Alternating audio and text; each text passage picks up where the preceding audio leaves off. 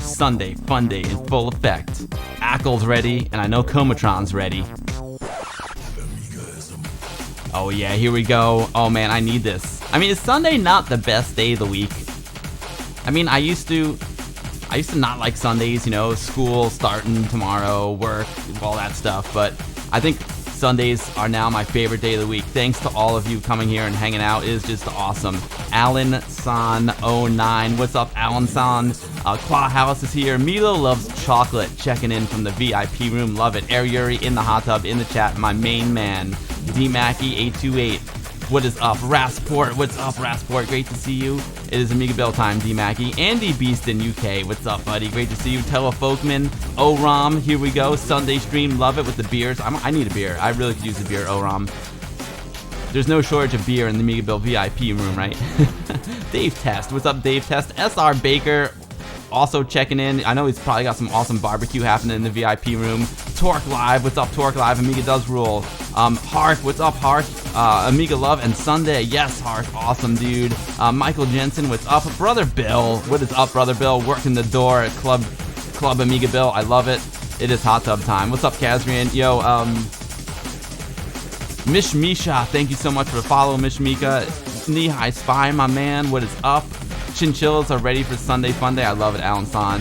Oh, awesome, dude. You just finished cleaning up the Amiga Bill VIP room from last night's party. Oh, Rom, that's just so cool. Stuart Johnson, what's up? Spike MTZ, what's up? Maya82 also checking in from the VIP room with Minoas, whose birthday was last week.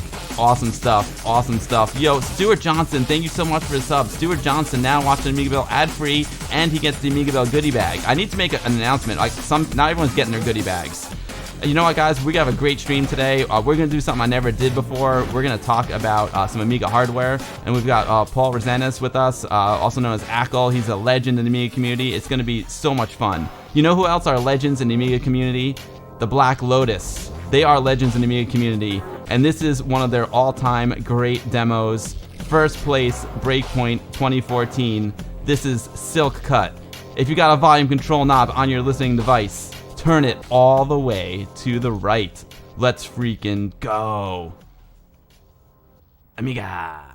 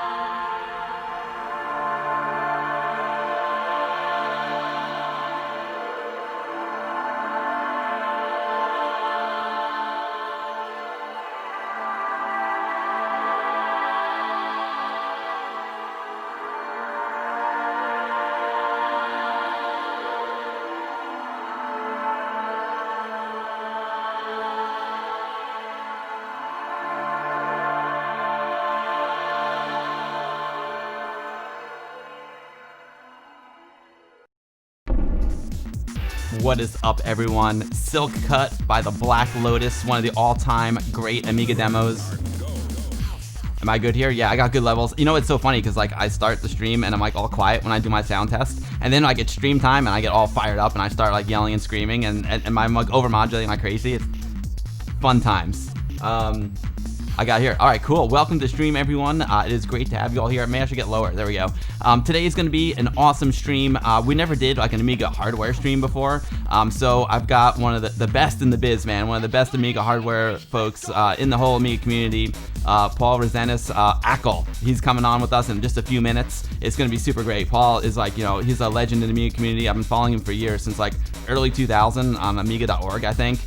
He's an awesome guy, and he's saved like more Amigas than like anyone in history. He's the best. It's gonna be awesome. Thank you everyone for being. Stuart Johnson, thank you so much for the resub. I appreciate it, Stuart. Miss Misha, thank you so much for the follow. Crastus1, what is up, Crastus1? Checking in from the Amigaville VIP Lounge, and he's got the Dark Horse Observatory in the VIP Lounge. What is up, Chris? You're psyched for today. Nice, Chris. Yeah, you're gonna. Paul's got your computer. He's got your 4000 there. What is up, everyone? David Zin AZ, happy Sunday to you. Stuart Johnson, thank you so much for the 100 bits and the subscription, Stuart. You're amazing. Thank you. Baltoth, what is up with the beers? I love it. Sin Lao, my main man. Great to see you, Sin Lao. Thanks for dropping all that amazing stuff in my Discord channel. You're just awesome, dude. Never have to buy a new game ever again when you got Sin Lao in your Discord. Graham, what is up, Graham? You're looking forward to another fun stream. Thank you so much. Quahouse, what is up, Quahouse? Baltoth, yo. SW3Po, can't wait for another great stream. I'm so psyched too. That was Silk Cut, Kazrian. Silk Cut by the Black Lotus. I picked that one because my dad likes trains, and it's got a cool train in it. I know Amiga Dad's watching, so I picked that one out for him. Let's see. Let me catch up on. So, Stuart, thanks so much for the cheers. Fluffy Paws DK, thank you so much for the follow. Appreciate you. Square Eyes, thank you so much for the follow. 5 Lock, thank you for the follow. Cruel Rock 77, thank you for the follow. Locust, thank you so much for the subscription. Appreciate you very much. It is Sunday fun day. Thank you, Locust. And Obidus 1990, thank you so much for the follow. It is awesome to have everyone here.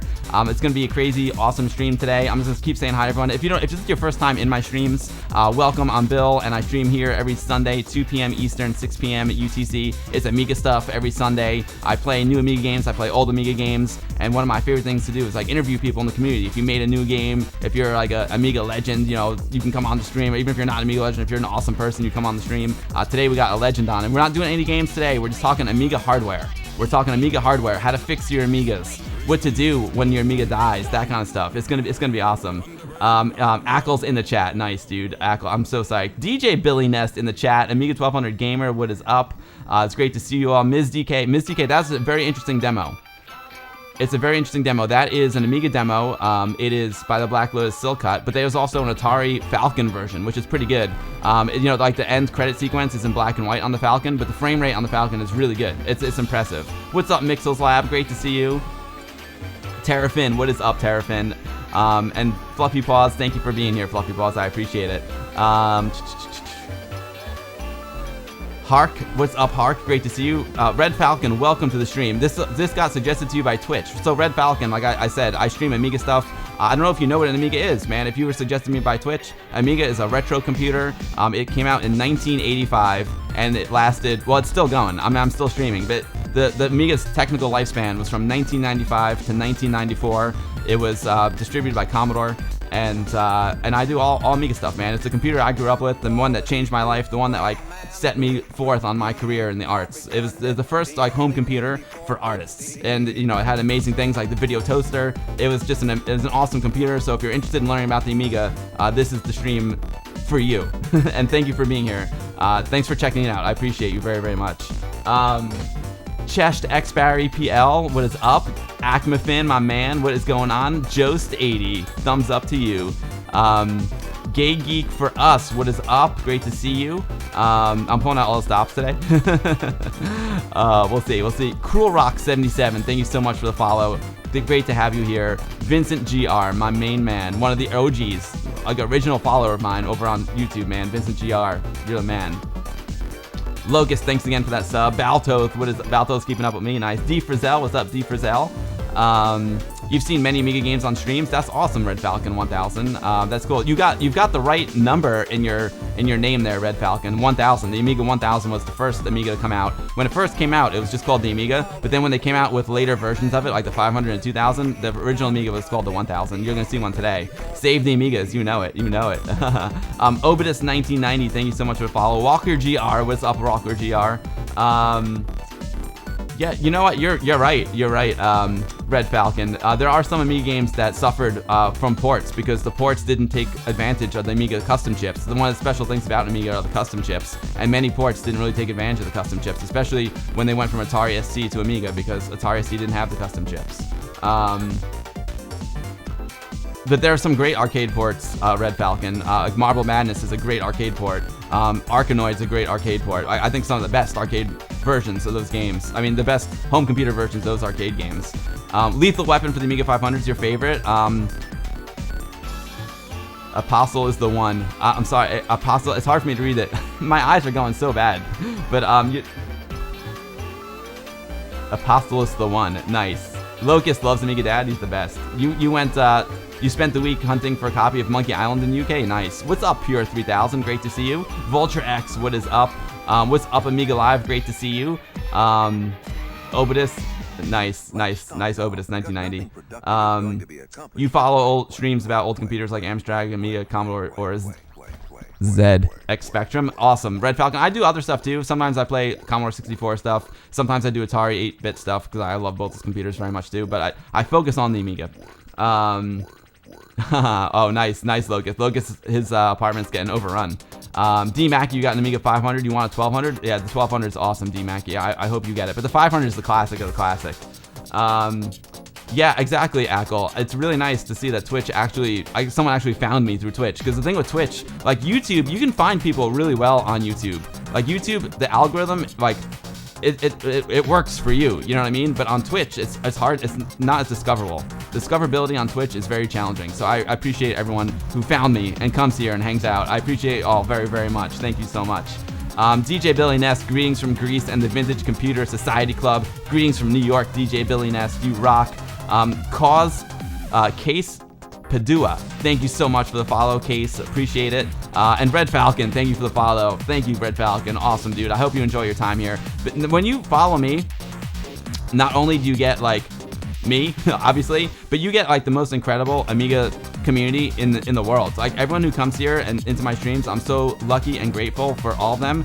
You know, some people are Amiga beginners, other people know like way more about Amiga than I do. I'm kind of like the middleman. I'm like the producer. I try and bring everyone together. Yeah.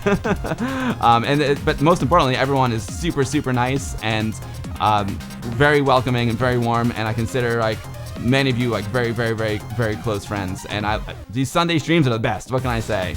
Pang is a great conversion. Rygar, the new version of Rygar is great.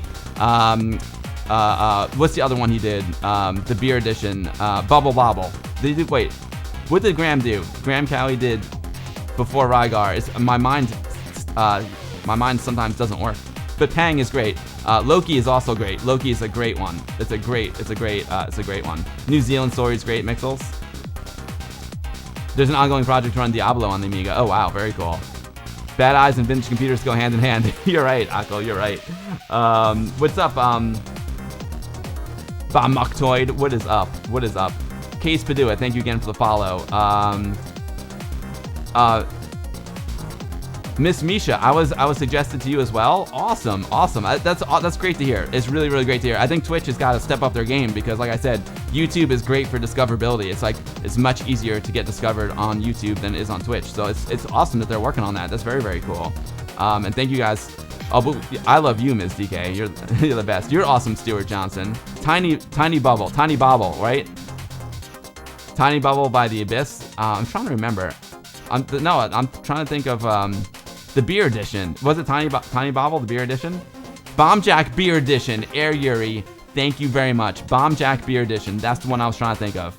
Air Yuri is my mascot. You saw him in the hot tub at the beginning of the stream. He's also one of the Amiga missionaries from Finland, along with Acmafin. They stream on Fridays. I've only caught like 2 of their episodes. I'm sorry, guys. Friday nights are really tough for me. But I try and tune in when I can. try and tune in when I can. Air Yuri, you're the best, dude. I love you. Air Yuri, oh my God. Air Yuri was skateboarding in a swimming pool that didn't have any water in it, and he was rocking it, dude. Air Yuri, I need to find that video and play it for everyone later. Air Yuri is an ace skateboarder. He's the best. Beak Nuke Dave R, what is up? Amiga 1200 Gamer was suggested to come here subliminally while he was guru meditating. Nice, Amiga. Nice, dude. Comatron, my man. What's up, Comatron? All right, guys, we're gonna start. We're gonna get started. Yeah, the Amiga Missionaries in the chat. I am not as prepared for this interview as I want to be, but I think it's gonna be great anyway. We're gonna have Acill on, and Acill is, like I said, he's someone who I've been following for years in the Amiga community. I first saw him, I think, on like Amiga.org or like one of the message boards back in the early 2000s, and he is an electronics expert, and he's fixed more Amigas than like anyone I can ever think of. So, and I know very, very little about Amiga hardware. I'm not even gonna say expert. I know nothing about Amiga hardware. I can fix them by like turning them off and turning them on again. Like, hardware's not my game, man. I like to turn my Amigas on and have them work. So today we're gonna learn a little bit about Amiga hardware. So I'm so psyched. If you have a question for Paul's Acill, please do @AmigaBill in the chat so it's a little bit easier for me to see it, and we'll ask Paul the question. He's got tons of great knowledge and information. He's going to be great. Yo, Power, what's up, Power? Great to see you. Retro Gaming Denmark, it's great. I'm so glad you were able to be here. Obidus 1990, yeah, only because old people have them, right? Yo, Purple Haze Maker, thank you so much for the resub. 29 months of Amiga action. Purple Haze, you rock. Everyone should go follow Purple Hazemaker, Hazemaker64 as well. Hazemaker is a Commodore 64 expert. Also plays Amiga stuff too, but Commodore 64 is his bread and butter, and he's a really good guy. He's also made Commodore 64 games in assembly language. He's an awesome dude. Go follow the Purple Hazemaker64. Tnoise, what's up, Tnoise? Ray Deuce, thank you so much for the follow, Ray Deuce. 10 Mark, what is up, 10 Mark? 10 Mark, congratulations on the Amiga Art Contest. It was amazing. I was tuning in from work, so it was a little bit hard for me to follow, but I caught a substantial part of it, Dan, and it was awesome. 10 Mark and Vicky Pixel Vixen doing their Amiga Art Contest. Do exclamation mark art in the chat, and you can go to their website. And 10 Mark, 10-minute Amiga Retrocast over on YouTube, my man. Did I miss something from my dad? Did my dad say something and I missed it? Sorry, the chat is banging. I love it. Did I miss something? I tell you what. SW3Po, thank you so much for the cheer. That is so nice of you. The Unique Freak and Power, thank you so much for the subscriptions. I appreciate that so much. The subscriptions have like helped me out so much. And let me tell y'all, like, anyone who subscribes to me, besides watching ad-free and getting the emojis and all that stuff, you also get the AmigaBill goodie bag, and this is actually an important announcement. I was about to bring Paul on, but I know a lot of you who subscribe, you don't have your Twitch emails turned on. If you don't have your Twitch emails turned on, you're not going to get the goodie bag, and I work really hard at the goodie bags, and I think they're a really nice perk of subscribing to me. I send you guys like all the stream links that we talk about in the chat. I send you guys a demo, I send you guys pictures, I send you guys mod files that you asked for. All the AmigaBill goodie bags are really good, so make sure like you turn on your Twitch emails for my stream at least, because otherwise you're not gonna get the goodie bag. Or you can also, if you can become a patron if you want. The patrons haven't been having any problems getting the goodie bags. So exclamation mark. I just want, but either way, whether you do the Patreon or you subscribe here, subscribing here is great too. I just want to make sure that you guys get your goodie bags because they're a lot of fun. I came in winner. Did I miss that? Chicken dinner. I came in second place in the art contest. That's pretty awesome, dude. Second place in the photo competition. Awesome, 10 Mark. Thank you. That's so cool. Amiga Dad does rock. Amiga Dad, are you here? I missed your. If you said something, Amiga Dad, I missed it. But I played that opening demo for you because I had the train in it. Power, you rock. You rock, Power. All right, guys. Let's now normally I do like a little dose of Amiga news, but I want to bring our guest on. Yo, 3D Code Warrior. Thank you for the 128 biddies. Commodore 128 rules. Let's bring on Paul. Oh, perfect timing. I'm gonna turn off the music. Is my headphones? I think my levels are good. It's hard to say. But anyway, guys. So I want to welcome Paul Rezendes, is also known as Acill. Like I said, he's an electronics expert and been fixing Amigas for many, many years. And he's gonna come on today and teach us about Amiga hardware. Teach me about Amiga hardware. Paul, welcome to the stream. It's an honor and a pleasure to have you. Hey, thanks. It's nice being here. I'm pretty excited about this. I think more than you're excited to have me on.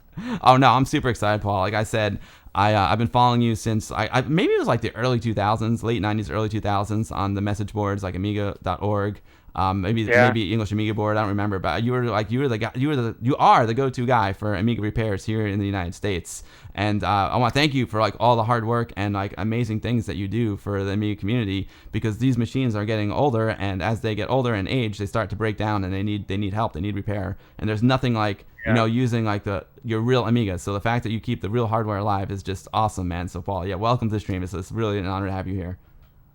No, thanks. I can't take all the credit for that. I get a lot of help too. So our community is absolutely amazing. So I mean, we couldn't do what we do without the community. So I you got to give them some credit as well. Oh yeah, the Amiga community is amazing. Like I said, the people that come here and watch these streams every week, they're amazing people, and it means the world to me. And like I said, they're really really great friends of mine. And the Amiga community is so supportive. Like when there's a new project, the Amiga community goes out and supports it like full force. It's really really incredible. Power, thank you for the Yeah. 100 bits.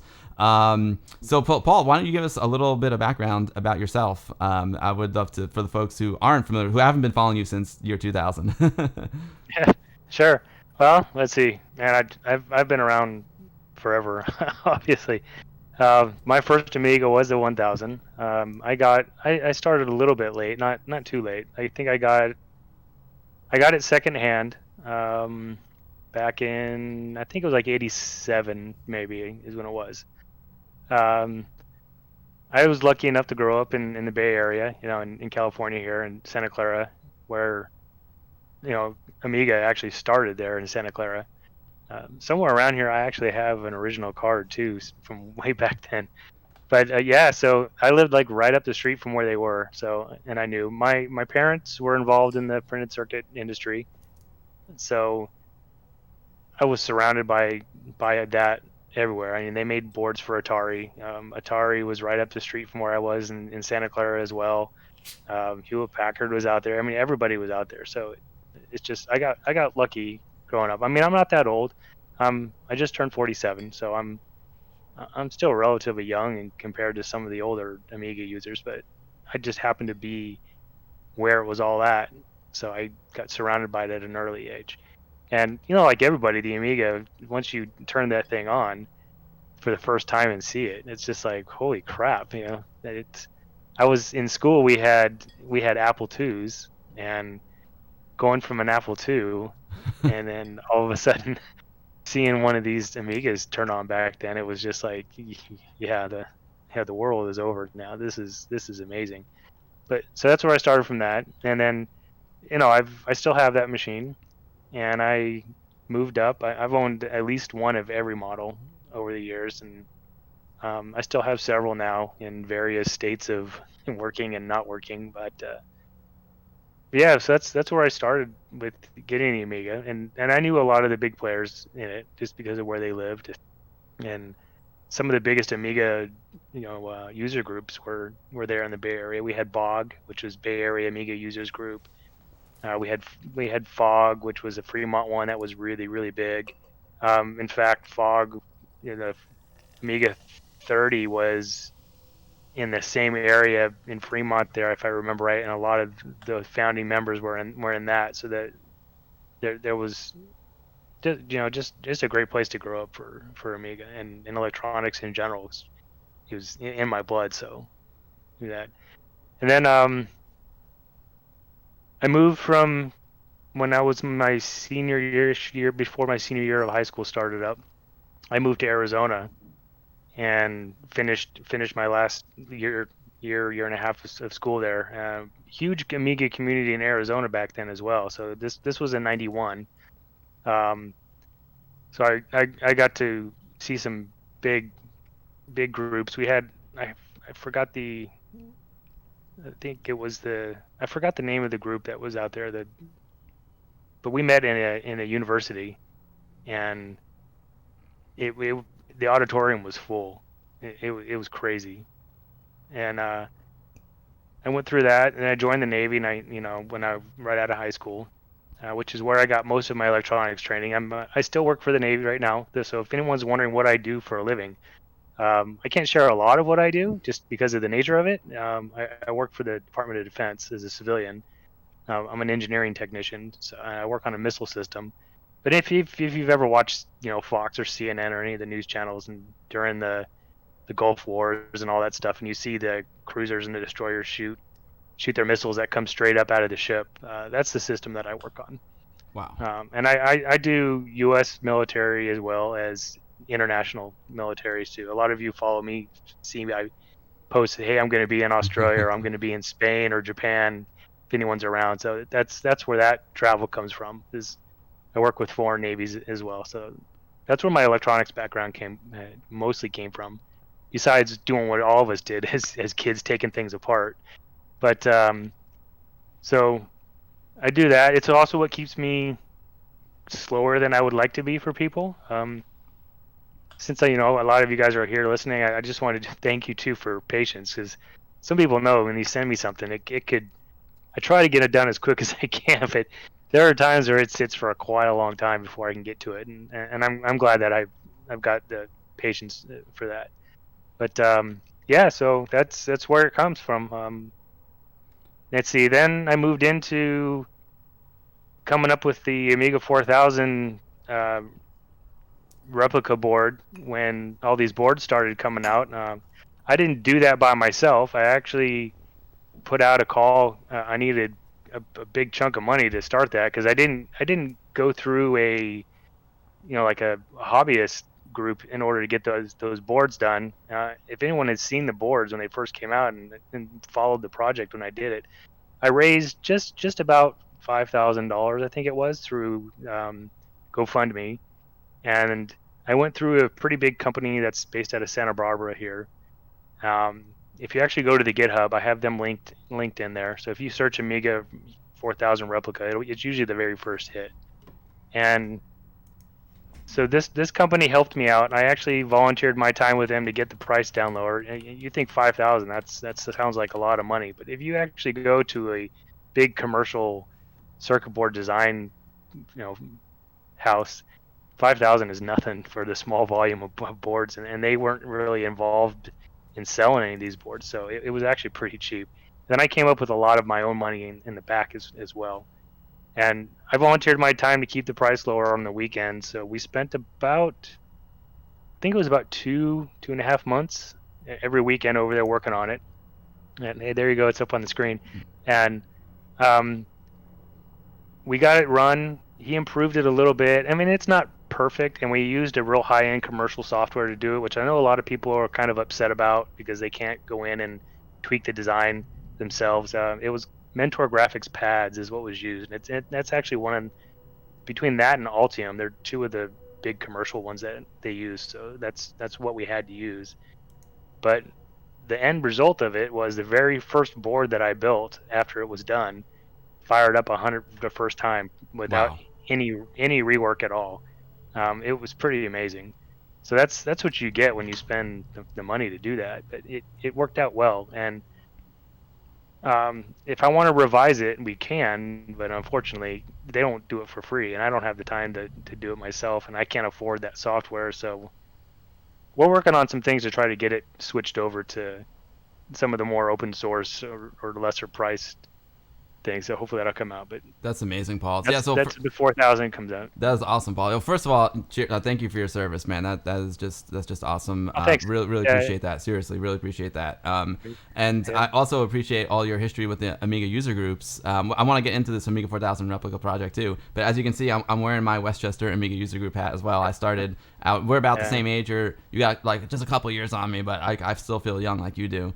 And I started out here in a user group. That's where I got my first. That's where I got my feet wet in the Amiga community. And the user groups are so important to keep Amiga alive. Oh, yeah. And they're just awesome.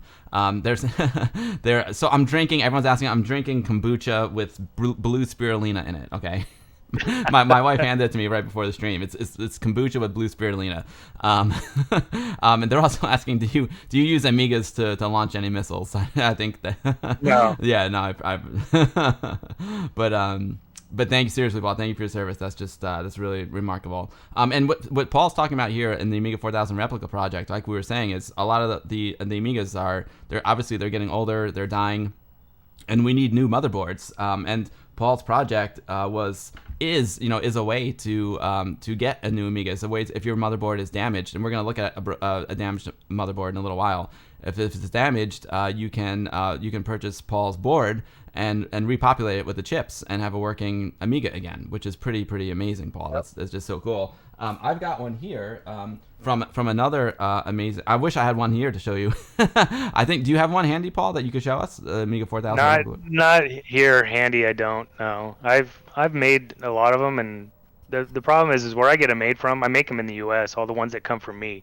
So the one you have on the screen is a good example. If it's got that little logo on it, and on the right side on the top there, that's how you can tell it's from me. The ones that I put on GitHub are a little different, so you can tell them apart, just so you know. And I have to have at least 10 made in order to sell them for the price that I was selling. I was asking like $85, and I was throwing in shipping with that too, worldwide. I think I might have charged $10 for international. So I think they were 95 overseas, and in the U.S. they were all 85. That's only $20 over what it cost me to have them made. Wow. And the minimum is 10 in order to get that made like that. So I know a lot of people keep asking me if I have more, but I just, and with the COVID going on right now and the plates I haven't made, I can't go there and pick them up. So I just can't get the price where I feel comfortable. But you can download them from GitHub. It's the same one. They work just fine. I have heard that the Chinese places that some people do can use them. The only catch is if you send them to like JL PCB, I think they're called. You have to tell them that it's a PADS Gerber file, and they'll know what to do. It's not a problem at all. It just won't auto generate on their website like some of the free stuff that people upload does. Got you. They'll make it no problem. Cool. So it's available. For example, I've got another one here. This is from John Hertel. This is another project. This is very similar to yours, except this is an Amiga 1200 replica. I know he made some improvements too, but for the folks at home who don't, when you get them done, that's what it looks like. Yeah, exactly. When for the folks at home who don't know, this is how you get your motherboard. Obviously it doesn't have the chips on it, so you need to put all the chips on it, which is, so for me, to be honest, I'll never be able to do that on my own. So I kind of got this mainly as wall artwork. And but I know if I got, if I ever need it, it's here for me. I was like, let me grab one just in case. I can always get it to Paul if he or someone who knows what they're doing to populate it. But so yeah, that's an amazing project, Paul. Why don't you tell us a little bit about your I'll call it a repair business, but it's more than that, because that's how I got to know you. Paul has fixed so many Amigas. Like, he is the go-to guy here in the U.S. when someone gets an Amiga and it's not working properly. Paul's the first call, and it's great because Paul is incredible at what he does. The only downside is, like, he's got a real job, and he has like a whole log of Amiga projects to do, and fixing this hardware is not something that happens fast. He has to take his time and do a great job. So sometimes I feel bad. I'm like, call Paul, but I'm sure he's really busy. Do you want to tell us a little bit about your Amiga repair business? Sure. So business is probably not the right word for it. It's definitely a hobby. For anyone that's sent anything to me, they know I don't charge anywhere near what some other people do, and that's purpose. I don't do it to get rich on. None of us do, but I do it because I generally love this machine and I want to see them work. So starting out, like, where did it come from and when did I do it? So I used to do this for a long time on the side. I can't fix every machine. I mean, I don't know every fault that there is, and I ask for help quite a bit as well, like I mentioned earlier. But it all started from, I'm not going to say any names because that's not the cool way to do it. But if anybody knows anybody, they know where it came from. So there used to be a person on eBay that used to do like recaps and things like that. And he had a tendency to kill more boards than he saved more boards. And it was really bugging me. So I decided, I'm going to start. And this is right about the time that the Facebook group started up. It says, I'm going to start doing this, more public for people. And Um, and so I mean, nobody really knew who I was other than forums back then, or if I can even fix boards or anything. So I mean, I give a lot of credit to the first few people that sent stuff into me. I mean, that's it's a big risk, and just getting back to that, I want to say the trust that some people have in me to send some of these machines. I mean, I've had people send me boards that are like one of a kind, like prototypes to fix. And 10 Mark is actually in right now, and he's sent me a board that I've been trying to get work in, and I'm taking my time with, and I appreciate that he hasn't been hounding me for it back, because I really want to make this thing work and perfect. But I've had people send me boards that literally are one of a kind, Wow. and some people send me these rare boards that are just, and they don't even know who I am. They're just like, they throw it in a box, pack it up, and mail it across the country, and it's like that's awesome. So it's I'm really humbled by that. I But mean, that's where that came from. Is yeah, I wanted to make sure that at least the boards worked when I send them back. So I test everything. I've got all the stuff to do it, and again, I just didn't want to see these boards die. And a lot of friends of mine had boards that had been sitting up in attics and stuff, and so forth. So that's where that came from. As far as fixing them, I uh, I usually bring them in. I evaluate them, do what I can. Uh, New capacitors is like one of the quick things that I do a lot. That is fairly easy, and they mostly need it, especially the 1200, that era, the end of the line stuff. So CD32s, anything with electrolytics. When I say electrolytics, I mean the little aluminum ones that you held your board up. I can hold mine up. The little aluminum ones are the things like you see in this area here. They look like little aluminum barrels. Those things actually leak, and even if you can't see it, a lot of the times they'll be underneath. And when you start noticing that your board isn't working anymore, you start getting like staticky sound, or the colors start changing or going off, or this brightness isn't quite the same. That's when you know that there's some damage. And unfortunately, a lot of times when it gets to that point, it's too late. So that's why I decided to say, hey, I'll do these for, it's almost at my cost. I use the capacitors I use are, they don't generally leak anymore. They're modern. You got to remember when these boards were first made in the early 90s, that was kind of the beginnings of computers using surface mount capacitors like that. So it's like an early generation. The only thing protecting the stuff inside those early ones is a rubber seal. So that rubber right gets now. old, it breaks down, and so they'll leak underneath, and you won't even see it. And that's where the issues from those come from. So I started doing that and helping people out, and almost if you follow me online too, as far as the repair business goes, um, you get what you pay for when it comes to the equipment that you use. And if anyone's ever seen any of the pictures I post of like my soldering gear and stuff, I don't do it to brag. It's nice having it, but everything that everyone has paid me is where that has come from. So I turn around and I take every penny pretty much and put it back into buying new equipment. I prefer Hacko. It's just what I like. If anyone that owns it, they'll know that not only do you have to buy the equipment, but the consumables that go with it. So soldering tips and nozzles for desoldering and all that stuff is Hacko's not cheap, man. But I swear by it, and it works amazing. But all that money goes right back into that. So I mean, I appreciate that. So I can get the job done right. And if people have been, that have been following my work, know they can see I've gotten higher and higher in what I do. So I started off doing just recaps for people because I couldn't spend much more time on that. Then I stepped into saying, I can fix traces and stuff that are rotted and do that. And so I stepped into that and started doing that some more. And that unfortunately takes forever. And believe it or not, that 4000 board, the whole point of that was me being selfish more than anything. It didn't have anything to do with wanting to bring an Amiga out and keep it going. Well, it did, but it wasn't because I wanted to do that and say like, hey, look, I can make some money off these boards. It was, I sat down one day and decided, how long would it take me to transfer all the good stuff off of a board that's so far gone?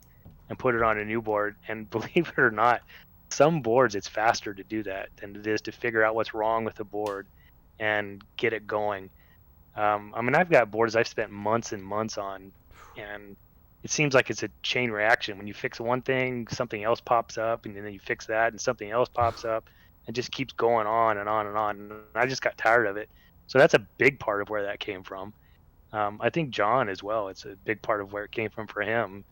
Is some of these boards get to the point where the stuff has just gotten so bad and the corrosion is just so bad on them that you have to just run jumper wires everywhere, and it's not even worth Yeah. using because it's never gonna be the same. Mm. So that's where that came from. And then I bought microscopes, and I've done some really crazy things. I mean, if you see some of the pictures on Facebook that I post, I like showing them off.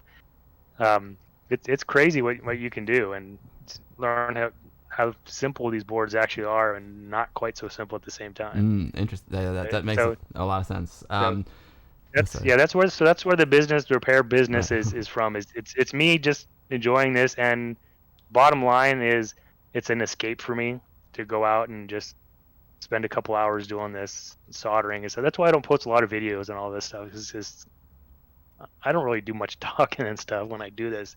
But I've been trying, and I know a lot of people like to see this stuff. So but It's that's where it all came from. Is just it's a hobby and just keeps my mind free in between some of the stress that I have in my real life job. yeah, everyone needs an escape, and I can imagine like getting involved, when you're there looking through the microscope or looking through your magnifying glass, and you just kind of lose yourself. It takes you to another place, Oh another yeah, happy place, and you're probably so focused yeah. on it that you kind of forget about the real world and your real job. Yep, That's so cool. absolutely. Everyone's saying, wow, yeah, Paul's a hero. Paul's the coolest Amiga and helped me a lot before. And he's still active, big hero. Mr. G81, Paul did a great job recapping my Amiga 1200, trying to fix my Amiga 2000 motherboard. Thanks again. Yeah, and Amiga Technology, it's a great point. Amiga Technology, make sure to support Paul on Patreon. Paul's also got a Patreon. I'll put that. Oh yeah, I do Yeah, have one. we'll get that cooking Yeah. too. That's really really great. And so Paul, first of all, Commodore 81. Sorry, thank you for the follow, Commodore 81. I didn't see that before. Thank you for the follow. And Paul's also been providing tech soldering classes for his followers. That is great. And David Z in Arizona's got a question. Okay, so let's just rewind just a little bit, Paul, because so basically what happens is, okay, you bought your Amiga back in whatever, the late 80s, early 90s, used it for a while. And then 1994, Commodore goes boom, and some folks move on to PC. Some folks kind of like put their Amiga away for a while. Some folks have like put it away Yeah. in the closet for a while. Or some folks, like left it at their parents' house, moved, became adults, moved on, and now they're interested, man. They want to get back to their roots. They want to get back to their Amiga, so they go back to wherever they've been storing their Amiga all those years and take it out. Phil, I'm just gonna say like what I know, and then you can expand on it. So like the first thing that happens, the first thing to go are these guys right here. Let me grab them. The first thing to go on the Amiga that can do damage is the batteries, right? So I've got I've got three Varda batteries here. So like if you're pulling your Amiga out for the first time in years, the first thing to do is check the batteries, and then like Paul was talking about, he's talking about caps. Caps is short slang for capacitors, and capacitors are essentially like long-term batteries. They hold power for a certain amount of time. So in a way, I mean, I know technically maybe I'm wrong, but it's a generalization. They're kind of like more advanced, long-term batteries, I guess you would say. So these are probably like the first two things that could go wrong with your Amiga when you pull it out for the first time in many years. Is that correct, Paul? Oh yeah, the battery for sure. I'll just say this: if you've got an Amiga and it's been stored and it's got a battery on it, so when we say battery, we mean 500 plus if you're in Europe. They never really made it to the U.S., so there's not many here. The 2000, the 3000, the 4000, not the 1000. You don't need to worry about that. But so in the U.S., 2000, 3000, 4000, that includes the towers. They have these batteries, and they have leaked. 100% guaranteed they have leaked. Even if it doesn't look like they leaked, they have leaked. That they were. So you got to remember, Commodore never expected any of us to be using these machines 35 years later. In the extreme case of the 1000, computers weren't built like that. They were built to last 5 years maybe at the most, and then they wanted you to buy a new machine. So just the fact that they even still run is absolutely amazing. It, The next most common thing is those capacitors that will leak, and it could be one or the other, and it depends upon where they are made and how they were stored and all that of how bad. So even just leaving a machine sitting and not doing anything, they'll still leak. Not necessarily as bad, but and if it was in a hot attic, it could be worse than if it was someplace cold. Or if it was in a garage in the Midwest where there's snow and temperature changes, so all that comes into effect, but definitely those capacitors. And the very first thing you should do, if you know you've had this stored and you think it's safe, or if you think, well, the warranty seal is on here, I don't want to cut the warranty seal because it's going to devalue it. I'll tell you right now, a unbroken warranty sticker on a Commodore Amiga makes it less valuable, not more valuable, because that means it's never been opened before and check to make sure that it's still good inside. hmm. Um, I would not touch a machine with a legit warranty. I wouldn't even trust those warranty stickers to begin with.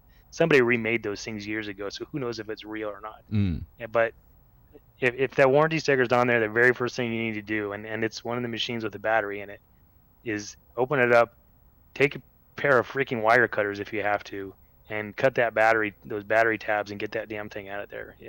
That's the first thing you need to do. Hopefully, it still works. Don't be afraid to turn it on because turning it on isn't going to make it any worse. I know some people say, "Well, should I send it to you before you turn it on?" Now, plug it in and turn it on if it works. Get that battery out, and then the next thing that you need to do is, sounds weird because you think battery and acid.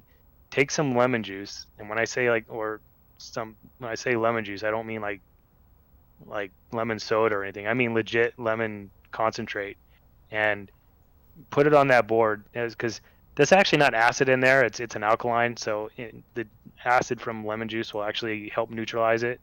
And then take some either, or you can use white vinegar as well if you want to use that. It'll help as well.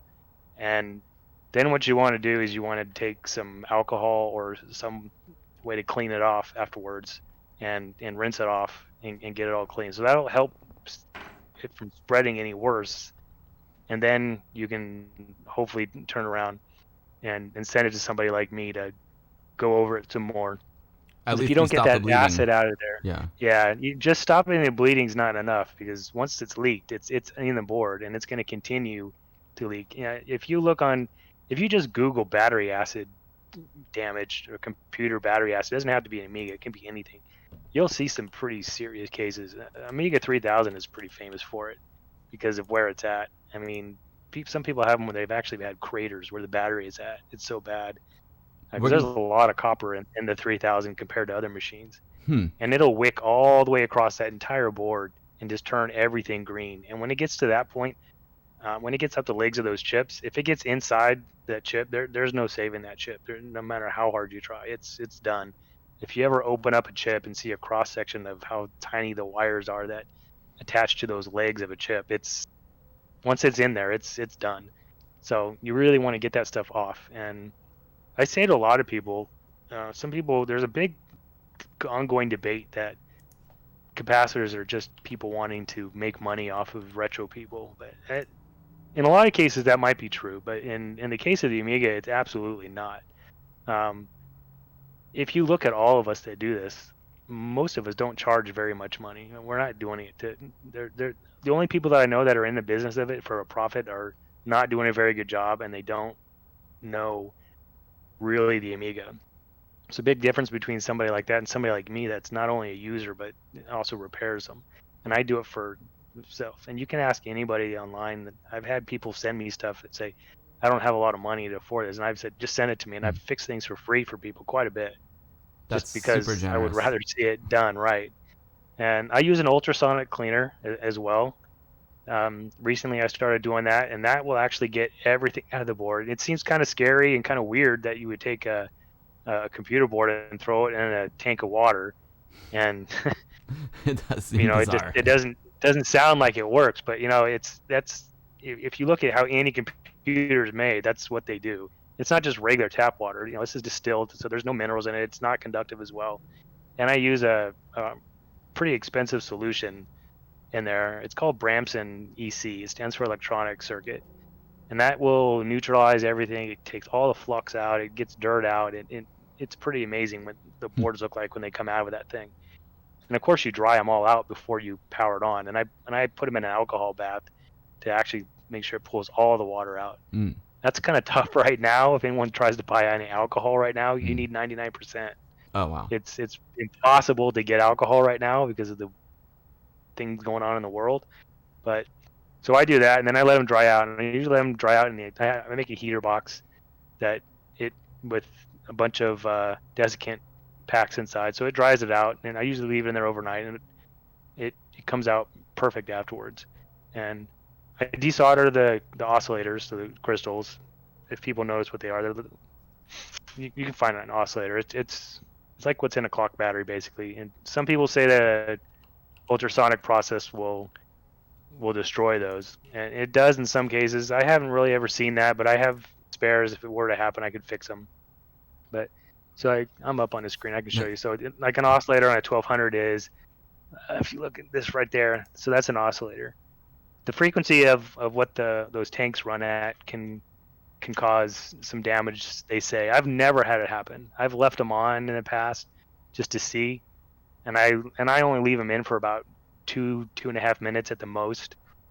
I've never had one die, but if it were, I would know right away because I test them before I send them back to you. But it gets those things clean, it gets all the flux off, and it will stop any of that battery damage from continuing on. If it gets inside of a multi-layer board, I Mm. mean it's done. That's why the 4000s can be a little tough. That's why the 3640 accelerator cards that John Hertel reverse engineered, the first thing that he did. Mm-hmm. That's why most of those are bad because they're what's called a 4-layer board. And if it gets in between those layers and causes a break, you can't fix that. It's done. You can't dig inside the board and fix a break. It's So permanent damage. that's Lots of yeah, folks. it's permanent. Yeah, so lots of folks are asking because, like, someone like even I can replace the battery, and to be honest, like, so the first time you open up your Amiga to check for the battery damage, again, these are the evil Varda batteries here. This is what they look like. These are called barrel batteries as opposed to like the flat, Yeah. watch battery ones. The first time I pulled it out, so the great news on the regular Amiga 500 is that these usually find themselves on the 1 megabyte expansion, right in the expansion slot. Right. So if it is damaged, if it does damage the board, the good news is it's just the memory expansion board, and not the And actual that's motherboard. it's not necessarily the case. You bring up a good point with Yeah. the expansion things. Yeah. So I have seen 500s with a 501 expansion Mm-hmm. with a clock battery on it that has leaked so bad and sat there so long. And if it's stored like, oh, here's another 500. If it's stored upright and it leaks down this way, I have seen it leak, go through these pins, Oh wow. and just spread everywhere Oof. onto a board. So it can happen on that too. If there's a battery in it, and it leaks, Mm.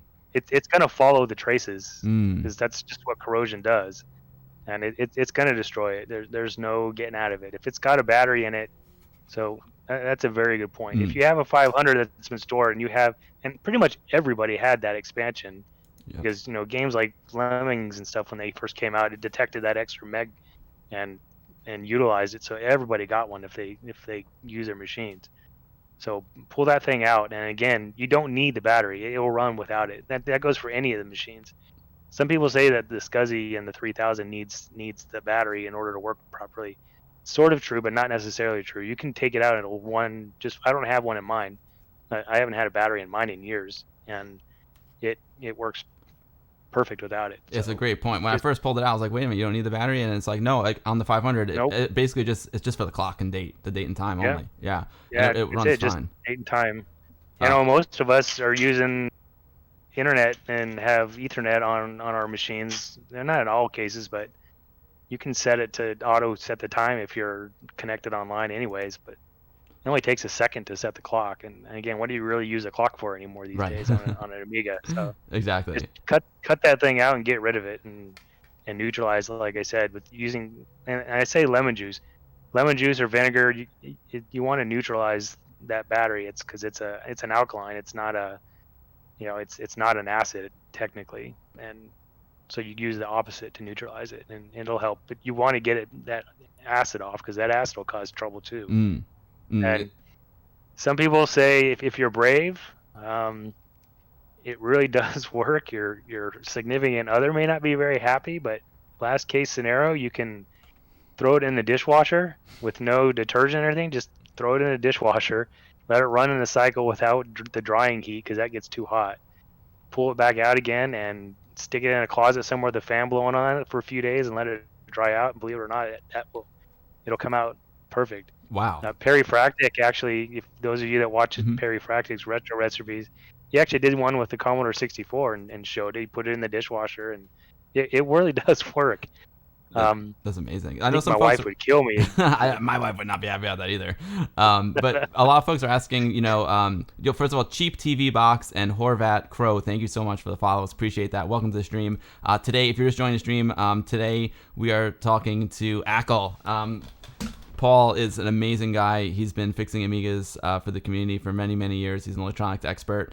Normally, I stream stuff here on Twitch every Sunday, 2 p.m. Eastern. It's usually gaming oriented, play new games, old games. But I love to interview people. It's my favorite thing to do. And we've never really done an Amiga hardware episode before, so this is cool. But we did, Paul. We did on stream. We did pull out a couple of artists from my Amiga 2000s, which was cool. And even I could do it. And I just want to tell people at home, like, if you're gonna do it.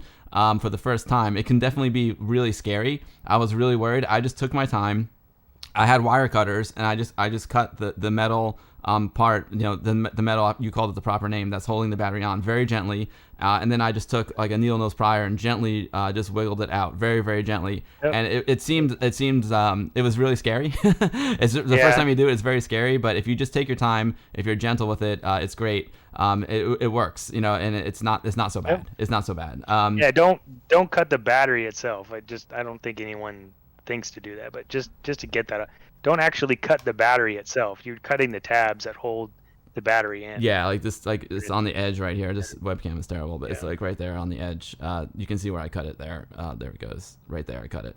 And folks are asking, Paul, they're asking, can you like really use like grain alcohol, like 99% alcohol, or can you use apple cider vinegar? I see Amiga Live asking, can you use apple cider vinegar? So apple cider vinegar will, it's fine. It's an acid. The problem with it is there's a lot of water in that. So you want to make sure that you get it back off again and let it dry out completely before you kick it on and test it. Mm-hmm. I've never used grain alcohol or anything. I don't see why it wouldn't work, but I haven't used it. It's alcohol, so it'll clean. It's the water content is what you need to watch out for. So that's why I say 99%. 99% will dry and it'll leave nothing on it. The 70% and like the 40% stuff, the stuff you can get like at the dollar store, I think that's like 25%. The problem with that is when it dries, it's going to leave a real nasty white residue. So you don't want to use the 70 and below stuff because it leaves a residue on there still that you don't really want on. But if you can't afford to find any good alcohol or anything like that, distilled water and some real light detergent, you can clean it just fine with that. Again, I would take the chips out if you can get the chips out if you're going to use like a socketed board and do it that way. But if you're using distilled water, which you can buy a gallon of that stuff at a grocery store for like 99 cents, it'll work just fine. But again, after I would do that, I would definitely let it dry thoroughly and then try to use some alcohol and blow it out with compressed air if you have like a can of air or something. Again, you got to be careful with that stuff too, because if you try to shake it while you're doing it, if anyone's ever used that canned air, it'll actually blow out the propellant or the liquid that they use. You don't really want to get that on her because that stuff is really, really cold. It could cause some damage too, but that's better than nothing. If you go to my website, I have like a preferred tools link on there and I'll say I do get it is Amazon affiliated. I get a couple of cents, I think it is. But there's a electronic canned air thing that they sell. It's like $50. It's kind of expensive, but man, if you count up how many times you bought canned air, those things blow just as hard, and it's rechargeable. The thing is awesome. I use that to blow down everything. So yeah, if you got it up, I think it's preferred tools. It's right there. Yep, I got the preferred tools. So I try to keep. If the links don't work, send me a message and I'll update them. But which one were you talking about? it's a canned air. It's is it on there? It may be towards the Tweezers, bottom. mat, microscope, cordless air duster. That's it. So that thing is absolutely amazing. Yeah, if you click on that and bring that thing up, it's absolutely amazing. Wow, that is really cool. I need one Yeah, of these. This is I use a old dust off can, you know, and it's a little scary that's because it's got so the that's as strong as a dust off can. wow. It's actually really good. Um, those things are fantastic. They're worth every penny. I'm definitely gonna Um, and go to guys if you this is so cool. I didn't realize it was on your site. If you do exclamation mark Acill in the chat, exclamation mark ACILL, it'll take you to Paul's site. And then if you click on the links on his site, then it will. He's got an Amazon affiliate, so he'll if you purchase this, which I'm gonna do, I'm gonna get this cordless duster. He gets a little kickback from it, so it's a good way to support Paul if you're gonna do yeah. this. Yeah, everyone's saying it's great. The electric blower is great. Let's see. Oh, that's a great question. Cruel Rock has got a great question. Simulant systems. I'm gonna ask Paul that offline for sure. I think I'll ask him that for sure offline. And Frank, I think we could ask Paul about the vampire maybe towards the end of the stream, but he's not. We had the vampire guys on a couple streams ago. Paul doesn't really. He's not from the Apollo team. I'm sure he likes No, the vampire, but we can talk about this. I Yeah. have all of them. I like them, Yeah. but Yeah. yeah, I'm definitely not with them. Yeah. So Paul's not with the Apollo team, even though we both love vampires. It's we had the vampire team on a couple weeks ago. They were awesome. But this is really cool. Someone's asking, Cruel Rock is asking, how long should you leave the vinegar on the boards? He needs it on his 3000, Oh, it 1200 doesn't. and CD32. Yeah, it doesn't take long at all. So a couple of minutes. Basically, you're putting it on there, and then you're using. I use like an old soft toothbrush, and I just lightly scrub over it, and then you want to get it off sooner than later, but just a couple of minutes. It's just enough to neutralize whatever junk from that battery, and then clean it off with alcohol if you do that. That's just great. So guys, what we're gonna do too, we're gonna I want to open up my Amiga 500 Plus, which did have the battery damage, unfortunately, and Paul can walk us through the basics of like an Amiga 500. Some folks are asking, Terrafin's asking. Sorry, by the way, if I miss your question, if you do at Amiga Bill, it'll help me out a little bit just to see the question. I'm trying to catch them all. But Terrafin's asking, is there any soldering or desoldering tips for non-professionals, Paul? For non-professionals. So like I've mentioned in the past, you get what you pay for with soldering. So the best tip that I can give you is some of those Chinese ones are pretty good. Some of them are not so good. Um,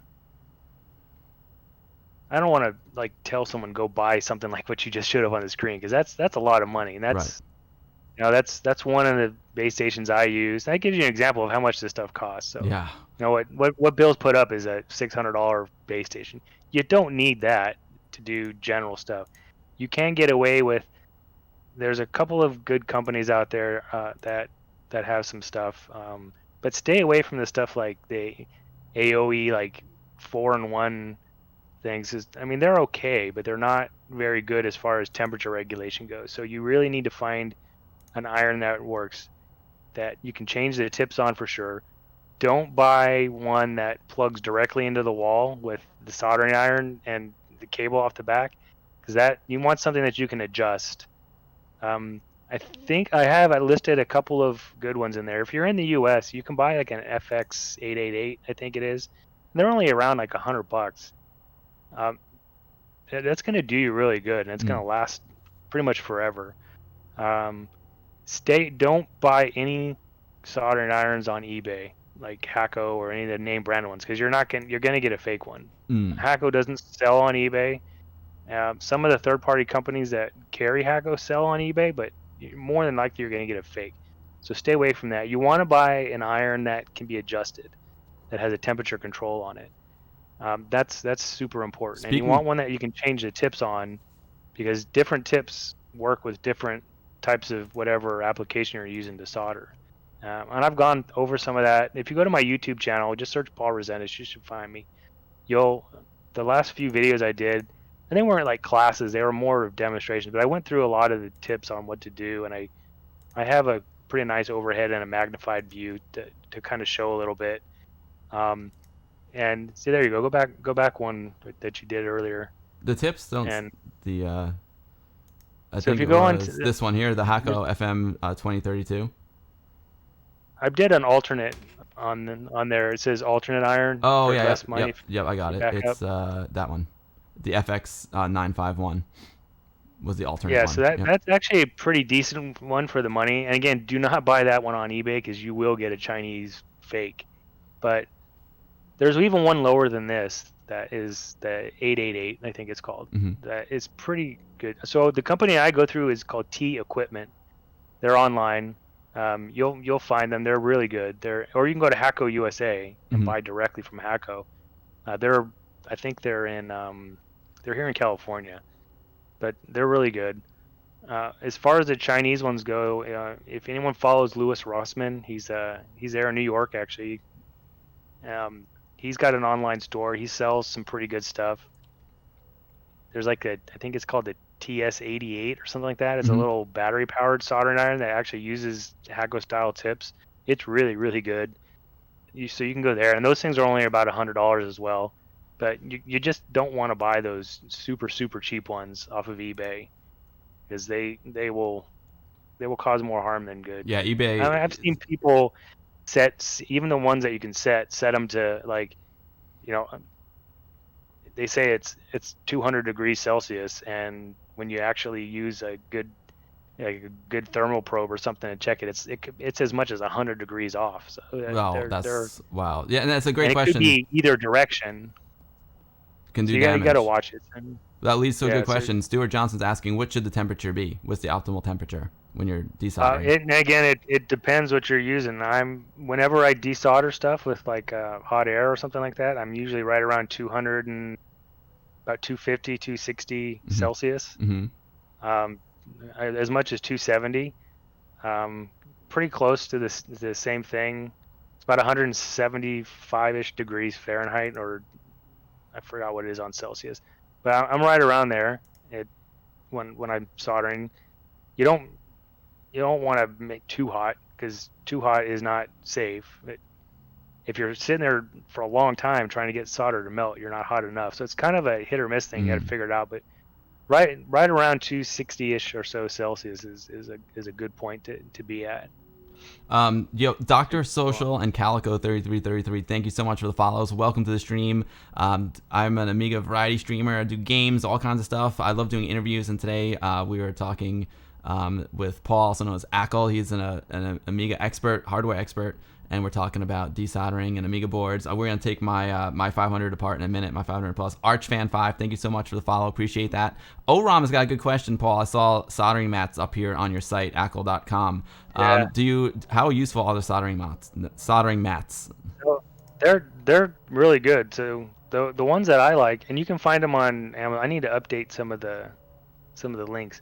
So everyone that's seen any pictures of me always know my trademark mat is a green anti-static soldering mat that I use in every picture, and that's actually grounded.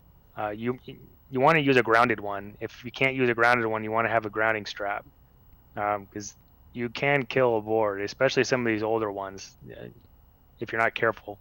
The ones that I use plug into an electrical outlet. They actually plug into the center screw that holds the cover on your wall Mm-hmm.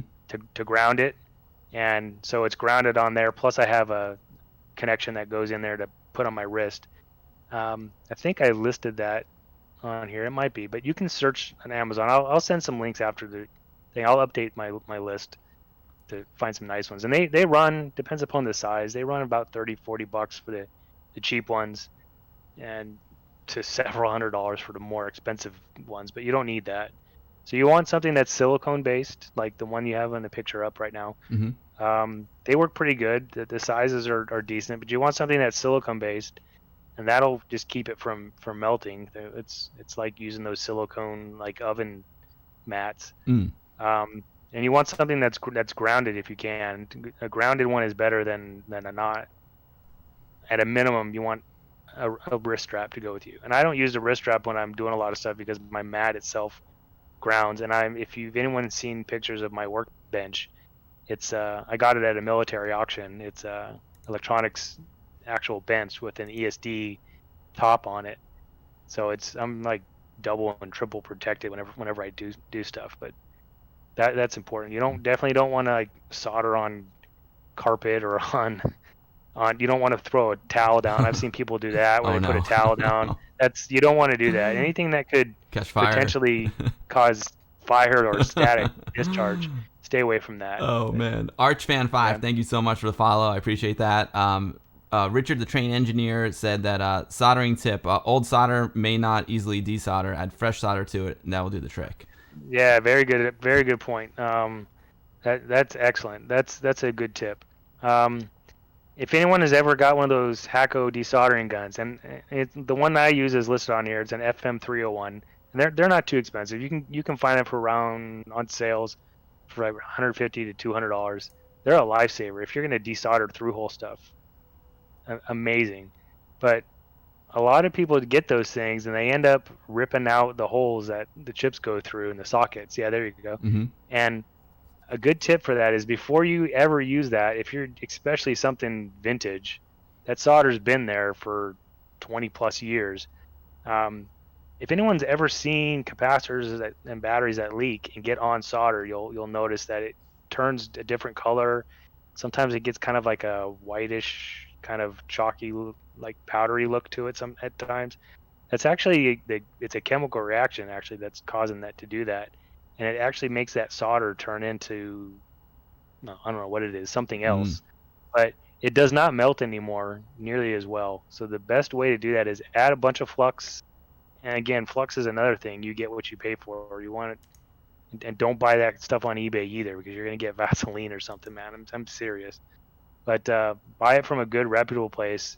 Get a good flux and put it on there, and add more solder to it to the point to where it is shiny again and it flows. And then, yeah, that's the one that I use actually. I use a Mm-hmm. 30-liter one. Mm. But you get that solder on there fresh again, so Hmm. that when you desolder it, it comes out all in one shot. Mm. And if you're using a gun like that and putting it on the pin, and you don't push it all the way to touch the board, you want it just enough on the pin. It takes a good feel, so you want to practice on something junk before you do it on an Amiga or something you want to keep. Mm. But once you get the height just right and get the feel for it, you'll get it out on one shot. If you don't get it out on one shot, don't keep trying because you're Mm. not going to get it out. You're just going to destroy that solder hole.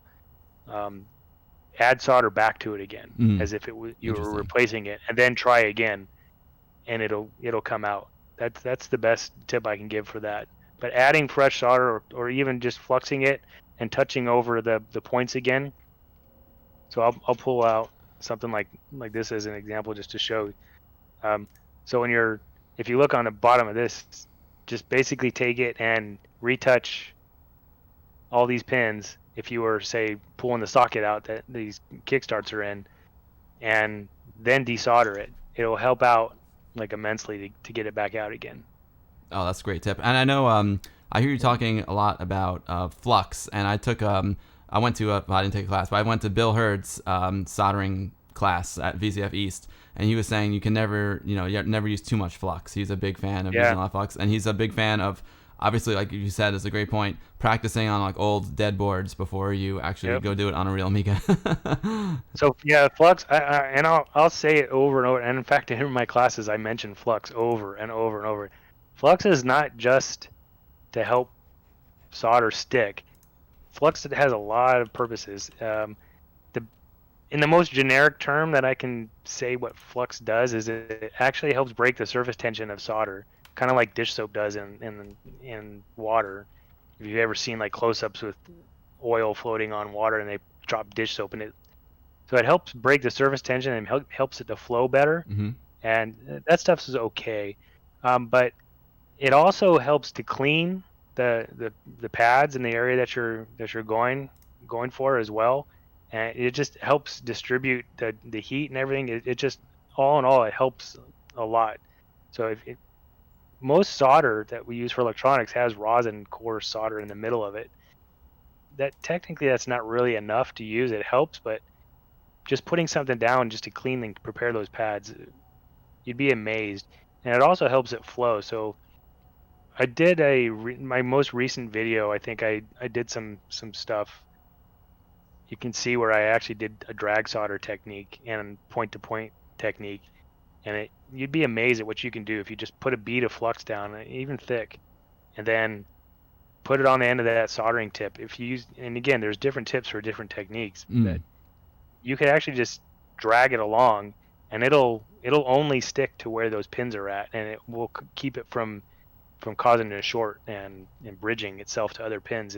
And once you get the technique and the feel down, you'd be pretty amazed at what you can do with using a lot of flux. And again, you can't too much is there is a too much, but it takes a lot to mess it up. You want to use Mm. the more the better, and if you Right. can clean it out. The problem is people don't like cleaning up after it because it's really hard to clean up. But if you have something that you can clean it up with, you can buy defluxers. Acetone is based stuff is mostly what is in defluxers. Alcohol usually doesn't clean flux up enough. It'll just smear it around. It'll look like it's clean, but it'll still be sticky. You'll feel it. You really want to use a special purpose defluxer, and it's usually acetone based and a lot of bad stuff. So definitely wear some rubber gloves and stuff if you're spraying it Mm. and a mask. I do it outside whenever I'm cleaning it with those things.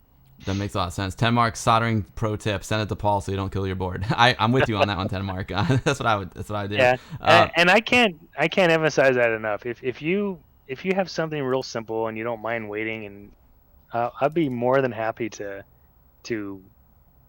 help you out. I mean, I'm not doing this to make money. I would much rather you send it to me and wait and let me help you fix something or fix a new socket or something like that than to have you risk doing damage or having to spend.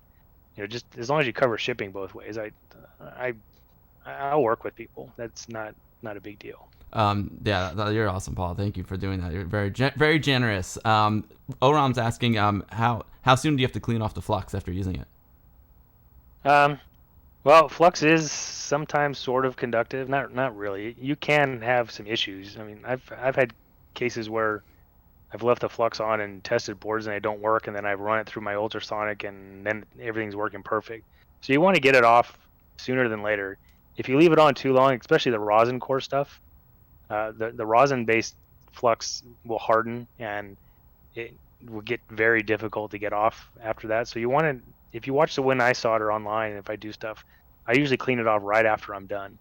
So it's sooner is better than later, but you don't want to leave it on for like weeks on end. Mm, got it. Thank you, Paul. Now we know about flux capacitors. Hilarious, Richard the Train Engine. That's awesome. I want to open up a 500 soon. Oh, yo, Archfan5. Thank you so much for the follow, Archfan. Welcome to the stream. Today we are talking with Acill, and he is an electronics expert. While I'm looking this up, Paul, real quick, what's the origin of the name Acill? That's a good one. So I'll keep it kind of short. So back in the earlier days before the internet, when BBSs were big and all that stuff, and like I said, I grew up in the Bay Area, so we had bulletin boards between high schools and elementary schools even. And the very first time I used a BBS, I don't even know how old I was. I was pretty young. It was when I started getting big. Is it pops up and asks what your handle is. So I'm like sitting there in front of my terminal going, I don't know what my handle is, and I'm thinking, and I was like a rocker when I was young. I had long hair and stuff like all through school and everything. And I'm looking at the screen and I was like, what can I use for my handle? So I had a whole bunch of Metallica posters in behind me on my walls, and in my reflection on my monitor, I saw Accolade, which is Metallica spelled backwards. No way. So that was my handle for a long time, was Accolade, all the way up until I left for the Navy.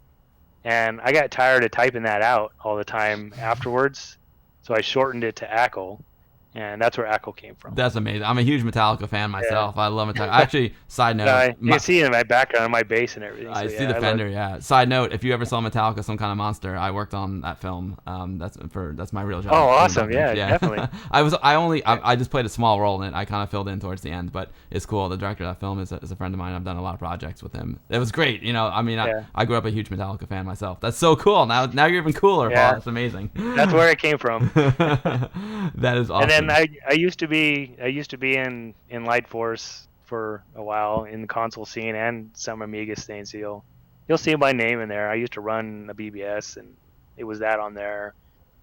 Most of that stuff is off did that, and That's so cool. all of us did that. So Yeah, yeah. I mean, that's not my happiest time. Is the piracy scene wasn't the best of my time, but we all have those moments. I'm looking at your YouTube channel right now, yeah. Paul. It looks like your basic soldering part Oh, there 3. you yeah. Yeah, that's really really cool.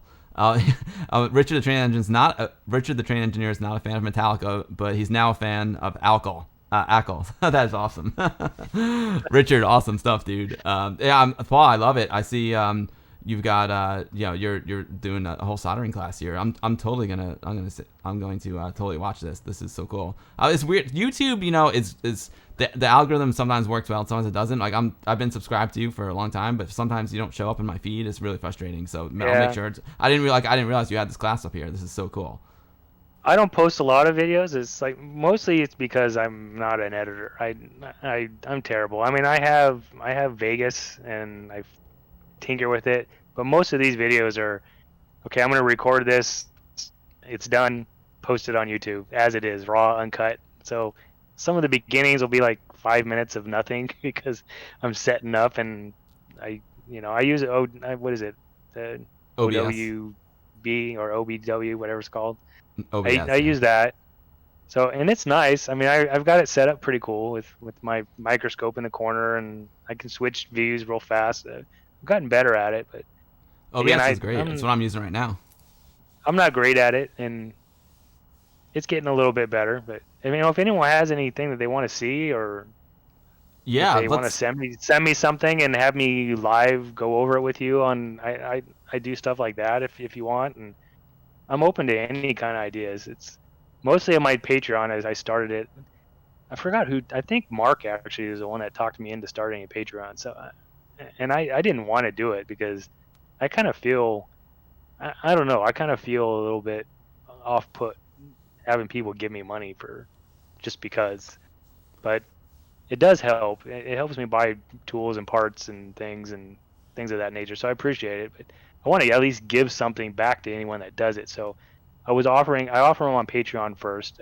All these classes were a week on Patreon, and then when the next version came out, I made it public on YouTube, so everybody that was my Patreon got to see it. And that's $1. That's my first thing is just $1.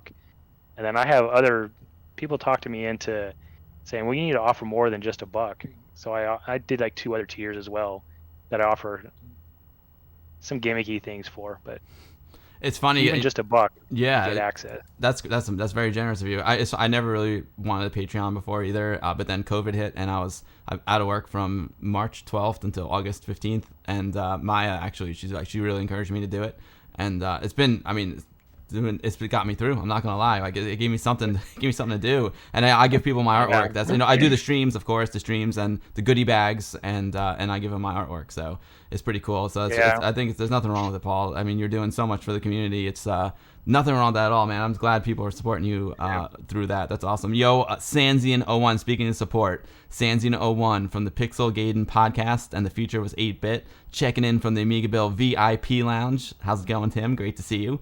Sam Tacky said, passing through to check you out. How's it going? You just gave me an idea. Nice, Sam. I'm glad I gave you some ideas. I like to inspire people a little bit if I can. But so I'm glad. I'm great, man. I'm great. We're here talking to Acill today, which is amazing. I never knew that was Metallica backwards. I'm so happy right now. And we're talking about Amiga hardware. Paul, would you like to? You know what? Why don't we take a look at my 500 plus, and you can kind of walk us through it a little bit. I think that might be kind of fun. Let me just pause this video. Yeah. One of the things with my streams is people know I got a lot of cameras set up. I like to set up a lot of cameras. So today I've got a 6th camera. It's sort of like in basketball, you got the sixth player. Today I got the 6th camera, and let's see, it's boom boom boom.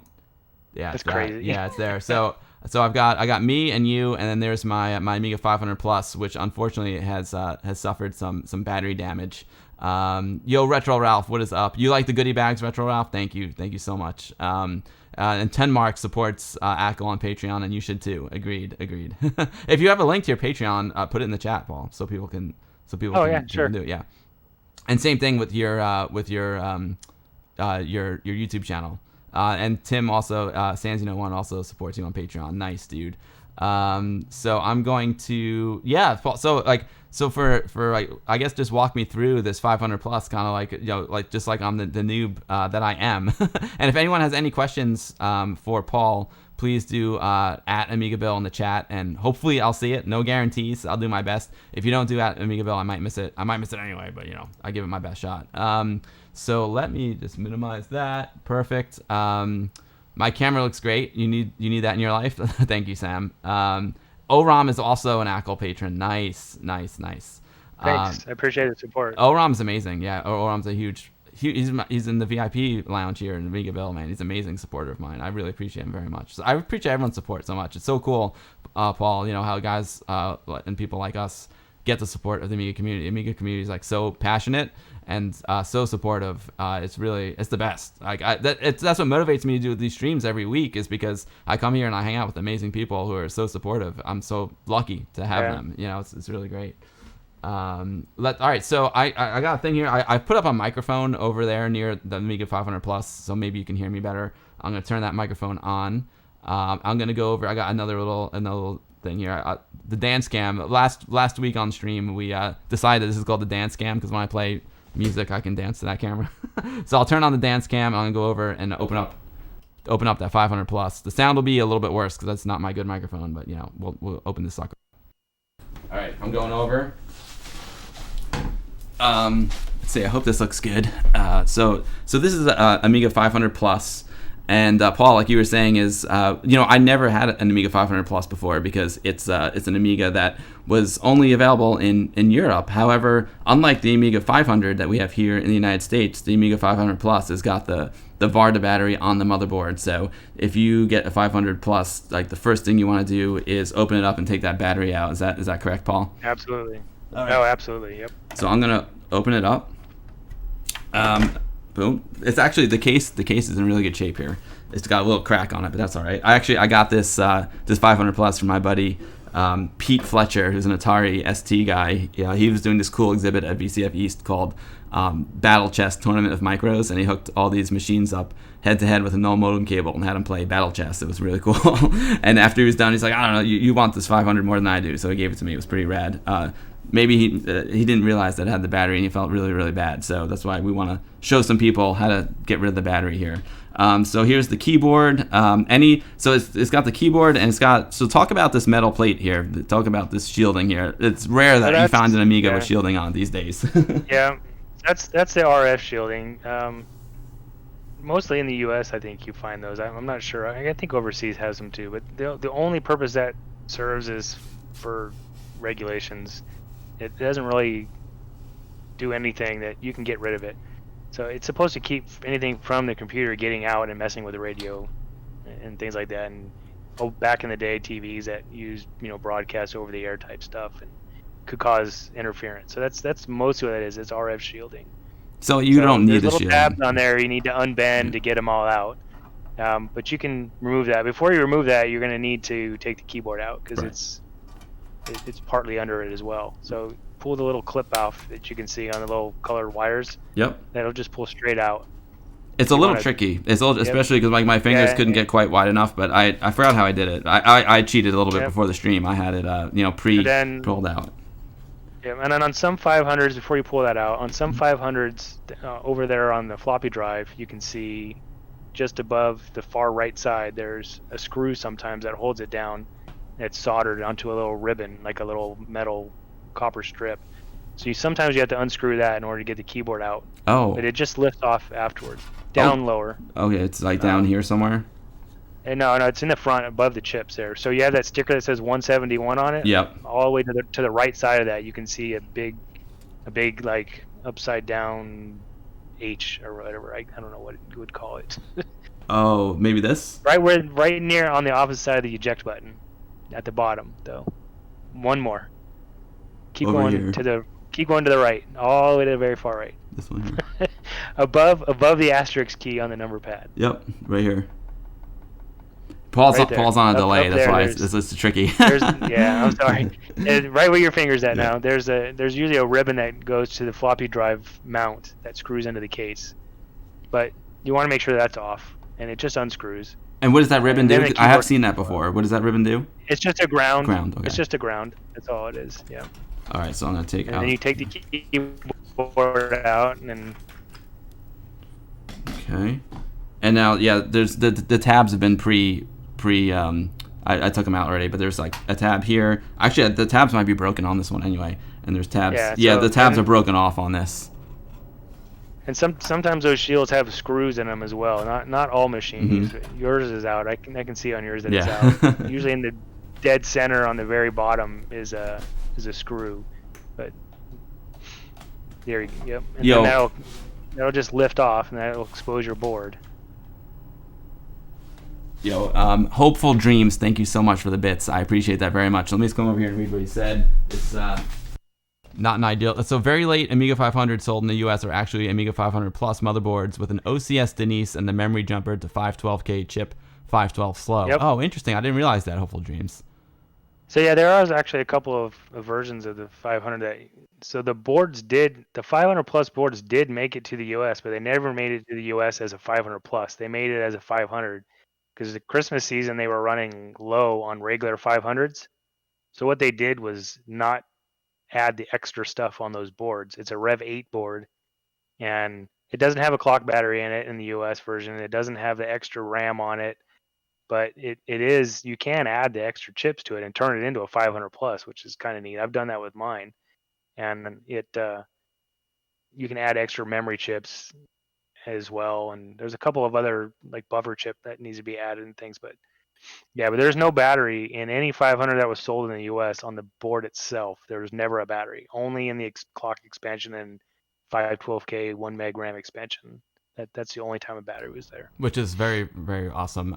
Yeah, the reason why I was so excited to get this 500 plus is because it's in PAL, and I love to run PAL demos. But unfortunately, it's not working, as you'll see in a second. Yeah. Right, so all of my machines are in PAL actually too. I run everything in PAL. PAL is so much. It's so much. It's better these days because everything is in. All the cool demos are in PAL, and most of the games too. All right, so here we are, Paul. Here is the motherboard. How's that look on camera? My chair is blocking it. That's perfect. Looks good. Yeah, you're Okay, perfect. Cool. So we've got the basics of the Amiga 500 motherboard, right? So folks who aren't as familiar with Amiga, this is the expansion slot here. We've got obviously the floppy drive here, and then one of the coolest things about Amiga is these custom chips, because they're almost like co-processors in a way. Like kind of like you have a graphics card today. You got your GTX 1080 Ti or your 20 whatever graphics card you have. It's got custom chips to do that kind of stuff. So you can see they're named like Paula. She does the sound. And we got Fat Agnes, and they're all based on what they actually do. We got Denise up here. It was so cool. The first time I opened up my 500 and I saw the names on the chips, I was like, no way, that's so cool. We got Gary. You can see over here it says it's the B52 Rock Lobster motherboard. So obviously they were big B52 fans. That's so cool. And Paul, you can see here, unfortunately, it says it's labeled. In this case, it's labeled battery. And I can what I'll do is I'll zoom in on it, and you can tell me like how bad the damage is. But this machine was working fine when I got it. I only had it for a short while, and then one day I had it on, and the screen just kind of went purple and faded out. It happened like literally on one of my live streams, and I was like, uh-oh, what the heck just happened? And everyone's like, did you take the battery out? And I was like, battery. Yeah, I did. I was like, it's the 500. I didn't realize the 500 Plus has got the battery on the motherboard. I'm used to the American 500s. So it doesn't look too bad, actually. That's definitely savable. Let me see. Let me zoom in on it here. I could probably, if I had my macro lens, I could get even better. But that's not bad. I don't know. I don't know if you can see it well, Paul, but you can see it's got some some bubbly on it. It's like bubbling a little bit. It's a little like blistered. Yeah. So looking at, like, we're on a delay, but so we'll talk. But looking at that, so more than likely, if you were to replace all the stuff in that area around the battery and fix those traces, it will go. And you can see on the left side of the battery, the single solder point, where right below where the C12 silk string is at, next to U12 there. Mm-hmm. that area right there is usually where all the damage is. I can see quite a bit of damage there. I think I can get Um, closer. Let's see. I'll pull it. yeah. No, you're good. I think that's fine. Let's see. I think I get closer. We'll see. This is tricky. Oh, let me turn this microphone I on. think if you stay where you're at, It's fine. you'll probably be okay. Maybe a tiny bit more will help. But There we go. yeah, but it's not as horrible as it could be. So it's fixable. There you go. Oh yeah, definitely it's fixable. There you go. That's yeah, that helps a lot. You can see a lot of the broken traces now. Yeah. Now we're getting there. There you go. So yeah, hold there. That's plenty good. Because there's some other chips that I wanted to show over to the left.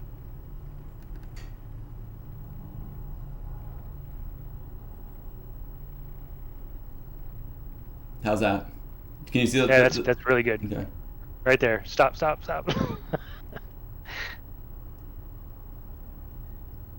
I'm holding it as steady as I can. I should. That's pretty good. Okay. If you're holding, so you can see where C12 is at and all the breaks in those circuits along there, the copper colored lines are pretty worn away. So fixing all that would probably revive that. You would need to replace some of those chips like U12. That chip is definitely gone, and some of the other stuff, the audio filter stuff area there is bad. But I would replace all that with new stuff, and all the resistors above the battery there. There's a group of like 6 of them, and a capacitor. You would want to replace that, but I bet you it would come back to life again after replacing all of that. And Awesome. then some of that stuff in the area that says audio filter just below it, you don't even need, because that's all battery related. If you don't plan on putting a battery back in, Oh, you don't really need it. Cool.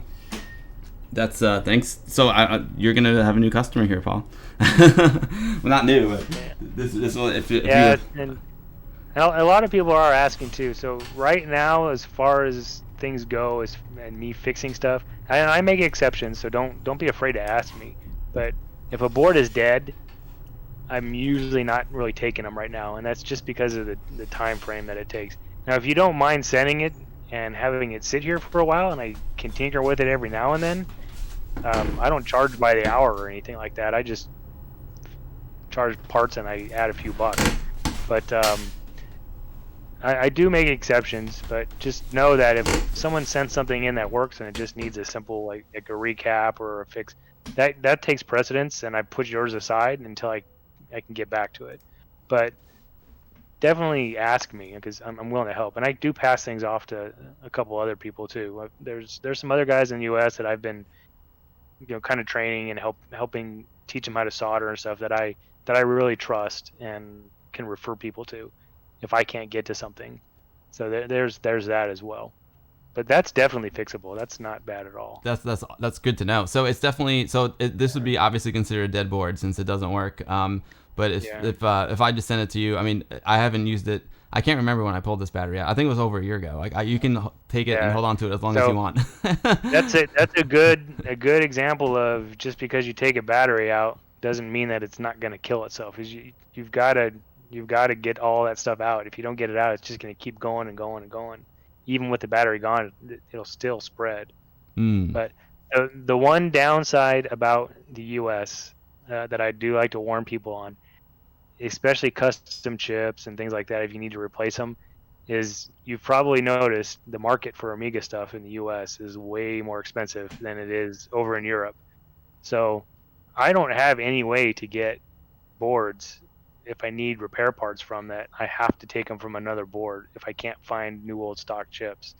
So that, and a lot of people have donated stuff to me that I do take apart and use to save other machines. So I appreciate that, but just keep that in mind, that is my biggest stumbling block, is getting parts to fix a board if I have to salvage a completely dead board. Because if you go on eBay and look, for example, and find a dead 4000 board, and this is kind of the downside of John and I making new boards, is the price of dead boards is almost as much as a good board over in Europe. So That sucks. Is I Yeah. don't buy anything off of eBay like that to fix something, because if I were to do that, I'd have to spend.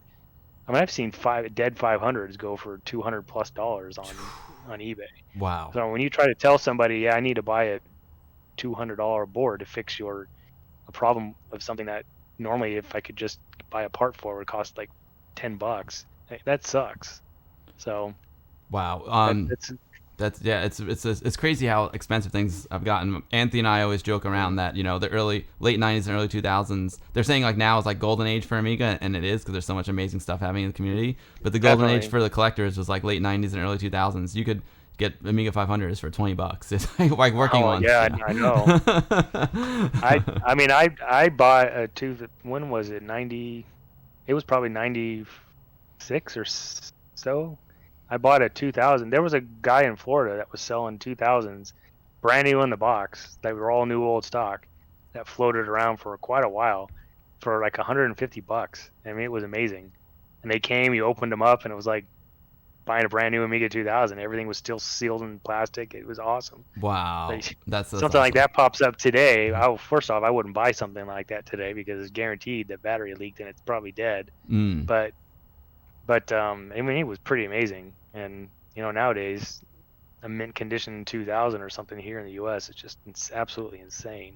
Yo, Virtual Dimension, thank you so much for the raid. Welcome, Virtual Dimension viewers. I hope you're all having a great day. Welcome to the stream. I'm Bill, and I stream Amiga stuff here every Sunday on Twitch at 2 p.m. Eastern, 6 p.m. UTC. I do all kinds of Amiga stuff. I play classic Amiga games. I play new Amiga games, and one of my favorite things to do is to have folks on the stream and interview them. And today we're doing something really different, something I've never done before.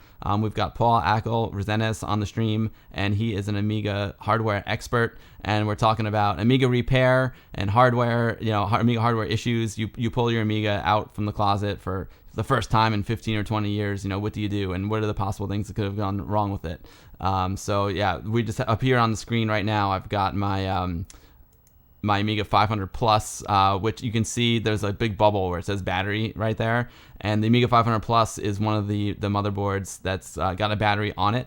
So it wasn't popular here in the USA. It wasn't really sold here in the USA. But this is a board that came from Europe, and having the battery on the motherboard is one of the scary things, as well as capacitors that go bad. So welcome to the stream, and Virtual, thank you so much for the raid. Brother Bill, can you shout out Virtual Dimension? That really appreciate the raid.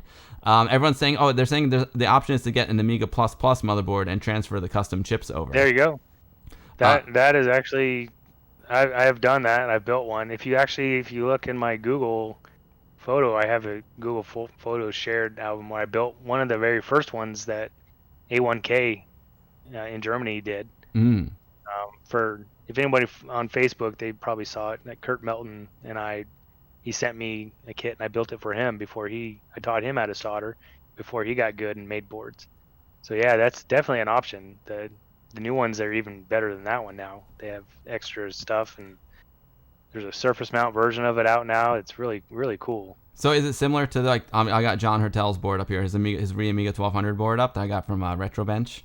Is this so the board comes something like this, Paul? And Yep, yeah, it comes just like that, and then you have to source all the parts, but it's similar. it's a great The application first, for a board like this when you already have, but I mean, in this case, like you said, I pretty much have all the chips. There's just a couple there that you have to replace, and you could just take all those chips and yep. put it onto a new motherboard. Yeah, that it takes a long time to do it, but you still have to buy all of the. I don't reuse what's called passive electronic components, so that's your resistors and capacitors and diodes and stuff like that. It's kind of dangerous to reuse that stuff because you don't know the status of it, and it's cheap just to buy it. But all the custom chips and everything you pull out and put new sockets on if a socket is there, you can buy brand new sockets and do that. But it's a good process to do. I've actually got two people's boards here now, 1200s, that I'm building up. It's taking me a lot longer than I want to do, but they sent me all the stuff to do it, and I've been slowly getting them built, and I'm hoping to get done here in another couple of weeks on them.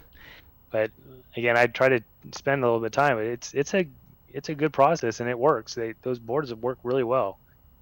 All of the ones John has done is amazing. So Yeah, he's approved on them. So they're better than the originals in most cases. And this is an original one. I'm pretty sure that I have, and he keeps making them better. That's incredible. Yep. Yeah, and yeah, so huge thanks to like all you guys who are making like new Amiga hardware and replacements. And now that brings up an interesting point. I think someone asked a question before. Like, are you like worried about the availability of custom chips in the Amiga that are Yeah. necessary to build one of Oh, the new like Amigas? oh yeah, definitely. I mean, it's gonna, and it's not just the custom chips now. It's Mm. actually getting to the other chips. So a lot of people ask, why can't they just remake these chips? And the number one reason is the standards of electronics has changed over the years, faster than it's amazing how fast it's gone. But back then, the standard was 5-volt power, as most everything run, and today it's 3.3-volt power. So Mm. if it's like eight, yeah, a lot of the custom chips all now today are all running on 3.3 volts. I'm sure there's regulators that you can do, and you can you know step things down if you had to and all that. But the problem is the footprints have changed. The surface mount is big, and the actual way that they make these chip dies is drastically changed. I mean, you can even look back at the days of like a 486 Intel processor looks a lot like a 68040 or a 68060. The very similar ceramic, very similar looking chips. That process has now changed completely to a whole different standard. So all those machines that they used to make chips back then are gone because there's no reason to keep them because nobody makes chips that way anymore. So that's the stumbling block. It's not that the capabilities aren't there and the Mm. know-how. It's the equipment to do it. And someone says, Hmm. "Well, just pull the equipment out." I says, "Well, you know, when I left the Navy, I was in the Navy for 20 years, and I retired, and I went and worked at Intel in Arizona for just a little over 3 years in the fab, and so I seen how these chips and stuff are made. It's a huge involved process. It's not anything simple at all. And just to say, well, let's just get a fab going and build these chips again. You're talking about millions of dollars worth of equipment to make a chip, plus the silicone to do it and the time it takes. Like an example, to make a i7 processor takes right about 33 days from a bare piece of Wow. silicone out. So and that's a super complicated chip compared to these, but still, that just gives you a rough idea. And there's no fab in the world that is going to say, "Oh, well, we'll give you," even if it were to take a week. So we'll give you a week on our line to retool all this equipment to make these chips for you. It's not going to happen. It's Mm. because there's no money to be made in these. Sure. I mean, they're not going to sell millions of these chips if they, as much as we would like to think they would, it just wouldn't happen. So that's the stumbling block. And the stuff that's getting sold from China, a lot of you may have known, is it's getting more and more. I don't understand why they do it, but they're faking them or they're remarking them. So you'll get a chip back and it may not even actually be the chip you think you're buying, or it'll be a different version of this chip and they've just blackened it and repainted the numbers on the top of them. And so they may not work. That's starting to get more and more common now. So yeah, it's definitely a concern, finding these parts from a reliable source. Now these machines aren't going to last forever, which is why like when the Vampire team is doing and some of these other things like the Mister team for and things is so amazing, and even something like the X5000 or like newer Amigas is, whether you want to call them an Amiga or not, is great because it's saving the technology still. These boards can only go so far before these chips are gone, and when they're gone, they're gone. There's no getting them back again. Um, the same problem with making an FPGA version of like say the Lisa or the Alice or Fat Agnes, it can be done. It's a challenge, but you run into the same thing as where you have to convert voltages because the old boards require 5 volts and the new FPGAs require 3.3 volts to run. So that's not a huge stumbling block, but it's still a challenge, and getting them to work exactly right and whether they can fit in an existing socket. You're gonna have to make a new board up. You got space constraints. So there's all kinds of things in the way. So the future forward, it really is going to be the FPGA boards and stuff, and hopefully people can remake a board from a dead board and keep it. That's what I've done. I've been trying to get one of every board that I've got in my personal collection and rebuilding it onto a new board and putting it away so it's safe. Because there is gonna be a time coming in the next several years from now that we just won't be able to keep them going forever. Yeah, well, I appreciate all the work that you and all the folks who fix Amigas, like John Hertel, and I see Retrobench is in the chat. Awesome stuff, guys. Thank you for keeping our Amigas alive. And it's, and I think it's always like bothers me when sometimes I see people like bash like emulation, but having like a Raspberry Pi 4 with an Amiga build on it is so cool. Like it's just awesome. It's a great way to keep Amiga alive because you're still using the Amiga spirit. Okay, the hardware is not technically an Amiga, but the software is all Amiga. Yeah. There's nothing wrong with that. And I see a lot of like younger people or people who are just getting into retro. They don't know Amiga. Getting like popping in like an Amiga Forever on your PC or firing up a Raspberry Pi with an Amiga build on it is just awesome. And and Retrobench, I got a Mister from Retrobench. We were talking about the Mister, the FPGA machine, and that thing is just incredible. I love it too. So I think any way you can enjoy Amiga in any form, whether it's a real machine, which is the ultimate, or Raspberry Pi, Mister, emulation, WinUAE, is just a good way to keep it alive. But lots of great questions. Yeah, lots of great questions here in chat. I'm gonna get to all of them, guys. So thank you so much for asking. Andy Amiga 7. So sorry, go ahead, Paul. Here's a little secret. About me. I mean, you can see in the background I've got. Let me go full screen on you here. Let me go full screen. Yeah. Okay. And I can turn myself off. Let's see. I think. I've got a 600 over here off to the side. Obviously, people can probably see in the background. And if you look directly behind me over here, I've got my 4000. And I'm not gonna lie, I staged that for this interview. It's not always out. But even though I have one sitting right here, I don't, and that's a Vampire 600. I don't really even use them as an Amiga, so to say. I've got an X5000 that I use more than anything else. And if I just want to play games or do something in Amiga real quick, this is what I use. So this is my Mister. It's set up with 3.1.4 on it. It's a basically a 1200, and see, there you go. And why do I use this? I've got an Amiga I could use any Amiga, and I've got my 4000 tower sitting over here that's not even plugged in. It's loaded as loaded as it can get, but I don't use it because it's a pain in the butt getting that stuff on a modern screen. And if I want to like capture anything from it, you of all people probably know this, it's hard. It's really hard. I can plug this Mister in and I can HDMI straight out into a capture card, and it's perfect. And it takes me like 10 seconds to plug this thing in with a modern keyboard, a modern mouse, all USB. It's got Ethernet on it. I can run sound out through HDMI on it. I don't have to deal with a monitor switch that I have to do with my 6. That's why I don't like this 600 of the Vampire, because I have to switch back and forth between the inputs, and it's a pain in the butt. I did find a monitor that runs 15K hertz, and it's a brand new Acer that's amazing. But before that, I use my Dell, and the HDMI out on those Dell monitors, or input, and the out on the Vampires is kind of gimmicky. It's really not perfect HDMI. It like freaks out my monitor. So it was just a hassle. With that Mister, it's just plug it in, turn it on, it boots up in a couple of seconds, and I can play any game that I want to play just as well as an Amiga. Yeah, I'm not sure that it's necessarily the Vampire's output is. I think even the regular Amiga output, like from my Amiga, when I take the output of it and put it into the open source scan converter, because they're like it's a strange frequency and strange resolutions. Right. Sometimes my capture card and my monitor can't handle it. When I go into DPaint, like high res interlace mode, it starts jiggling around. So it's it's so clean. Yep. It's so clean out of the Mister. It's just it's awesome. And a little plug here for retrobench.com, since they're so supportive of me. Scott at Retrobench, he sells the Mister, and he sells it with legal Amiga ROMs, so he can pre-configure it for you. He can build like an awesome Amiga for you, completely legal and pre-configured. If you go to retrobench.com, and if you happen to be one of my subs or my patrons, I can give you a code and you can get like a nice little 10% discount there. So a little.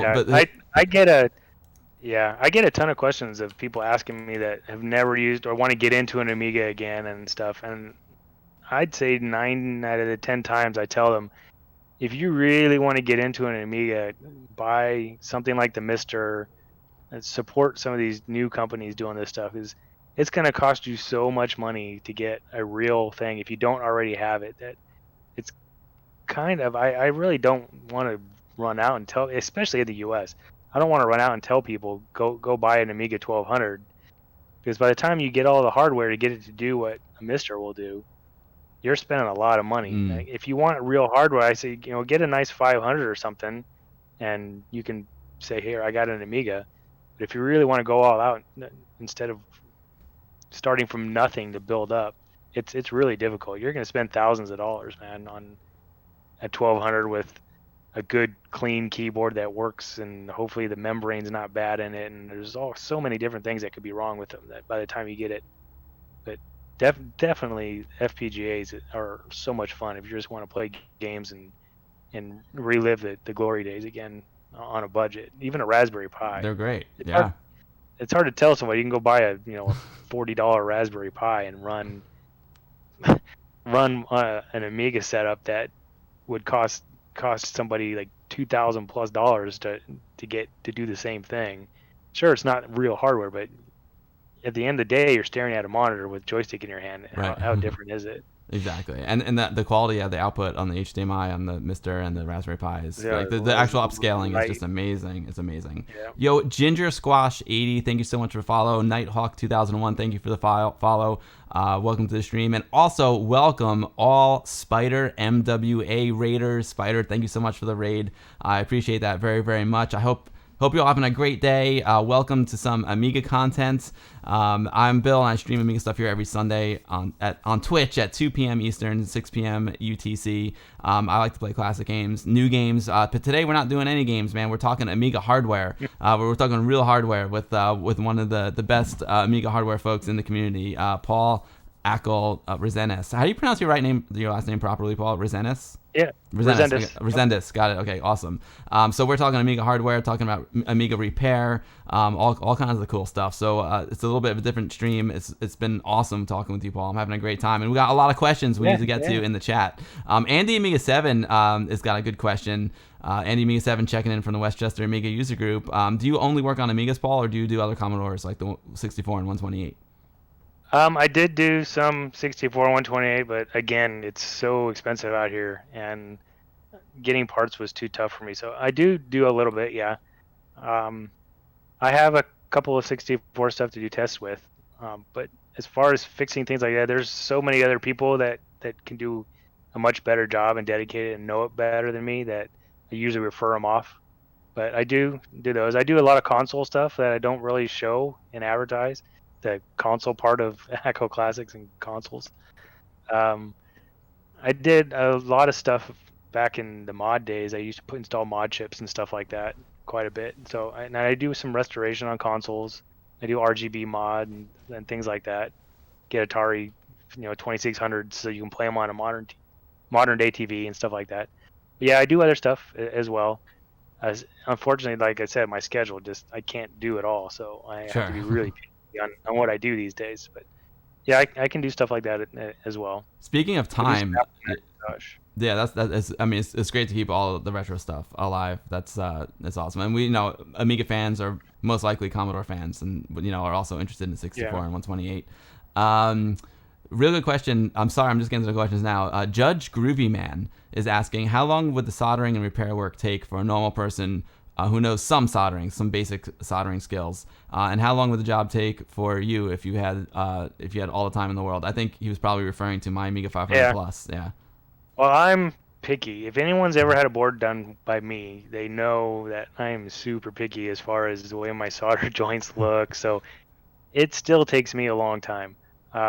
But if I just wanted to throw something together, it's pretty fast. So the average person, I would say, probably to do a 500 like that. Is that what he's? Yeah, I think I'm pretty sure I was showing the 500 at the time. Yeah.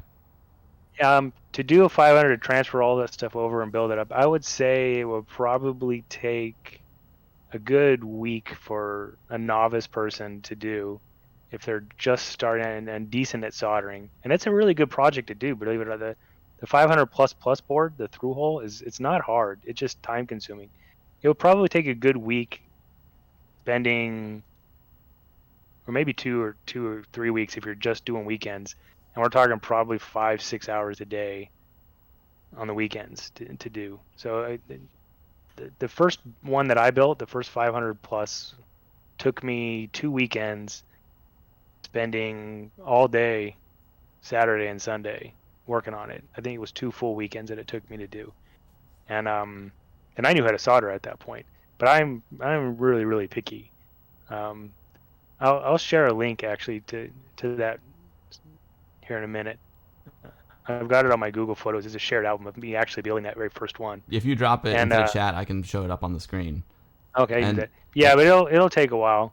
And again, I'm picky, because I don't work by the hour, so I can be picky. So I just do things for fun. right. But to build a 500 plus, I would say it would take a good 2-3 weekends with spending most of your day doing it. And it's just because it's so time consuming. To build a 1200, I've been able to do them in one weekend from start to finish. Again, that's takes me the entire day to do it, but it's one weekend from completely bare board with all new parts building it up.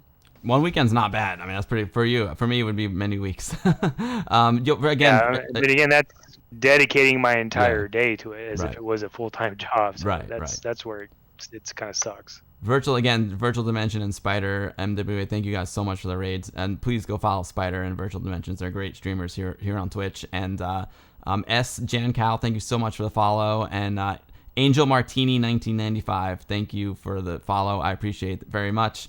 Today we're talking to Acill, and we're talking about Amiga hardware and Amiga hardware repair. And Cremsinus D, yeah, someone did reverse engineer the Amiga 500 Plus board. It's called the Amiga 500 Plus Plus. Is that right, Paul? Yep. And so it's similar. It's similar to the one I've got here. The one I've got here is John Hertel's Amiga 1200. It's very similar to this, except instead of it being a 1200, it's a 500 plus. And this, I know John's made improvements to this board since I think this is the first version. I think I've got the first version here. The Channel Z. Oh, it's a Rev A1200 Rev 1D.4. But I think this is it's a pretty early one. I think this is either if it's not the first generation of John's board, it's the second. But it's so cool that people are making this. I have his current one right here. It's what revision is it? This is one below. I think 1.5 is the latest one. The latest one. Spaceman 21st Century, what's up? Great to have you here. Sansino 1 has got about 6 Amiga 500s here in different states of repair, so if you need parts for the 500 plus, I can help out. Oh, thank you, Tim. What would make you would be more fun for you, Paul, or easier? If I were to send you this 500 plus, should I just send it to you like as it is, or should we do something like convert, move all the chips over onto a new motherboard? Is there something that a way you would prefer to do it? If I were to have it my way, the preferred way would be probably to have somebody send me a bare board and all of the parts that are not custom, so that we could save and build one from scratch that way. But either way works. It's just finding the parts that we need to build it up. So the ports are tough. I would salvage the ports and stuff. So either way works. In your case on this board, that's very much fixable. It's not bad at all. Mm-hmm. There would be jumper wires on there, but you could do them in a way to where it looks pretty clean and you wouldn't really see them once you put everything together. Okay, so wow. That's in very good shape. I wouldn't want to destroy that board. It's in pretty good shape. Excellent. I'm sorry. I'm so far behind on the chat. Wow, there's some really good stuff. I apologize for that, everyone. Yeah, let's just stick to questions. Make sure we get through these. Yeah. This David Z in Arizona has got a great question. We've talked a lot about board repair. Any comments on parts like floppy drive repair or power supply? And power supply, any worries on big box power supplies versus external power supplies like the 500, 600, 1200? It's a really good question because Paul, I got a bad floppy drive. I got an Amiga 2000 here behind me. It's actually a toaster system. So I don't fix floppy drives. Mm-hmm. I don't like to fix power supplies. Mm-hmm. And the reason I don't like to fix floppy drives is because I can't stand them. I don't use floppy disks. Ever since the Gotex have come out, those have been a lifesaver, and I swear by them. I love them. They're so much easier to use. If the floppy disk works, cleaning it up isn't too bad. Most of the time, all that's wrong with it is you just need to get the dust out of it, clean the heads, and re-lubricate them. And I've seen them come back to life that way.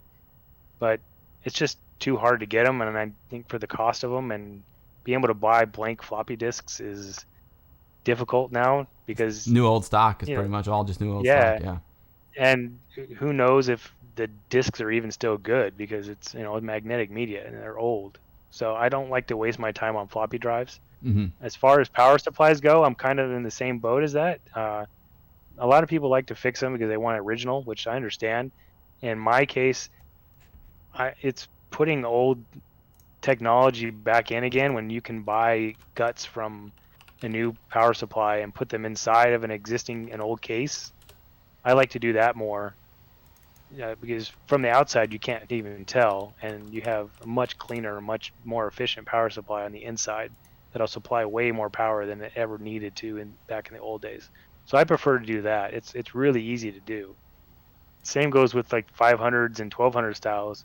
You can actually use a Meanwell power supply that'll cost you like a fraction of what it would cost to fix one and get a much better power supply out of it. So that's where I stand on power supplies. I don't fix power supplies. Amazing. I don't have the time to do it, and it just takes too long for what I could do to get a brand new one and make it look stock still.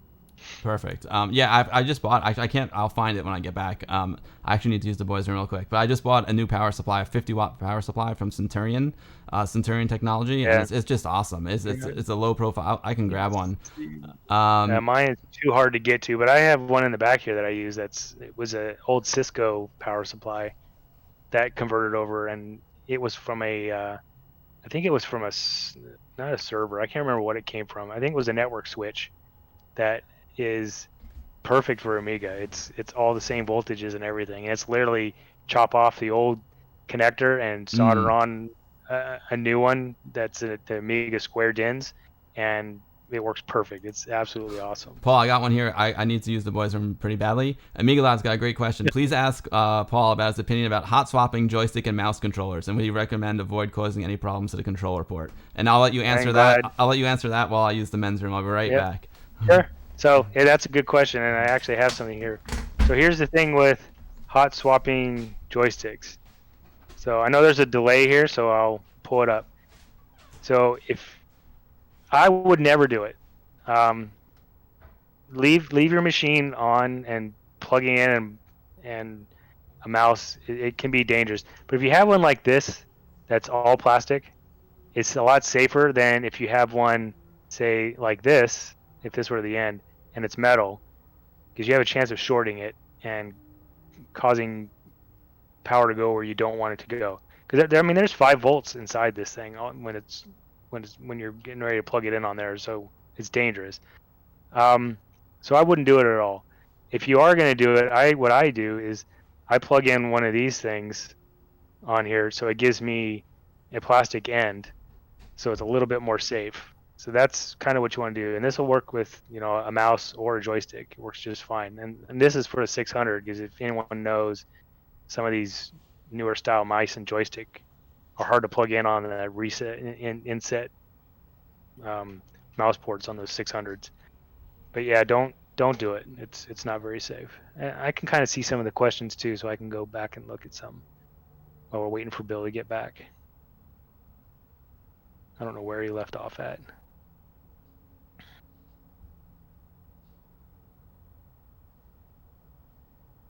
So if people type a question live, I can do it, and we'll just get back. I can't scroll back too much.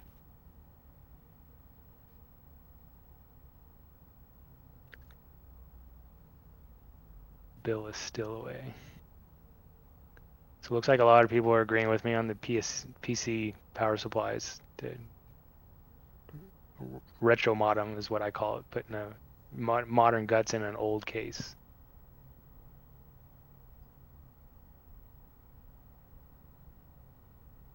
Um, Come on, Bill, get back.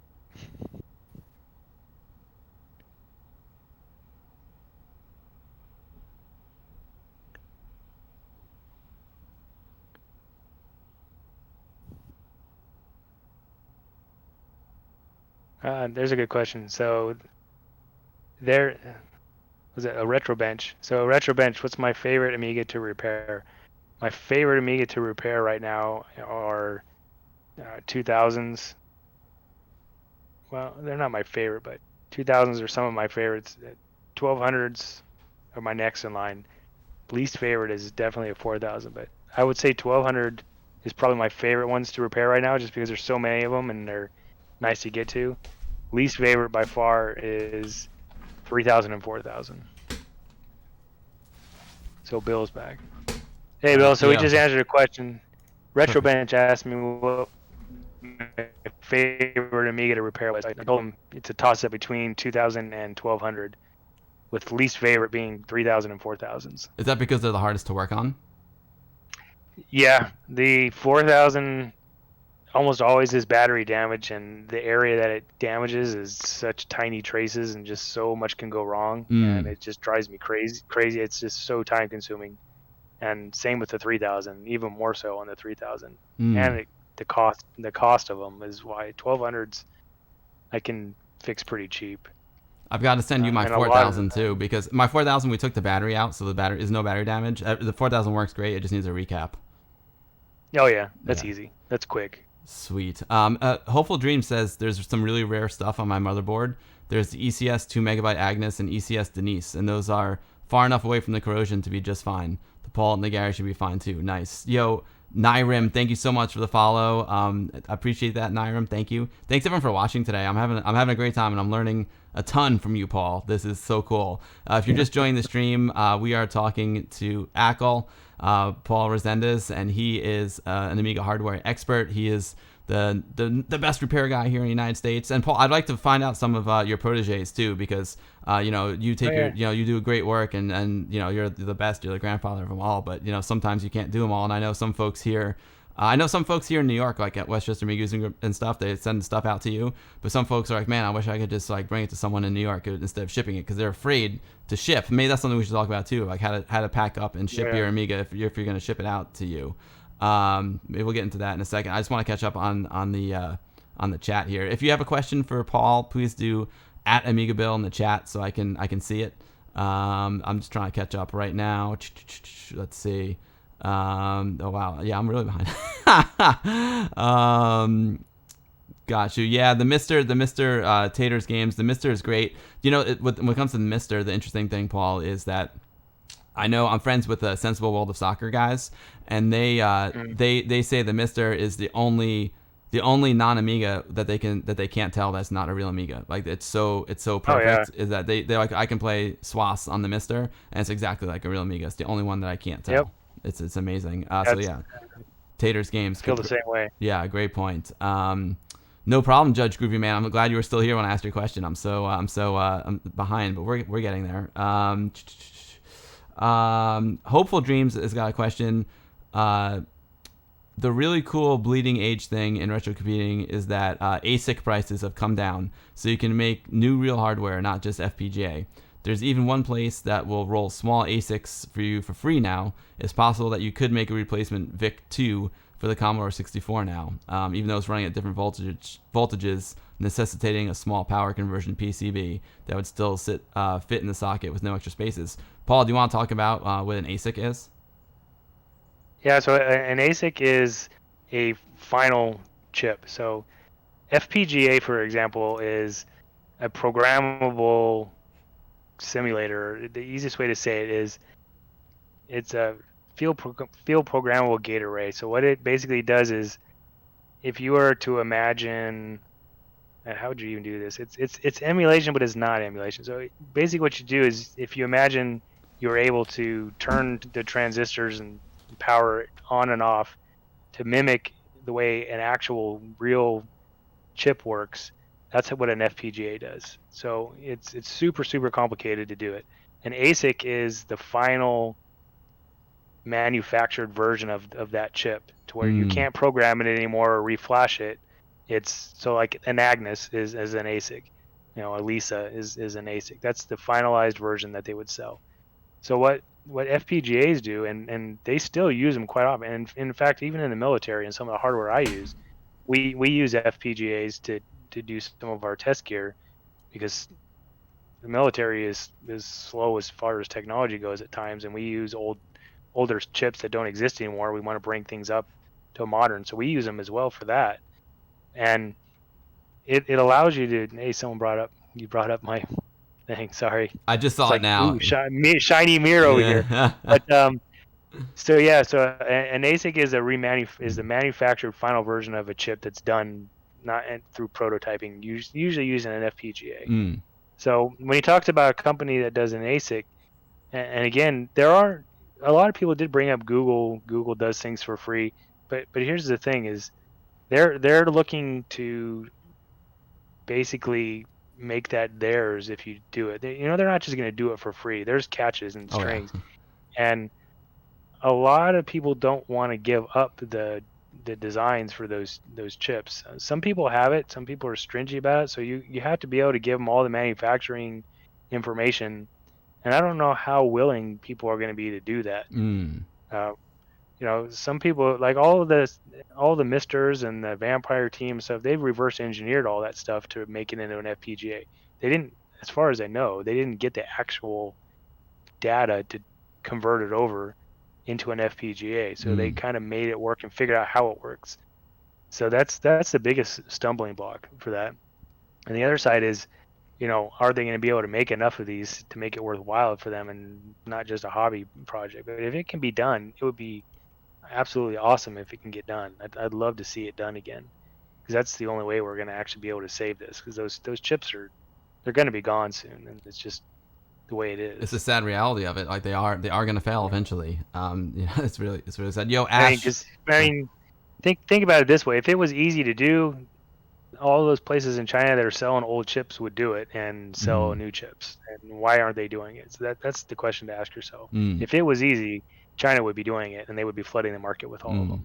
them. That makes a lot of sense. What is up, Ash? Yeah. Said hi. I hope you had a great stream today, Ash. I hope all's well in your new place. Wishing you all the best, Ash. You're awesome. We fired up. I don't know if you saw it, Paul, but Ash inherited a couple of Amiga 500s from her dad, and Cool. we fired them up on stream for the first time, and it was so cool. Nice. That they worked. It was awesome, and she's gonna keep her dad's spirit alive in those machines. So it was a really really nice one. That was a lot of fun.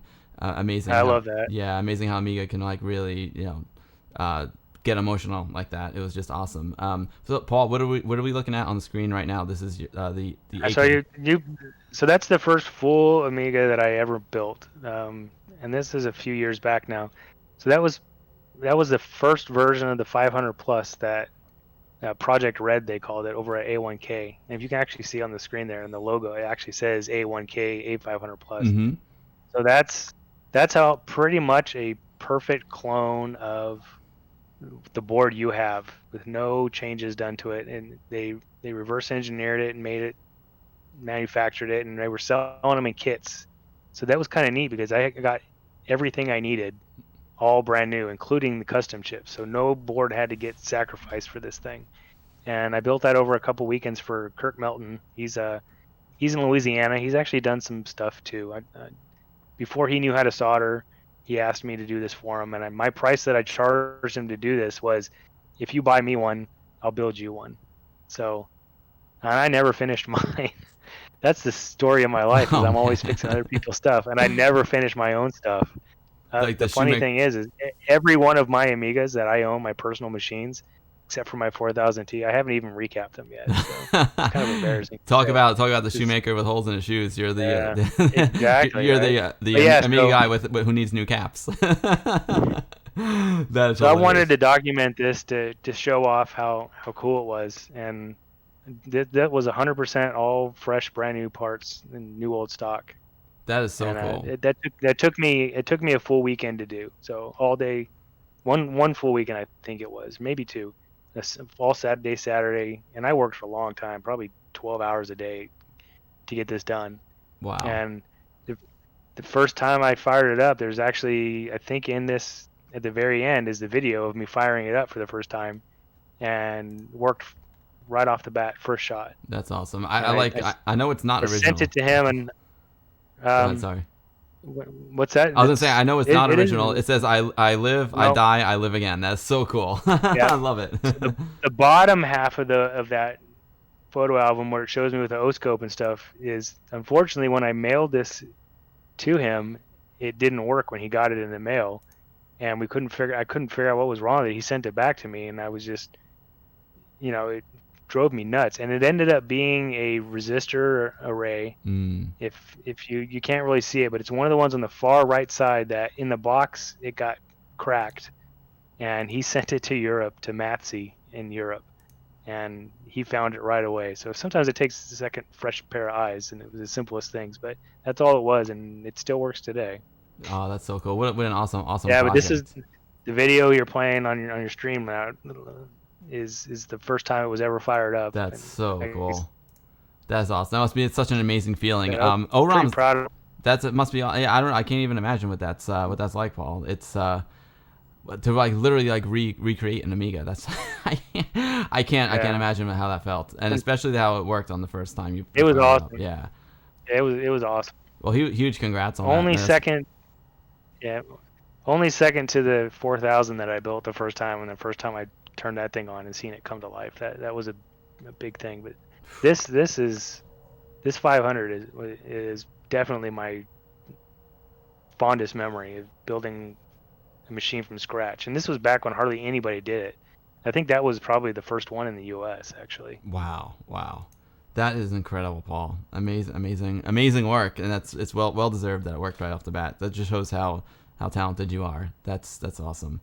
And it made me remember too just how crisp and clean video and the sound is on a fresh, brand new machine. It's crazy. So that makes a difference then. So having a fresh machine definitely makes the video quality better, huh? And the sound, and the Paul sound too, right? Oh, definitely. Especially the sound. Very, very interesting. I didn't even think of that. For me, electronics are either like working or not working. Like off the top of my head, I would never imagine that it actually degrades. Like the quality can degrade almost like an analog sort of way. That's wild. ORAM's asking. So if you look at the very first picture, I think it is, I was so meticulous on making sure I didn't mess anything up.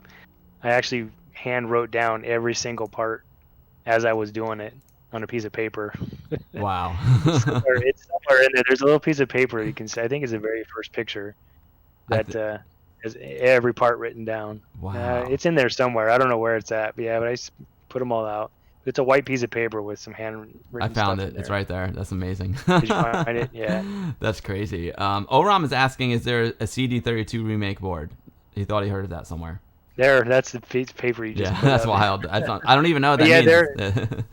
Here's the problem with the CD32 is someone was working on it. I think they stopped. Problem with the CD32 is there's chips on there, like the Akiko, for example, that there's really no way to get any spares. They were floating around for a while, but the CD drive on there, you can't. There is no solution for that CD drive. If it's dead, it's dead. You can't. There's no modern replacement for it. It's if you can't get it working again by replacing actual parts on it, it's bad. You can get new lasers for them, which brings them back. That's the biggest issue with those. What's revived them is the Terrible Fire guy that was doing boards, but I think he's stopped making boards now. Yeah, he had a bit of a situation there. Amiga drama, the way it is, but it's unfortunate. That was the biggest deal because his stuff was actually making those things like, I think better than a 1200 in some cases, because it was awesome with the 030 especially. It was super fast, and you don't need the CD drive at that point. You just WHD load everything. Even better. Which is how I use mine. I've got one that my CD drive doesn't work, and I don't even care. I'm not even bothering with it, just because it's faster, and I don't to run it off of WHD load than it is a disk. Sure, yeah. So what Paul's saying is he's just WHD load is a way you can take Amiga games and load them onto a hard drive or compact flash card acting as a hard drive or SD card. That's the way I run most of my games on my 1200. But so not using the actual physical spinning disk is faster and more reliable, and it'll last you longer because I've seen those those motors burn out plenty of times. I've got the Amiga 500++ replica PCB up there. That's so cool. The purple one. Yeah, people ask where they should start if they want to build a new machine, and this, believe it or not, I don't get anything by saying this from these guys. I don't even have one of these boards for myself. This is where to start. It it is super easy. You can find almost all the parts still brand new without too much difficulty. And unfortunately, you might have to don't destroy a machine to do this. But if you have chips line, there's so many OCS and ECS chips floating around that you can rebuild this thing piece of cake. And it's not that hard. It doesn't take very long to do, and it's an amazing feeling to get this done. Me personally, I think through-hole soldering is more difficult than service mount soldering, but that's just because I've done service mount soldering for so long, and I just think it's harder to have to flip that board over every single time so much that it's a pain. And the way that I actually do it is I put all the chips down first, and I put a piece of foam over the top, and I flip the whole thing over, and then just start soldering. Oh wow, that's a cool technique. It so things don't fall out. It saves a ton of time. And it works really cool. That's the way to do it. I mean, and if you're going to build something like this, start off with whatever value that you use of that part. Don't jump all over the place. Like, don't start in the upper left corner and start throwing things in as you go. If you're working on, say, a 10K ohm resistor, and there's a whole bunch of those, put all those in, solder all those in, and then go to the next value and put all those in, and then go to the next value until you're finished. And you'll be amazed at how easy it is. So that only exception is that part that you just showed, the NMB, the video out, they call it. Yep.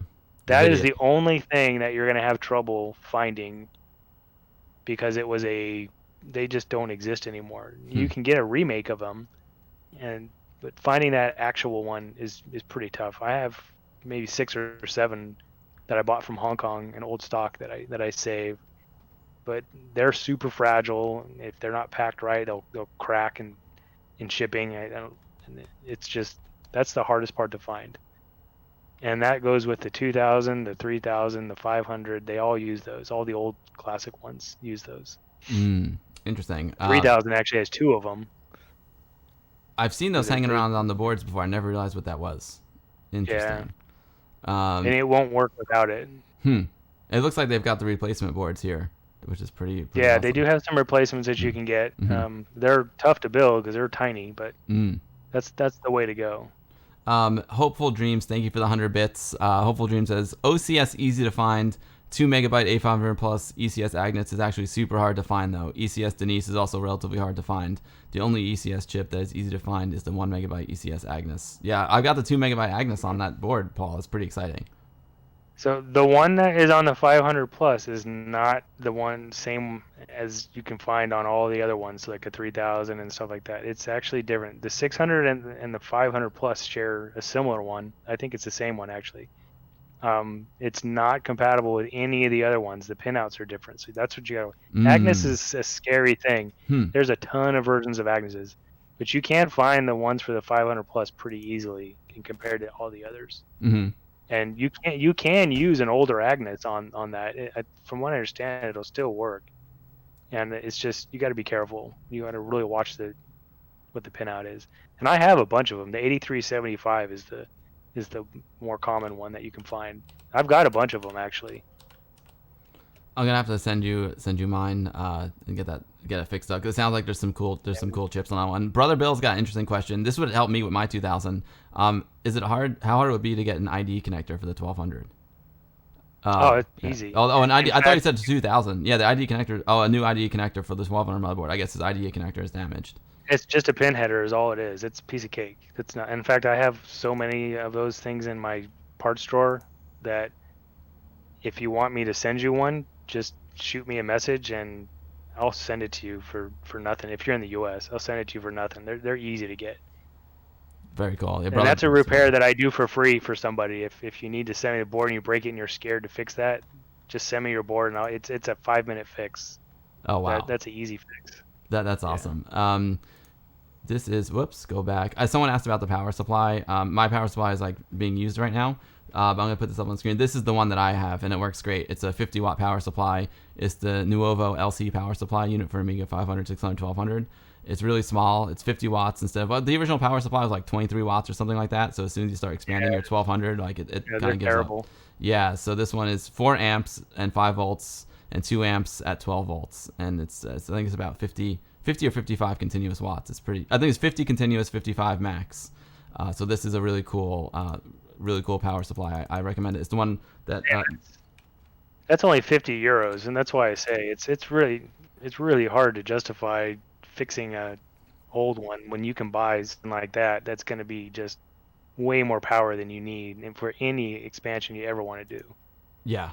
So the 50 watts. Actually, I have a question for you. I'm getting a Warp 1260, and is the 50 watt, is that enough for an 060 and a 1200? I think it should be. I mean, I've run a Blizzard 060 with the one that I have that's 50, and it seems fine. Mm-hmm. Okay, good. Let me see what mine is. Hang on. Cool. DJ Nest uses a 150 watt power supply. Ooh, nice. DJ Nest, by the way, I absolutely love the Raspberry Pi build that you did. Maybe I'll show that at the end of the stream. You rock, DJ Nest. Yo, what's up, Amiga Cammy? Great to see you. Amiga Live, great question. I'll ask him that next. Everyone, I'm trying to catch up on the chat. Thanks for all your great questions. I'm so happy you guys have great questions for Paul. So I'm gonna ask. Mine's 50 watts too. 50 watts. Okay, cool. Yep. So yeah, this one's 50 and then 55 maximum, I guess, not continuous. But it's a great little power supply. It doesn't even get that hot. I love it, and you can get it in black, so it matches my. Where is it? It matches my CD32 colored Amiga 1200. I got that. Yeah. It's pretty rad. Amiga Live is asking, which Amiga model do you think is built with the best quality to last through the times? Good question, Amiga Live. That's a quite tough question. Well, if it wasn't for the battery, the 3000 for sure. But a bone stock 500 without the battery by far probably will last forever. I have yet to come across a 500 that needs the capacitors replaced. Wow. A lot of people ask me to do it, just precautionary, and it's a pain. I hate doing them. And I actually charge more to do it than a 1200, just because it desoldering those things. It could be tough to do it clean and right. And through-hole capacitors cost more money than surface mount ones do. Is the other reason. But I have yet to have any that I've taken out and measured, because I always take them out and measure it right away to see what the capacitance is still, and they almost always read dead on. So they built those things with some amazing parts, by far. And that goes with the 2000 too. It's just as good. The 3000 as well. The capacitors are very rare that they're bad. It's mostly battery leakage that cause them to corrode and go bad. But the older through-hole stuff is definitely built better than the surface mount stuff. That's interesting. Now, in case somebody asked what the worst one is, the CD32 is the worst one of every machine, and the 600, the later 600 version of the 600. Those two are by far the worst, and it makes sense if you think about it, because the 600 and the CD32 were kind of the Commodore's last-ditch effort to try to survive. And they made them as cheap as they could, especially the ones that were made in the Philippines. You can't tell where they were made. I don't think it says made in the Philippines unless the little sticker is still on it. But for whatever reason, they use some pretty terrible parts. It's so funny because my friend Anthony was doing a little. He's not that he doesn't even pretend to be a hardware expert, but he was doing a very basic lecture at VCF East, basic Amiga repair and troubleshooting. He was talking about the different error messages you get and whatnot, and he was talking about the capacitors in the Amiga 4000, and he read online somewhere that the capacitors were backwards, and he was telling everyone about the bad caps in the 4000, and then and Bill Hurd, the creator of the Commodore 128, was in the class, and when he heard him say that, Bill Hurd left. And then 2 or 3 minutes later, he comes back into the room with this huge guy. He's a really, really big guy with a really, really strong voice. And he comes in and he goes, I heard someone saying something bad about my caps. And it turns out it was Greg Berlin, designer of the Amiga 4000. It was and Anthony, he got so scared. That's kind of a myth. Yeah. He got so scared. They sort of are backwards. They're not really backwards. They are, but it's hard to describe that one. On the 4000 specifically, there's 2 caps in the audio circuit that are backwards, and if you put a no scope on there, they're not necessarily backwards. It's just the voltage, the way that the voltage drops. They reverse bias is what it's called, and they run better if you put them in backwards. Mm. But on the CD32, definitely there are some capacitors on there that are backwards. Mm. And on the where's that? On the early versions of the 68040 board for the 4000, there's 3 that are backwards for sure on there, and that's what destroys those boards is those 3. But yeah, but on that 4000, when I do a recap, I put those 2 in backwards. It's Interesting. pretty well known. There's two 20 microfarad one or 22 microfarad ones in the audio circuit. So how do you like if you're a Commodore putting out the Amiga 3000, like how do you put out a machine with backward capacitors? Like was it a mistake or like And just this silk screen is backwards on the 3640 is what it is. And in fact, on the Amiga technology version of them, if you look, it's still the backwards silk screen. They just flipped the ones backwards and when they were manufactured. Wow. To make it right.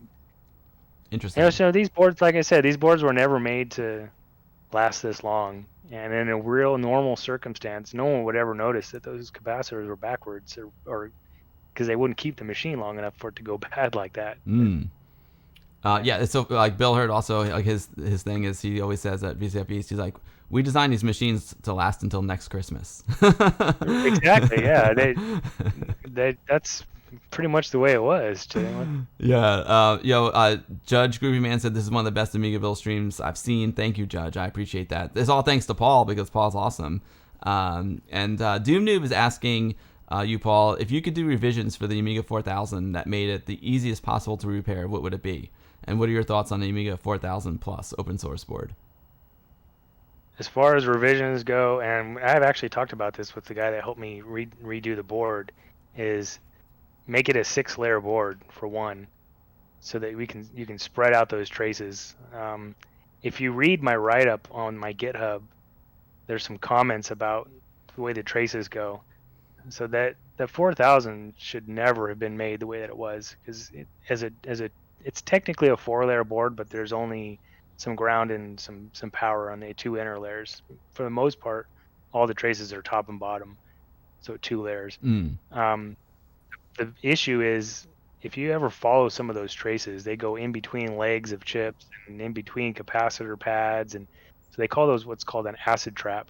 And when things leak, it causes so much damage. So that battery circuit area is a good example of what I would totally redo. But making it into a 6-layer board where you could really spread stuff out a lot more would be the first thing that I would do. Makes a lot of sense.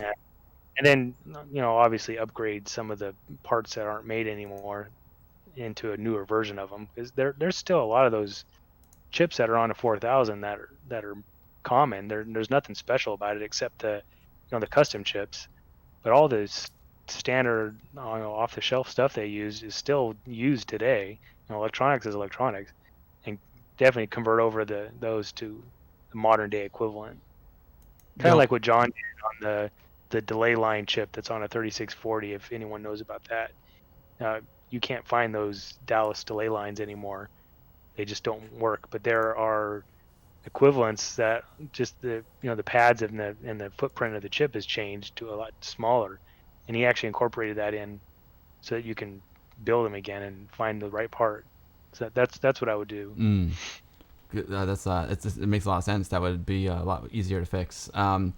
So Anton Gale said it took me 6 days to build my Amiga 500 plus, and I got the picture up on the screen now. It's a beautiful one. I'm so jealous of the purple motherboard. I'm not gonna lie, it's so beautiful. That's a beautiful photo of you there, Anton. Great job. The purple board is expensive too. That color, I don't know why. It's not common.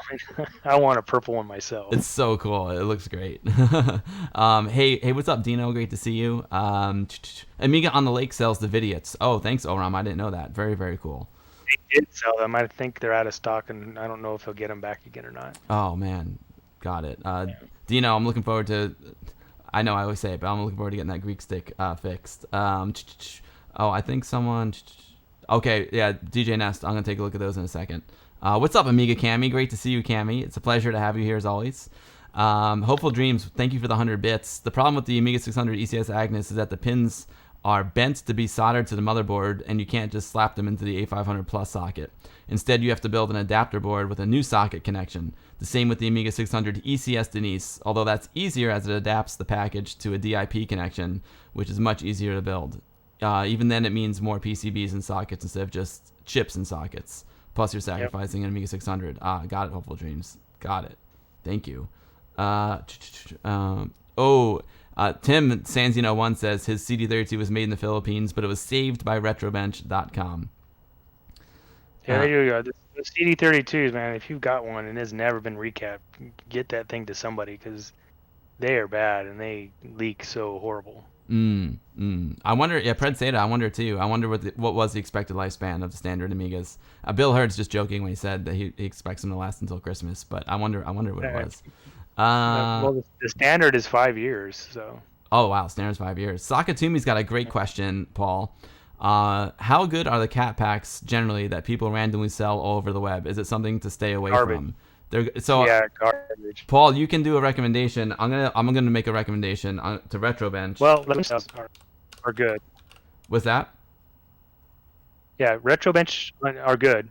His stuff that I've seen is pretty good, but some of the stuff people sell, like the Chinese ones, they're garbage. You'd be better off just buying from one of us that does over that on eBay. I wouldn't really trust them too much. Like if you need a cat pack for a 1200 and you want to do it yourself and you're confident, I buy in bulk, so I get them for pretty cheap.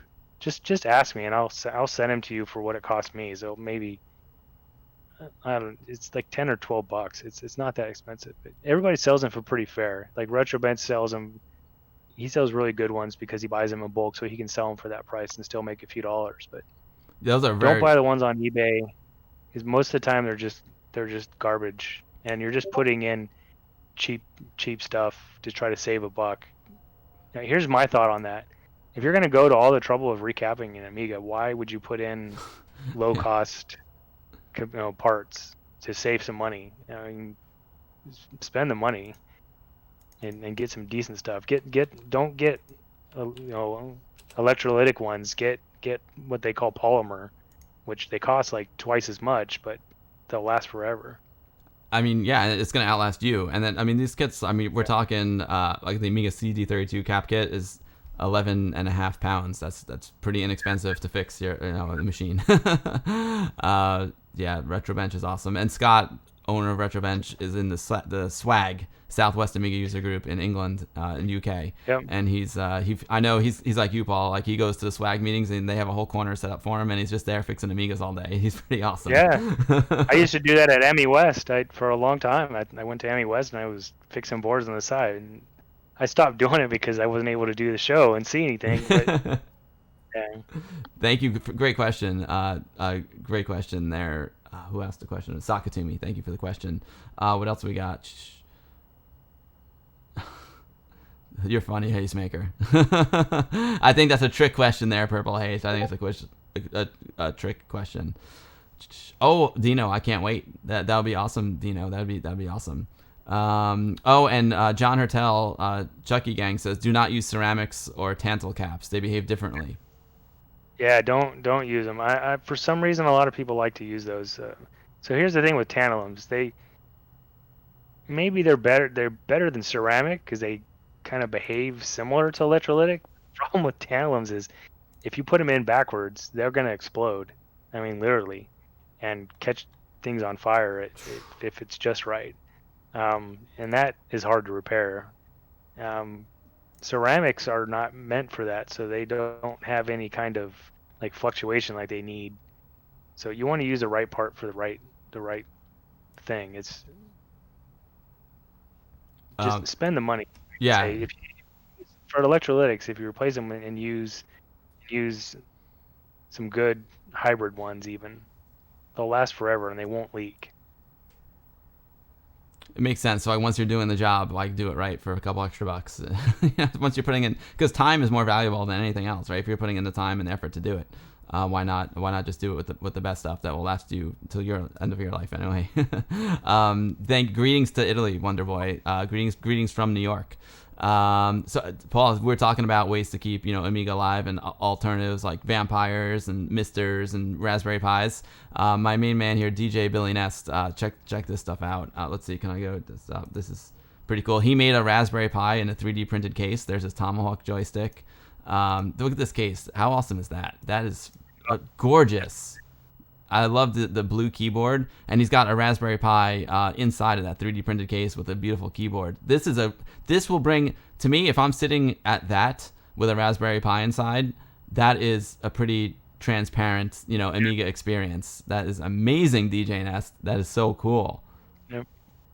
I love it. Let's see that is gorgeous. I know, and it's like he's got a Pi 4 in there, so it's like it's more powerful than any real Amiga that I own. There's his setup. That's amazing, DJ Nest. That is so cool. I love it, dude. It is a beauty. I've got 3D printed, a small 3D printed Amiga 500 case for my Raspberry Pi, and it's super cool. But this is way cooler because it's got the keyboard as well. That is awesome, DJ Nest. You rock, dude. Amazing stuff. We got another question here, Paul. Let me go over to here. Amiga Live. Amiga Live is awesome. So, Paul, I don't know if you've ever seen Amiga Live, but Amiga Live, FSUOE's got this net play feature. FSUOE is an Amiga emulator. It runs on Mac and Windows and Linux. And it's got this net play feature. So, what Amiga Live, John did is he set up these servers all around the world, and he came up with this thing called Amiga Live that makes it easy to play online multiplayer Amiga games, and it simulates you sitting at one Amiga. So it would be like you're sitting at one Amiga playing, like Lotus 2 against your friend. It's so cool. Like we can play like Dyna Blaster, all the 2-player games. You can play multiplayer with any of your friends around the world, and it works incredible. It's so cool. It's one of the coolest, software developments I think in the Amiga community. It's so much fun. But his question is, how often? This is a great question. How often do you recommend replacing the capacitors? I mean, we're just talking about that. That's great. So if you have a machine that has never had its capacitors replaced, and not so much on the 500, 2000, and 3000s, but if you have a 1200, a CD32, a 600, a 4000, and it's never been done, or if you don't know it's been done, get it done at least once.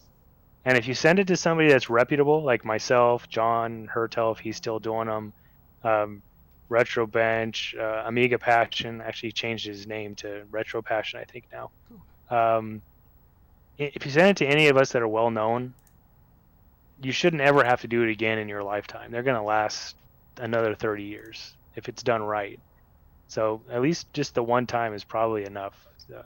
I mean, they're going to last forever. The stuff that they use today, like the capacitors that I use, are rated at like, I forgot what temperature, but it's like 5,000 hours at like 200 degrees or something like that. And your machine never runs that hot, so they'll last forever. So you should if you do them and are a good reputable person, it should be good for the rest of the life of that machine.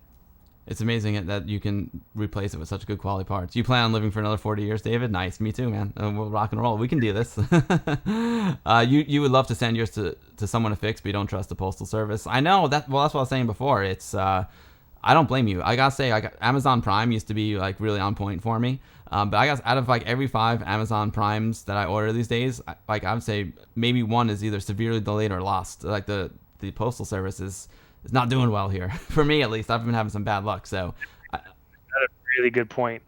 A lot of people send me stuff and they'll insure it for a lot.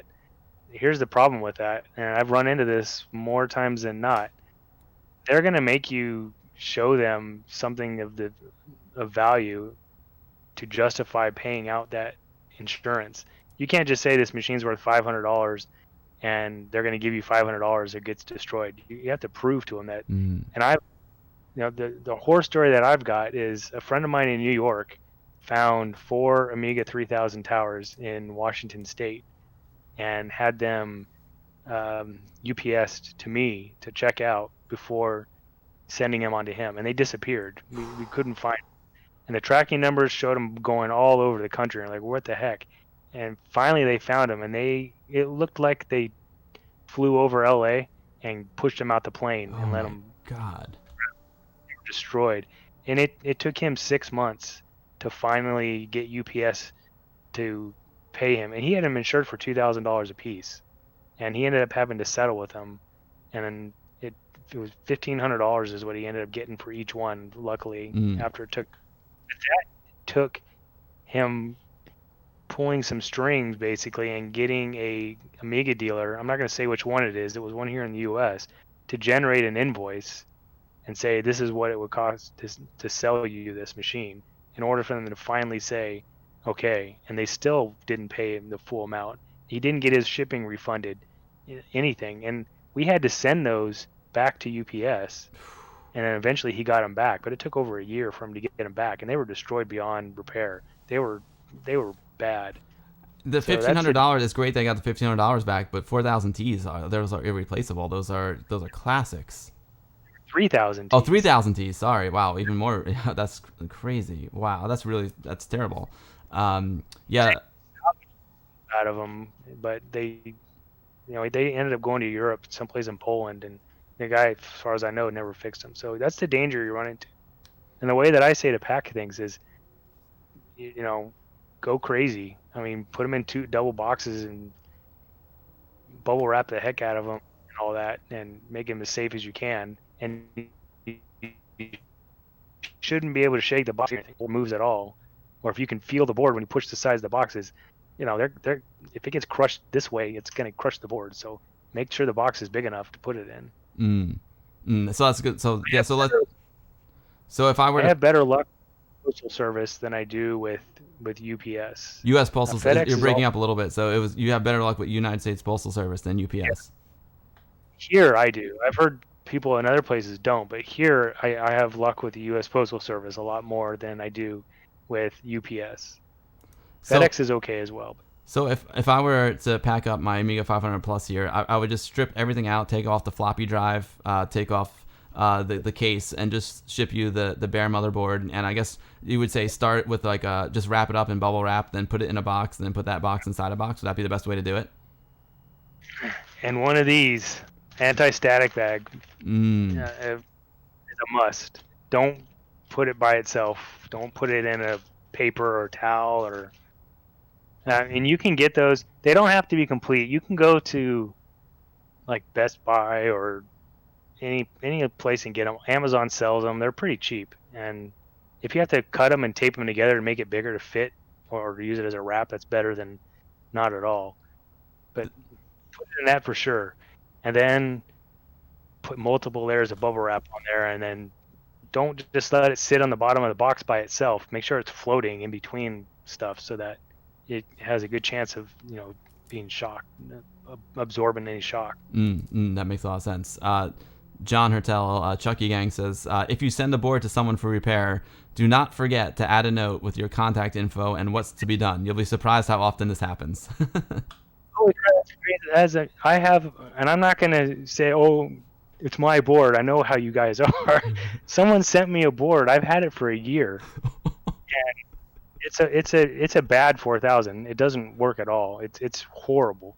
But it just showed up in my house one day. No note in it. It's from UPS, and it was sent from a UPS store. So the label is UPS store, so I can't even send it back to the address on it. So I have no idea who it is, and they must not have cared. Maybe they donated it to me, and I don't know. But I can't do that, so I have it stored, thinking someday someone's going to tell me, hey, this is what my board looked like, and I can prove that it was theirs. But it's crazy how many people send me things.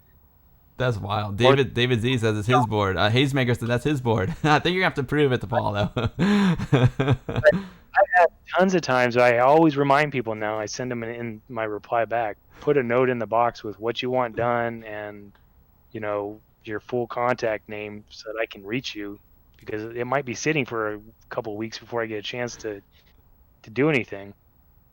And make sure your email is actually a real email address. Don't have one of those Hotmail fake emails or something. I've had that happen too. Memes though, chat said, if you lost your Amiga 4000 motherboard and a rubber band, good news. I've got your rubber band.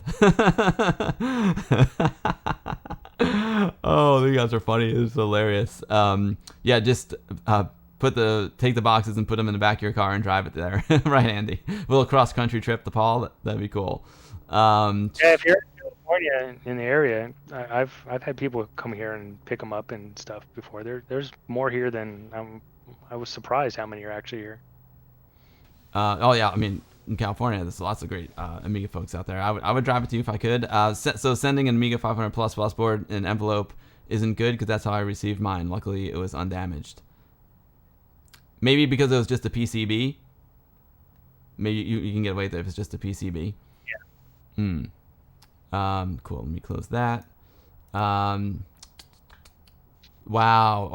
10 Mark said it cost him about $100 to ship 2 Amiga 2000 boards to New York. Crazy expensive. Yeah, the price of shipping has just gone up dramatically. I don't know if it's just COVID or just in general it's gone up dramatically. The international shipping is crazy. I went to the shipping costs are insane. And if you go to like the UPS store and have them box it for you, they'll box it well, but it will cost you crazy money, like insane money. It's absolutely crazy. The last thing that I sold was a Apple 2GS, like full with everything, keyboard, mouse, boxes of manuals and everything. And I told him, I says, if I send this to you, I'm going to send it in the way that I send stuff, and it's going to be a lot. He didn't care. He paid $500 to have that thing shipped to him express. Wow. 3-day ship. Wow. And it was UPS is who he sent it through. But I mean, $500. I sold it for $500. Right. When crazy. When the shipping is as much or more expensive than the item you're shipping itself, it's bananas.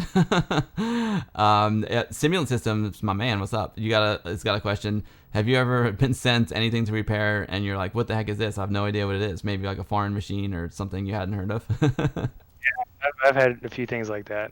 Someone sent me, I don't even know what it was, just a board. I had no clue what it was. And it turned out being it was a X68000 computer from Japan. But I had no idea. I've never seen one outside of the case before, and I was like, wow. I couldn't fix it because I was like, man, there's no way I can get parts for this thing here. Unfortunately, you mentioned we need to start. Unfortunately, I've got a lunch date with my wife here soon. Oh, that sounds perfect. All right, cool, Paul. I mean, it's just been awesome talking to you, and it's so great to finally talk to you because, like I said, I've been following you for so many years on the message boards and on Facebook and stuff, but I never actually got to talk to you. So this has been an absolute treat. Yeah. And I really appreciate all the time that you've given me and given my viewers. Let's just make sure like everyone we get all your social media and your Patreon in the chat, and I'll bring it up on the screen as well. I've got !Acill, which is Metallica backwards. It's so rad. And here's his website. We'll go to boom. So that's Paul's website. Acill Classic Computers and Consoles. Make sure you put your Patreon, your Facebook, anything that you want to promote, and then of course all my subscribers and Patreons get the Amiga Bill goodie bag at the end of every stream. So I'll make sure all of Paul's links are in that. I'll put it in my Discord. I'll put it everywhere I can, not just for subscribers. So I just want to make sure that everyone can know how to contact you, and it's great. If Paul's kind of like a hub as well, because like I said, sometimes he's booked, and maybe if he knows someone like in New York who could do like a simple recap, it might save him some time. You know what I mean? Let's see. Yeah, Simulant says that was fantastic. Here's Paul's Patreon. Boom. YouTube. There's his Patreon. It's patreon.com Acill Classics. Here's his YouTube. Oh, I'm on my other accounts. This is your YouTube. I hate asking for stuff, but if you do have spare parts that you want to donate, I definitely don't refuse them because it's hard to get them here in the U.S. if anyone knows, and they will be used. I don't hoard things. People know how often I give free stuff away to fix, so every little bit helps. I don't make profits off of this stuff at all. Nice. Everyone's saying 10 Mark says Acill, you're the best. Paul, thanks for everything. Simulant System says it was fantastic stream. Oram says thanks for your time. We appreciate your time and your service. Thank you so much. Riot Retro Gaming dropping down 16 bits for Amiga Forever, baby. Riot Retro Gaming, great to see you, but it's been a while. Picard is psyched too. Yeah, Paul, dude, it's been awesome. Thank you, Paul. Again, I'll make sure I'll shout out all these links. Appreciate it. Yeah, with the info. Did you say something about 1541s, Paul? Because I might have missed that. You have 1541s? 1541s. I don't fix them. I don't know how to do it. If somebody wants one, I have one. He's But Mimo memes. So Che says, can you shoot me an email with info on the 1541s you have? I might not respond. oh to yeah, that. yeah. I've got a bunch, and so does Thomas Andrews. Actually, if you look him up in the Amiga Facebook group, I think he's got a bunch too that he might have picked up. But yeah, I can probably hook you up. I've got at least one that I can get rid of. Cool. Yeah, he put his email in the chat. I'll drop it again. Drop it there again. Lucas says that was so insightful. Awesome stream, such an education. Thank you, says Andy Beast in UK. Anton Gale says, thanks, Paul, for everything. Thank you for all you do for the media community. Sweet. Oh, memes, no problem. You meant to send that to David Z in Arizona. Okay. Where in the Bay are you at? Locust is asking. Me or? Yeah, he's asking where you're not in the Bay. I know that, but. I'm not in the Bay Area anymore. I'm in Port Hueneme, which is Southern Cal. It's Ventura County, so off the 101, right between LA and Santa Barbara. But I grew up in Santa Clara. That's where I'm from. Awesome, Paul. SW3Po, inspirational stream. Ariori said, great stream. Paul, you're the best. Thank you for all you do. I'm going to get you some of my Amigas. I don't want to overwhelm you with stuff, but I'll always reach out. And then if you're overwhelmed, you can point me in the right direction. But yeah, I want to get you that 500 plus because I need a PAL Amiga really badly. A PAL 500, I mean, really badly. And my 4000 needs a recap. It works, knock on wood, but my 4000 needs a recap. It hasn't been recapped. So definitely got to send you some stuff. Paul, you're the best. Thank you so much. I might hook you up with my friend Thomas, who's in New York, closer to you, for that. So to save you some time and some money.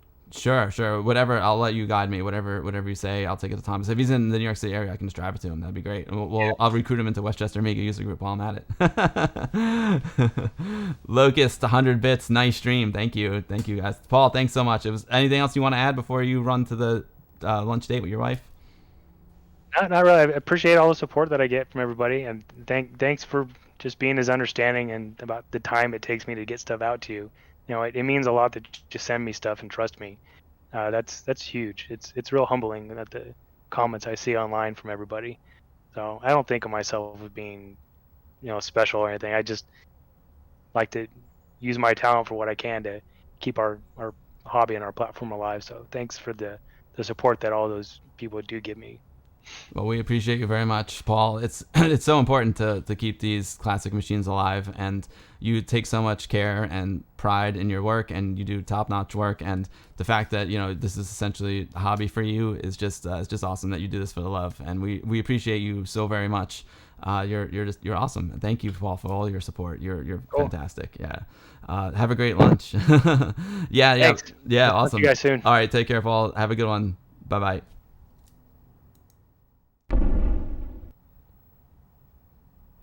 Rad. I hope you all had fun. That was really, really cool. Thanks everyone for hanging out. What time is it? It's 5 o'clock. 5 o'clock. That was. I mean, Paul stayed for a long time. Turn some music on.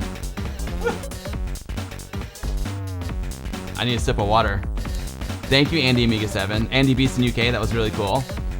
I still got a couple of minutes if anyone wants to see anything cool. Retro Ralph, you learned about the Mister, now you want one?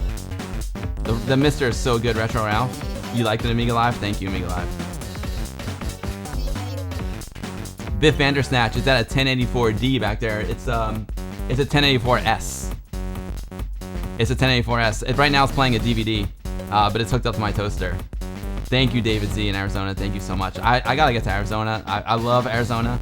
I think my last travel job was to Tucson. Love Arizona. It's so good. Andy Beeston, that's okay, dude. I'm glad you enjoyed the stream. I don't know what to do now. I still got some extra time. I got a little extra time. You guys want to play a game or something? I don't know. What I got on this Amiga? Play a game? Tucson is. I know, David. I was supposed to meet up with Doug. He was like, no, I wasn't. Was I? No, I was in Phoenix. I'm sorry, I was in Phoenix. And unfortunately, I was so busy with work I couldn't meet up with Doug. It was really sad. But next time, when I travel for work, it's hard to meet people unless it's like the timing is just perfect, you know.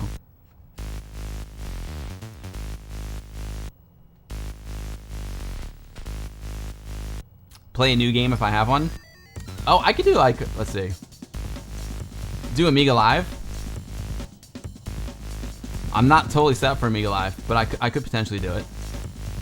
I kind of, you know what I kind of want to do? I kind of want to play the Magia again. Andy Amiga 7, thank you so much for the resub, Andy Amiga 7. You rock, dude. I appreciate you very, very much.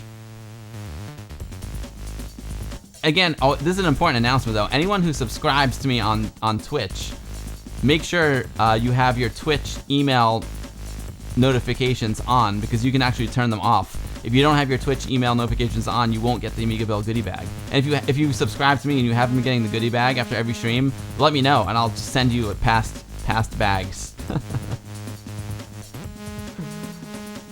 Simulant System says, thank you, just extra snippets like from DJ Nest makes fantastic extra content for possible future articles. Simulant, I want to talk about your magazine too. I don't know if it's like if it's time to do that yet. You know what I mean?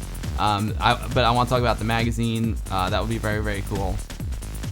You're the best, Andy Amiga 7. There's lots of Amiga news. We got Amiga news too.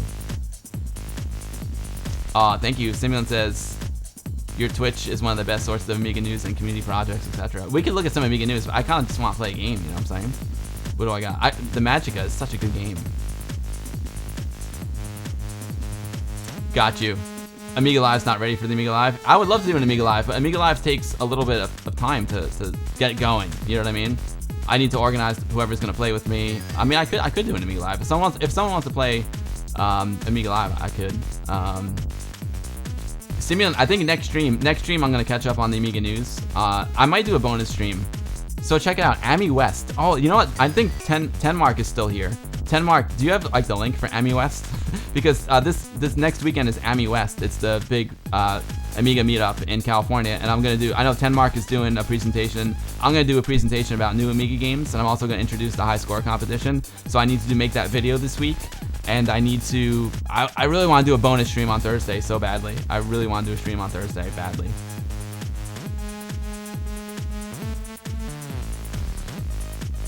DJ Nest, your Raspberry Pi 4 is awesome. Three Stooges. Not 4 but 5. Yo, FX Node, I've got 6 cameras today. I got these guys, and I got my Amiga 500 cam here. Let's see. See? Oh, and now I guess Acill is now a cam too. Acill. That's my MacBook Pro. That's hilarious. So I technically got 6 cameras going today. Craziness.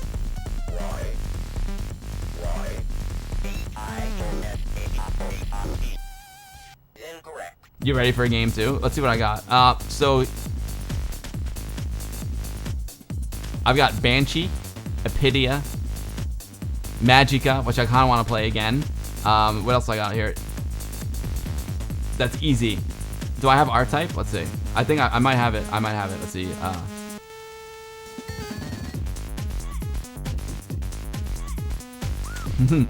Bonus stream. Don't make me call. Calling sick to work. Hilarious. Oram. I got Reshooter. Do I have R-Type? I do have R-Type. Someone who said R-Type. Andy Beast in UK. I'll play R-Type.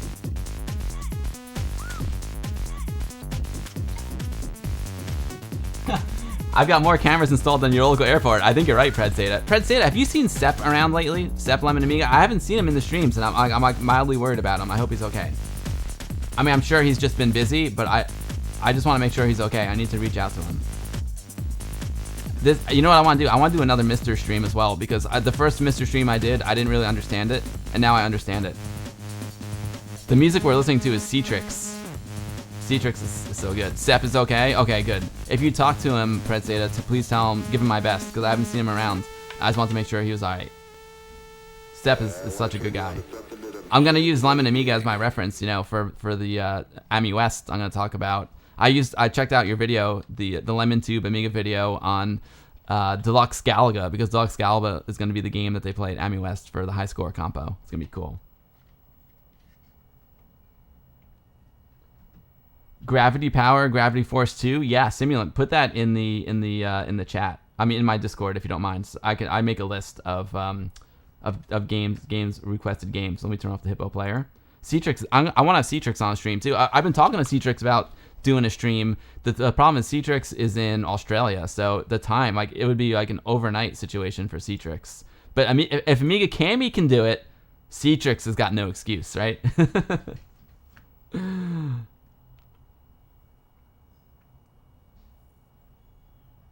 Oh, I need to plug in my joystick. Oh, wife device delivered my my cable for the joystick. I'm gonna plug it in now. During the stream, she did.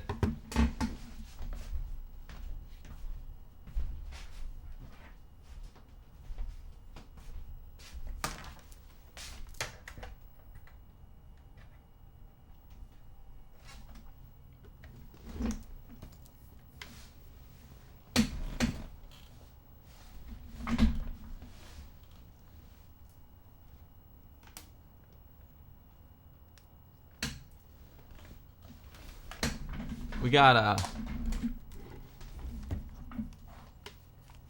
I got lots of cables here.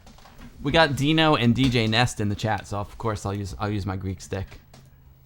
I'm sure Cedric's gonna get up early for a big stream. Yeah, I want to get Cedric on really bad. Cedric is such a good guy, super talented guy. I want to talk music with him.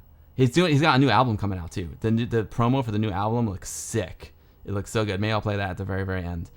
Games.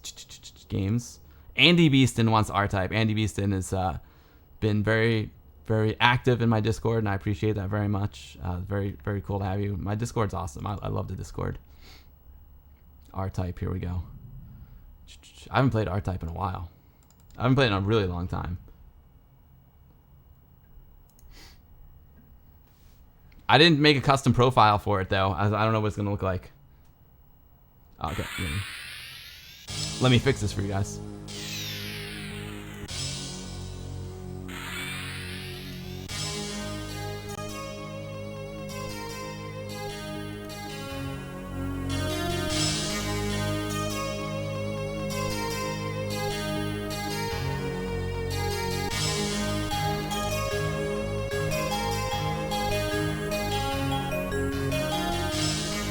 Love that Hellzelback.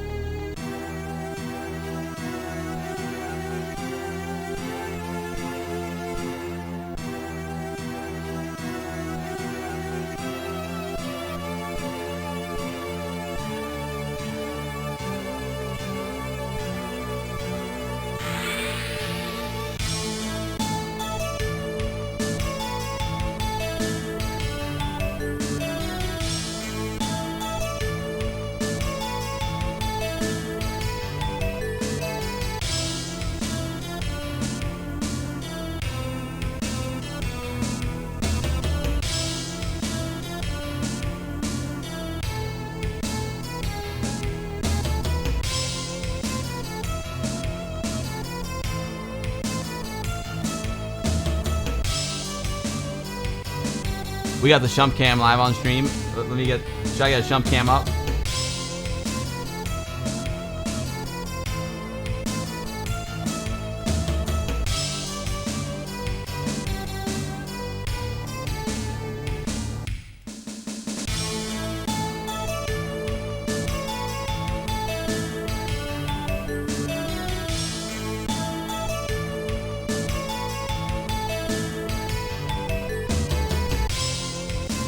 It's a little sloppy.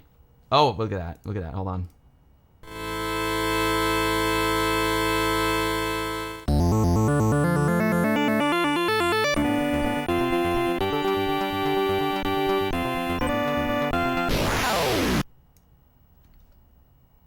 All right, here we go. Let me just wipe and start again.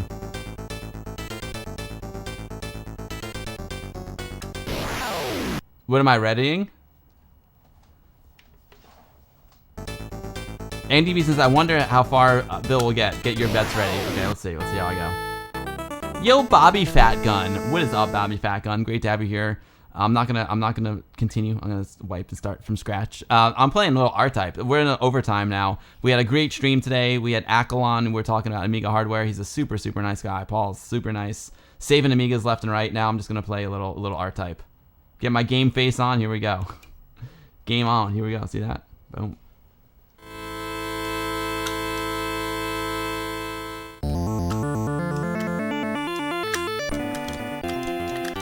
So yeah, you hold down the button to charge up.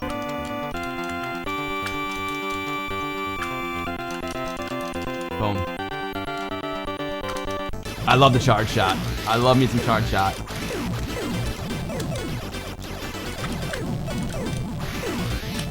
Woo! Woo!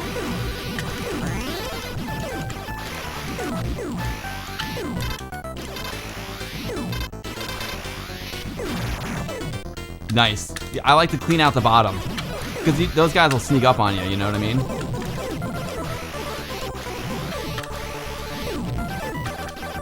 That guy is tough. That little guy down there, he's rough, man.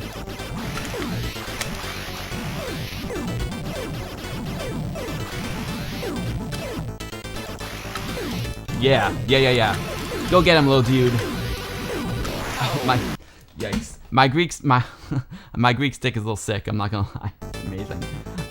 You never played this one, Oram? Oh, it's a classic. It's a great arcade game. Dino, I can't wait to get the new TGS. It's gonna be rad. Rats. That was my fault. Yo, Cruel Rock 77, you're welcome. I hope you enjoyed Acill. It was great. Thank you for the kind words. That was a sweet move. I know, it was a sweet move until I crashed, Andy Beeston. Look at this. There we go. I miss my little dude.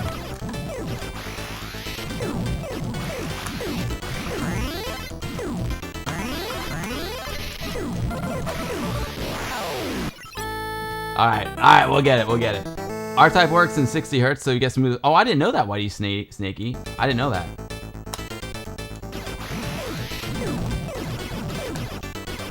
I didn't know you could play at 60 hertz. That's sweet. Yo, Jane808, thank you so much for the follow. Welcome to the stream. If you're just joining it, we're just doing a little extra bonus here. I wasn't planning on playing R-Type today. I'm just playing a little R-Type. Andy Beast in UK wants to see some R-Type. We had a great stream today with Paul, Rezendes, Acill, talking about Amiga hardware.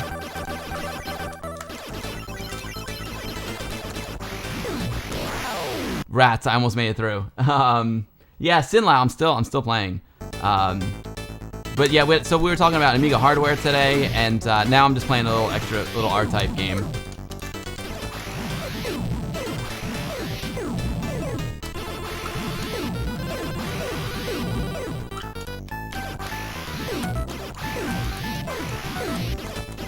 R-Type is a good one.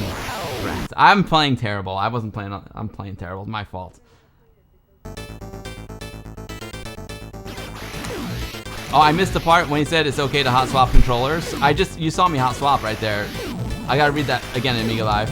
But when it's not okay to hot swap is when you have the metal shielding. I just know because I've fried my CIA chip by doing that.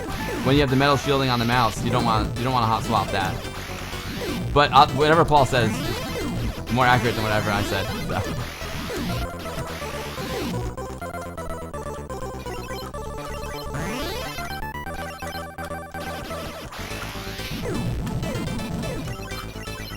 There we go. I take a little defensive there with the space bar. Get this guy close to me. Let's go. Let's get in the game here, little man. Get into the game. Get in the front. Get in the front, dude. I need you to lead the way for me. I don't want you to hide behind me and use me as a shield. You're my shield, little man. You're my shield. Dude, those guys are so brutal. That's Amiga Cami says, always try the NTSC tag in WHD load just in case it works. Oh, it's okay to swap controllers that are not shielded. Got it.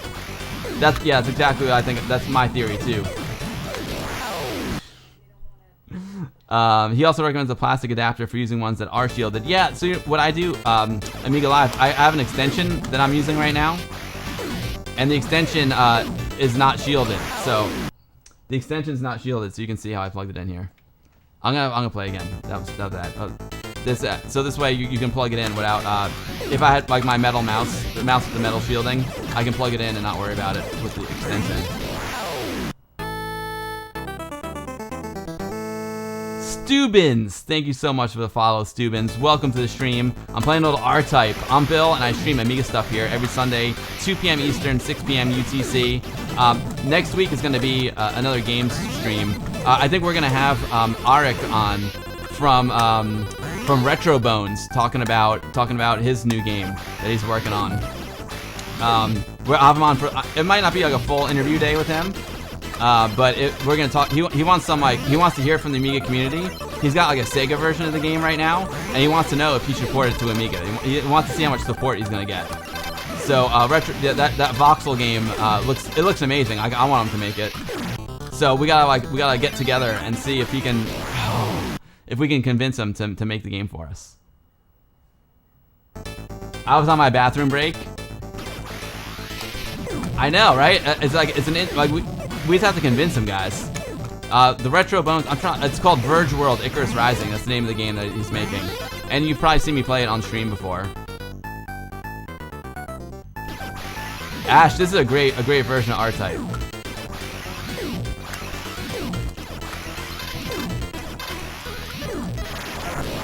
I tried to go for my bonus and I burned. Yo, Air Yuri, thank you so much. We need more porting going on in the Amiga homeroom community. Yeah, Cammy, I'm with you. But we're lucky that we have what we have.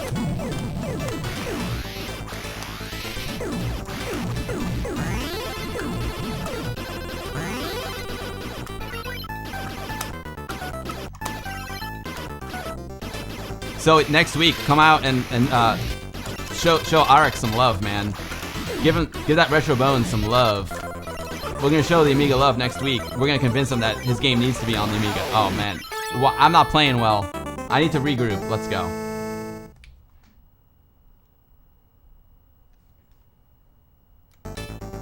Oh, thanks, Ash. Ash, you're better though.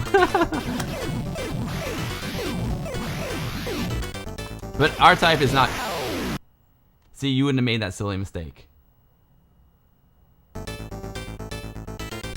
It's far less to port a game than it does to make it from scratch. Yeah, Cammy, totally. I'm stuck there.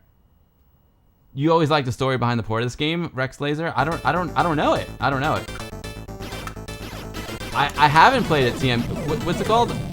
Oh, Xenon 3. I played a Xenon 1 and 2. I don't know if I've ever played Xenon 3. I'm not sure if I played Xenon 1 and 2. I played. I don't know if I've ever played Xenon 3 actually.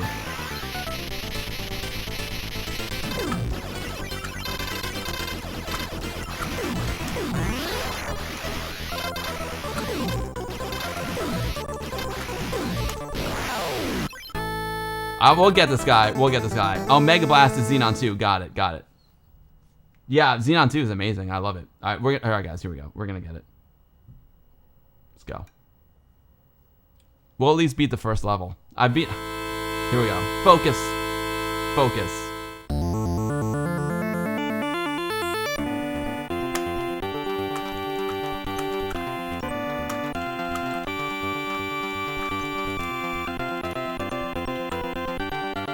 The sound's not working.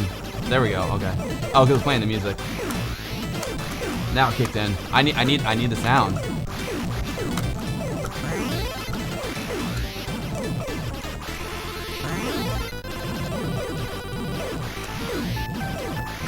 Woo! I double dipped those guys.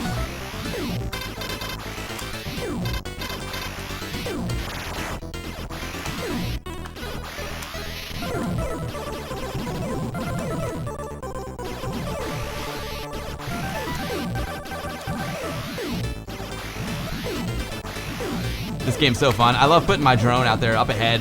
Take care of business up there ahead. Now the trick is to not freaking die. Remember my shump tips. Go where the bullets aren't and don't die. Pro tips from Amiga Bill. But seriously, that guy is tough down there.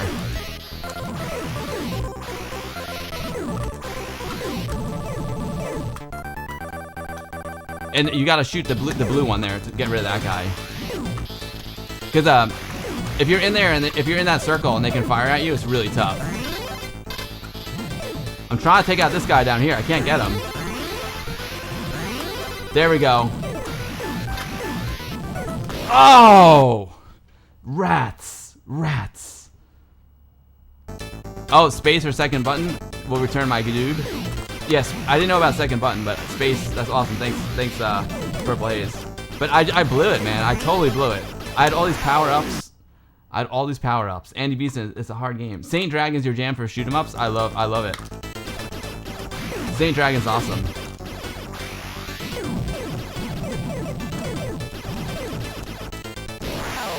Wait a... Play reshooter?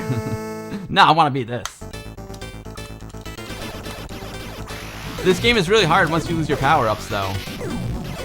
It's really hard to beat the first boss.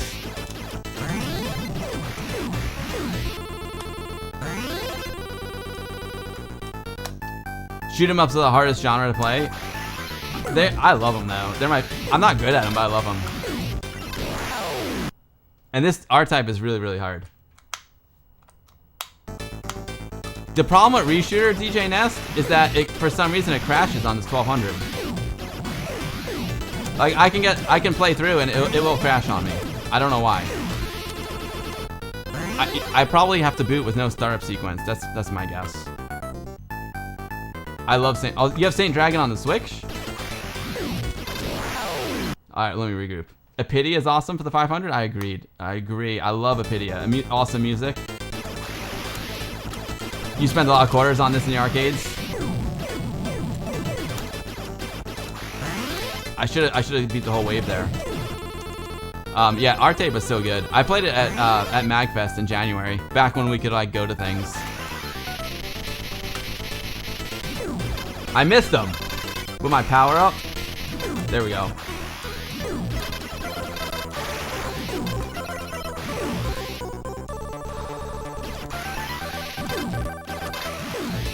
Those guys were relentless. Jeez. There's an arcade version on the Switch. Nice. Man, I'm really messing this up. Make a call to Richard now, dude. ORAM. Yeah, I don't know why. It runs better on my NTSC 500 in PAL mode. I don't know why. Juji Pella, what is up, Juji? Great to see you, Juge. I was thinking about you the other day.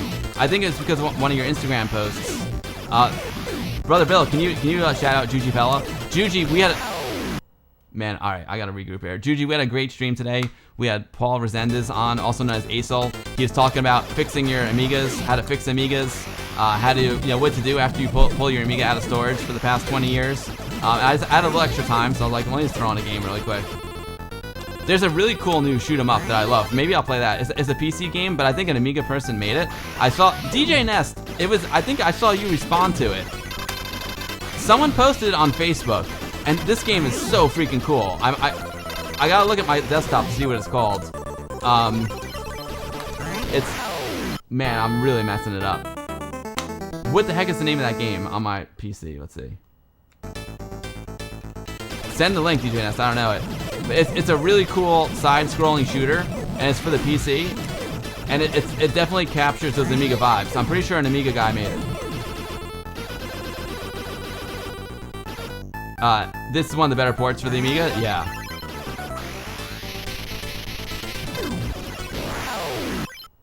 I am really terrible. We'll have a review of the game on Retro Planet Magazine. Which game is that? Yo, thank you, Brother Bill. Thank you for shouting out Juji Pella. Juji Pella, one of the best streamers here on Twitch. He plays a lot of new games, but he's an Amiga man at heart. And he made the YouTube best Amiga video game music compilation ever. Sudislav, what is up, dude? Sudislav, I am getting ready for Verge World next week. Yes. Is that you, Arik? Because I told him you're coming on. I told him like you have no choice. You have to make Verge World for Amiga. You have no choice. I am really, really, really, really bummed. Iridium is top down. No, it's not Iridium. I'll show you guys in a second. Can I pause? I can pause. Sweet.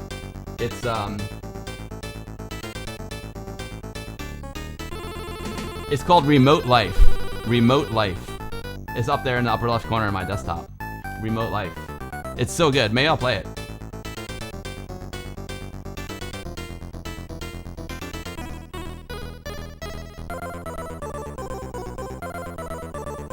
Yeah, Oram, Brother Bill shouted out Juji Pella. It's Juji Pella. Which game is it that you're talking about? Ikora is awesome on the Switch. I need to get a Switch. You see it, Oram? Nice. What game should you start practicing for a high score? SW3Po. What kind of games do you like? Side scrollers, verticals. Yo, Juji Pella, dude. Juji Pella, thank you for. You're amazing. You're amazing, Juji Pella. Juji, thank you so much for gifting out 10 tier 1 subs to my community. Juji Pella is just an awesome dude, an amazing streamer, one of the best here on Twitch. And he's a really good guy, and like I said, he's an Amiga guy. And he's amazingly supportive of my streams. He's just awesome. I've been on his streams. He interviewed me before. Juji's the man. And he's got the best emojis. He's got like the muscle emojis. I love them.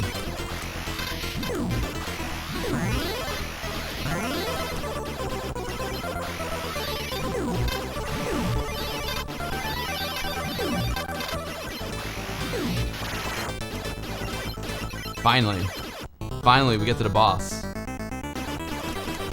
I forget where his hitbox is.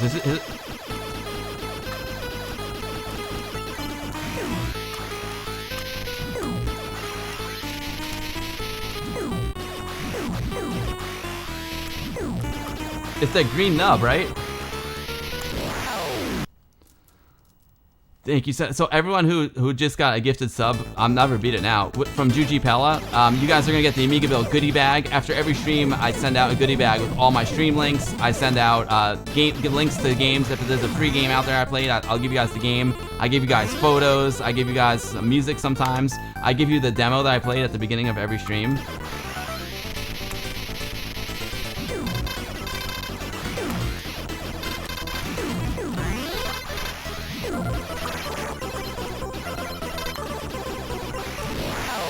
I'm getting wasted today.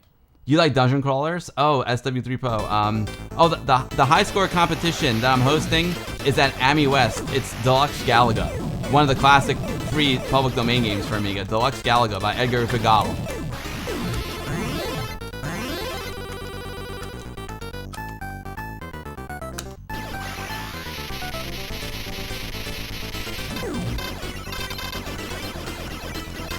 Here we go.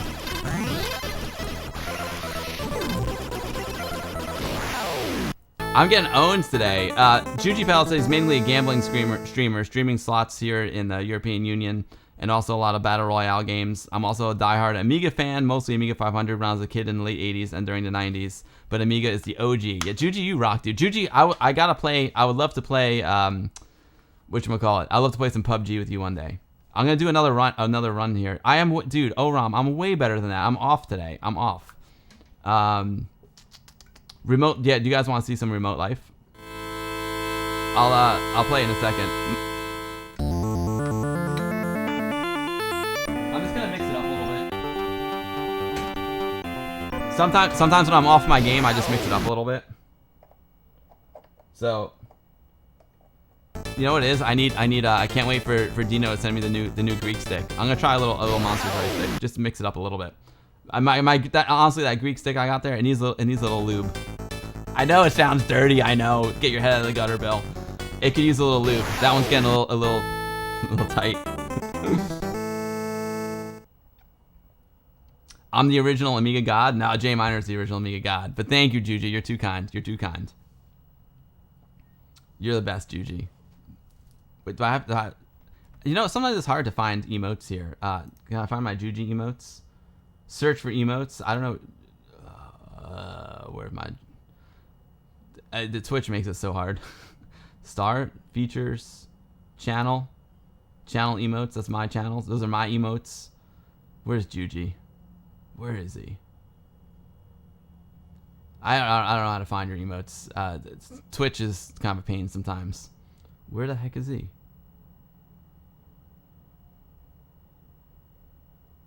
Can't find them. Beer. There we go. We'll do the beer. Juji, you come to New York and party. Juji's gonna come. Juji says he wants to come to New York and get me really drunk one day too. He wants me to do a 24-hour stream and get really drunk.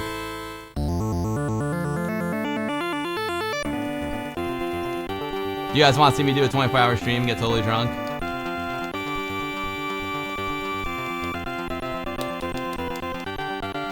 I gotta work my way up to that. I need to do like a 12-hour stream first, Juji.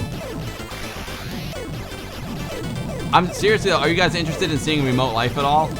It's a new PC game, but it's really cool, made by an Amiga guy.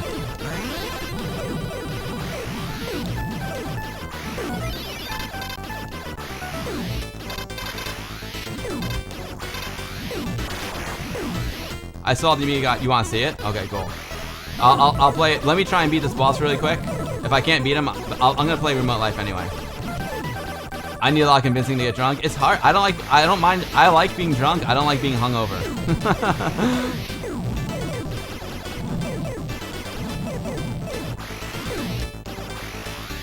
And Remote Life was also like $2 on Steam. It was a steal. DJ Ness, was that your friend? Because I'm pretty sure I saw you respond to his post on Facebook. But Remote Life is just awesome. It's really hard.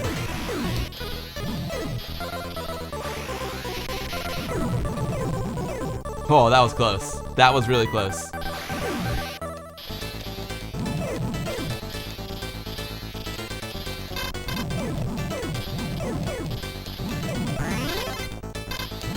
Kill him. There we go.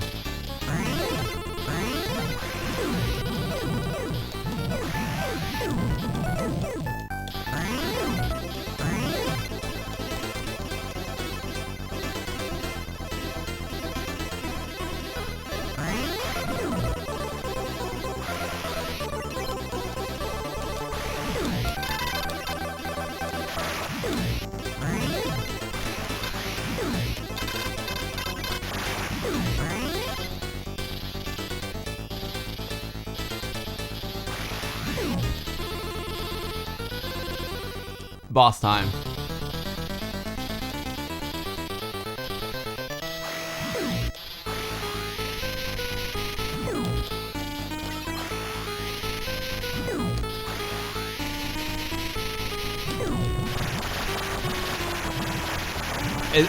The key to R-Type is just to not lose your power-ups.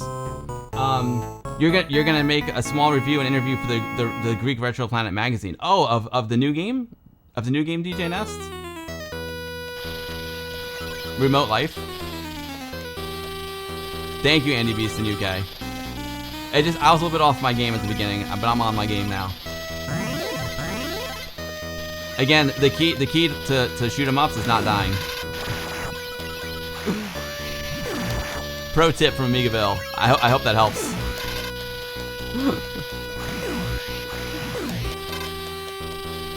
I needed a good chump. You know, you guys have no idea. Like, the only time I play games is on the stream. I just don't play that many games because I'm always like preparing for the streams. I'm trying to make a YouTube video, doing my regular job. Like I don't really play games that much. I just don't have time. So like I just really want R-Type was a great suggestion, Andy Beast in UK. Thank you. And I want to play Remote Life too.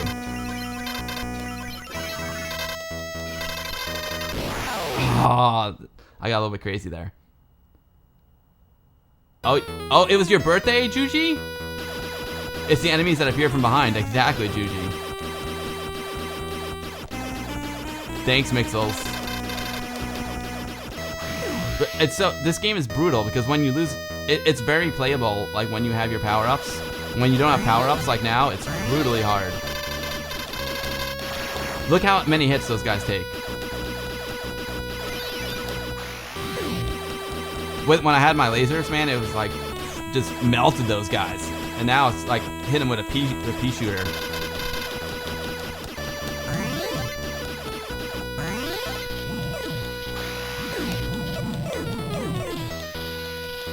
Oh. Otherwise, oh man. Get out of here, Snake Man. I had enough of you, Snake Man.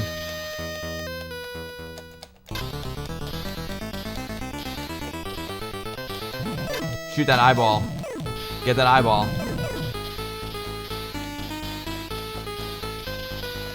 Woo! Dude, that was a skim right there. That was a little close. That was a little too close for comfort there. Come on, hit that eyeball. I think it's an eyeball. We'll call it an eyeball for now. Hit that eyeball. Oh! This is a great game. I agree, Juju. Level 2 boss. I should have beat him, Hayes. I'll beat him for you, Hayes. Having that the diagonal is so key. The diagonal laser was so key. Typhal Dig, thank you so much for the follow. I appreciate it. You rock, Typhal. Welcome to the stream. Today we were doing an Amiga hardware stream. It was a great interview with Paul, Acill, and now I'm just blowing off some steam playing a game. It's too dark. Normally after my streams I go for a picnic with my wife, but it gets dark too early now. I want to get her on stream so badly too. I want to get her onto the D-Paint, you know? She's a really great artist. I would love it to get her to do some D-Painting. Typhal, if you're new to my streams, I stream here every Sunday, 2 p.m. Eastern, 6 p.m. UTC on Twitch. I also run the Westchester Amiga user group and got a YouTube channel I do with my buddy Anthony called The Guru Meditation. Should I deploy little dude there? Maybe he can do some damage for me. Did I lose my diagonal shot? Yeah, get back here. I need that diagonal shot. It's the only way I'll survive this.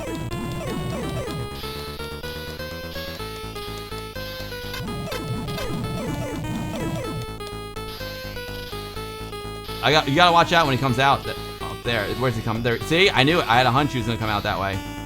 Little rascal.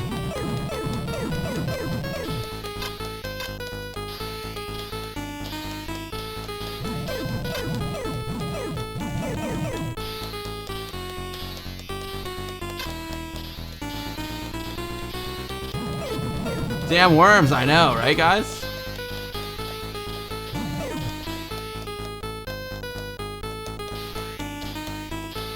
Whoa, he came out the same one he went in. Little rascal. I just need patience. Am I doing this right? I guess he just needs patience. Eventually, if I keep shooting that eyeball.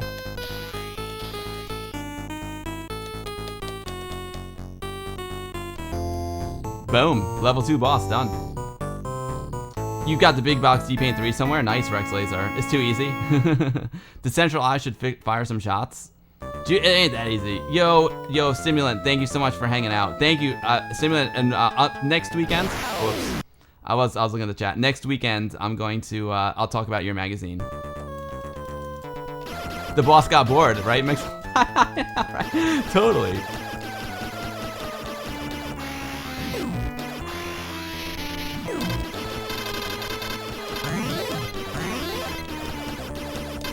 Oh, jeez. Don't catch it. What time we got here? Lost in Chaos 27. Thank you so much for the follow. It's a pleasure to have you here. Lost in Chaos. What is the time check? Thank you so much for the follow. Yeah, I can play. I'm gonna play that new game.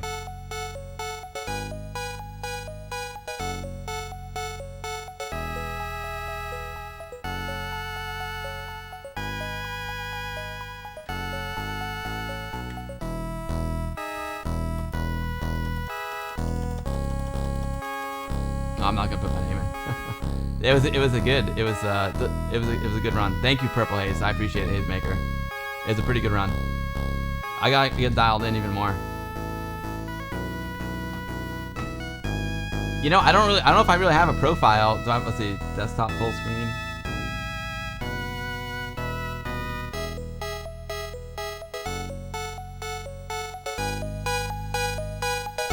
Nice music. Maya82. Maya82, I'm playing R-Type. Paul had to run. He had a lunch date with his wife, which is really cool. So now I got a little extra time because it gets dark early here in New York now. So no picnic tonight, Maya. So I'm playing. I played a little R-Type by Andy Beast in UK requested that, and now I'm gonna play a new game called Remote Life. It's a new shoot 'em up made by an Amiga person, and there's gonna be an article about it in DJ Nest's Retro magazine. I need to clear off my desk here because it's gonna get hectic. I don't know much about this game. Although it was on sale on Steam and it was made by an Amiga person.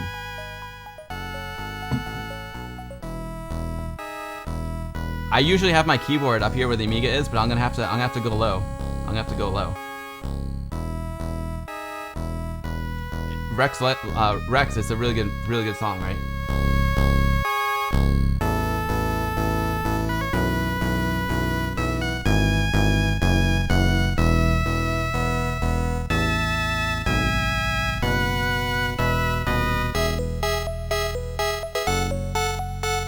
I think I play like this.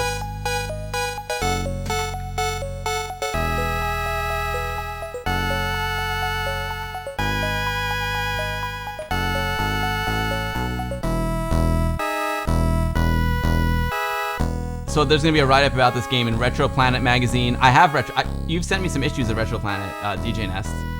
It's an amazing magazine. I love it. I need to use the boys' room again.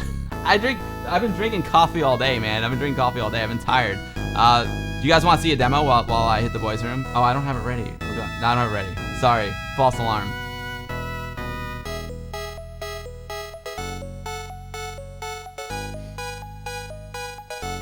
I tell you what, I'll be right back in 2 seconds.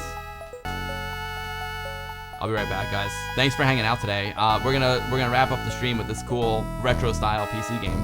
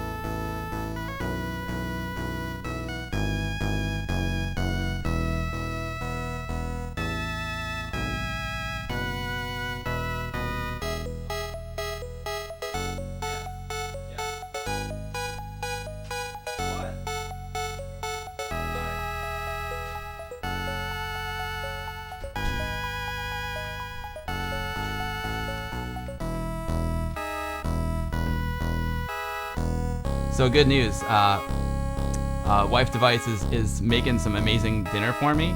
It's not gonna be right for another half hour. She's making sweet potato French fries. I'm so psyched. You gotta go? Oh man, more kombucha needed? Yeah, right. There's DJ Ness. Thank you, sir. Thanks, SW3 Pro. Oh, I can turn off this light now. You can see the dance cam better.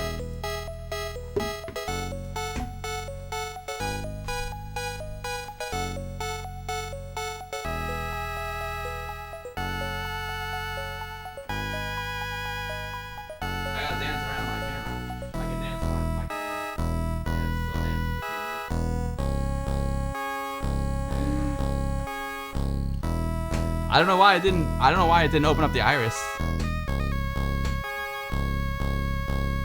So, I can't wait. I'm so psyched for the sweet potato fries. I know, dude. Wife Device is the keeper. Lost in Chaos 27. Thank you so much for the follow. Appreciate that. Welcome to the stream. So do I need? Wife Device does rock, dude. She's the best. Seriously. I wanted her to come say hi, but I don't know. She's like, she went hiking. So I guess she's a little sweaty or something. I don't know. She would look great. I need to fix dance cam. Dance cam's a little dark.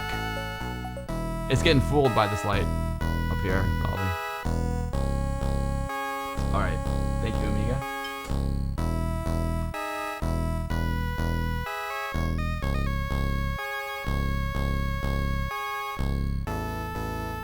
So here's the game, Remote Life. This is going to be in Retro Planet magazine. Remote Life is a 2D side-scrolling space shooter, shump, for the PC. Experience this fast-paced action game with insane, scary graphics and hyper jump into a brutal, frenetic, techno-alien world. Free the world from its dreadful nightmare before its nauseating breath of horror destroys mankind. Dude, I love this game. Looks so good. R-Type was the perfect prelude to this.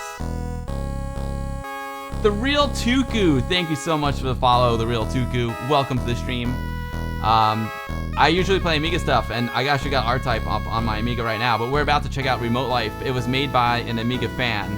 It's okay. So it's $19. It was on sale for like $4 this week. I'm so psyched. This is gonna be awesome. All right, here we go. I think I need to I need to change my.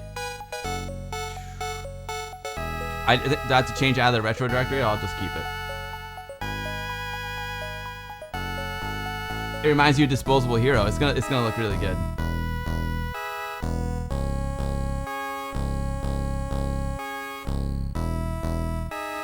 Typhodig is asking if anyone knows a good LCD monitor that supports the 15 Hz signal for the Amiga 500.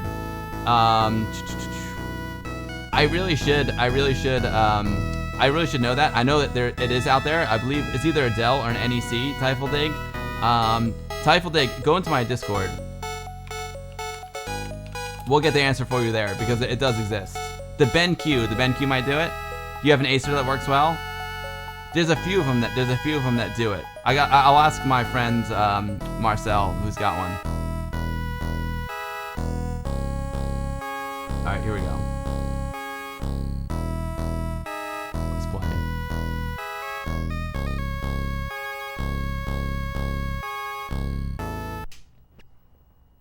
Oh, Andy Beeston says there's a list out there. Oh, cool, Andy Beeston.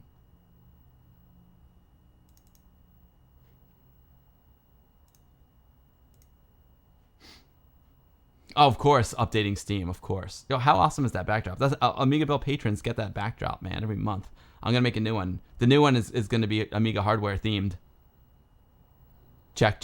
Okay, yeah, my microphone is a little bit low there. I should adjust it too. It's a little bit. Oh, that is amazing, Andy Beast in UK. Thank you for that link. That is a great link right there, Andy Beast in UK. Andy Beast in UK just dropped a link to 15 kHz monitors. That is awesome. You bought one from Andy?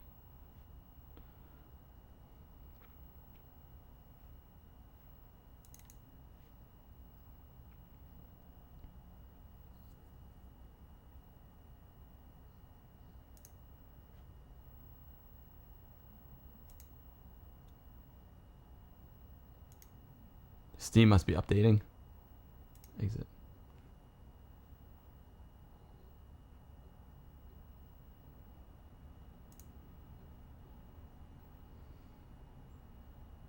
Maybe I got a little anxious there.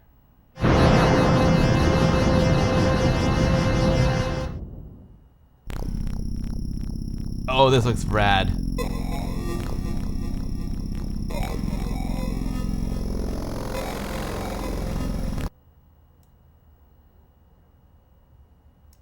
Try it again. I think you love the Hoffman vinyl screen. Thanks, Oram. Oh, Tenmark did a video about them. Sweet. That is awesome.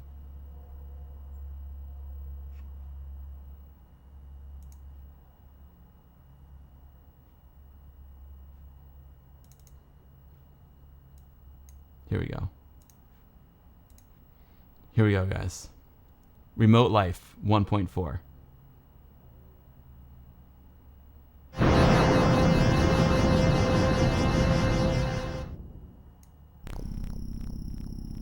Andy Beeson, you can't wait for your Hoffman vinyl to arrive. Sweet.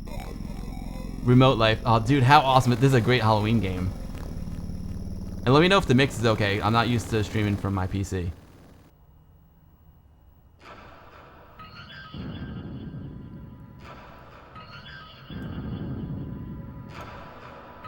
So cool. Here, I only have. Oh, I'm a ranked captain. I've already played missions 0, 1, 2, and 3, but I'll start from the beginning. Let's play the prologue.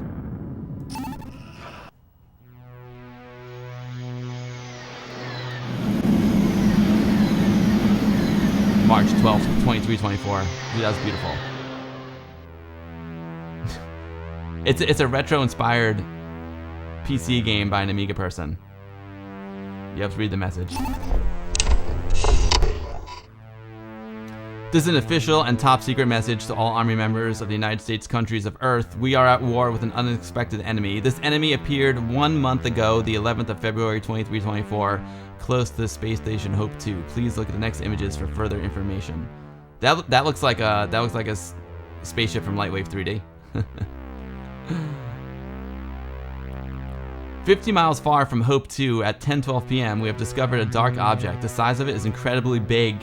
At a distance of 20 miles, the extraterrestrial object, we are sure that it's an enemy mothership, spread out a very large number of smaller extraterrestrial objects. Those smaller enemies were clearly approaching Hope 2.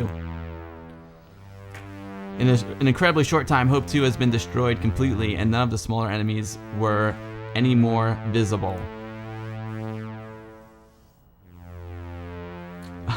The world is ending. Hilarious. What happened to the intel inside? Intel outside. Hilarious. A plan has already been elaborated. The mission will take place in 3 days at the hyperjump port Stellaris. A spaceship of the Sentinel class will jump in the center of the hive. According to our scientists, it should maximize our possibilities for success. Alright, let's go. Let's blow some stuff up. I kind of wish this joystick, this Base game... to Sentinel 52. The particle accelerator is ready. Please bring your ship in the center of the accelerator and wait for the hyper jump. Very You good. will jump straight inside the hive. Regarding your calculations, the center of the hive is empty, and there you can destroy it from inside. Be careful. Good luck. Roger, thank you, Base.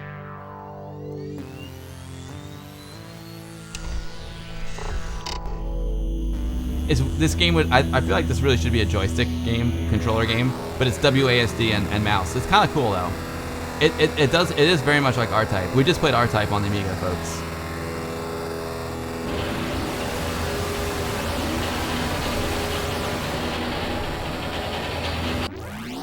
Hyperspace, here we go.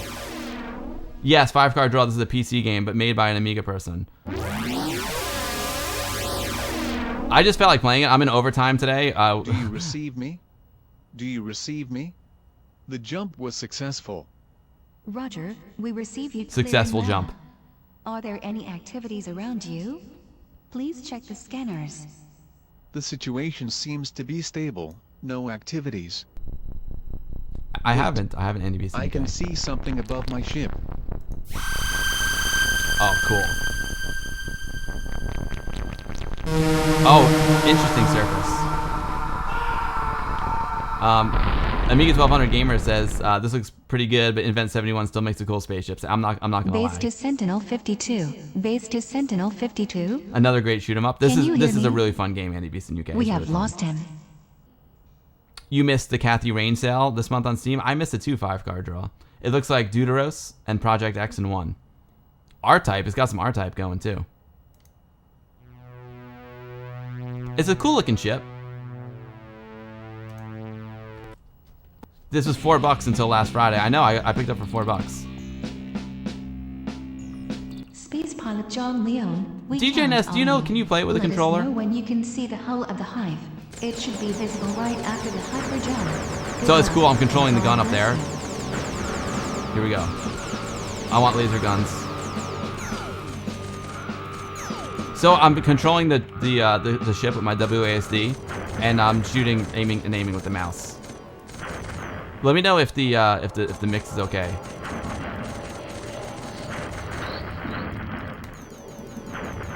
I'm clearing out. I gotta clear out these asteroids. R-Type was a good prelude to this. I'm glad we played R-Type. Good suggestion there, Andy Beast in UK. And it just kind of flows nice to this. I love the imagery. The imagery is gorgeous. I love the parallax. This is a rad game.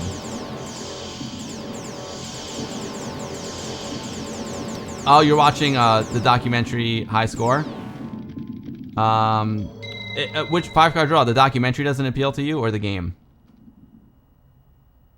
The music is some of the best you've ever heard. Oh, Deuteros? I need to play Deuteros.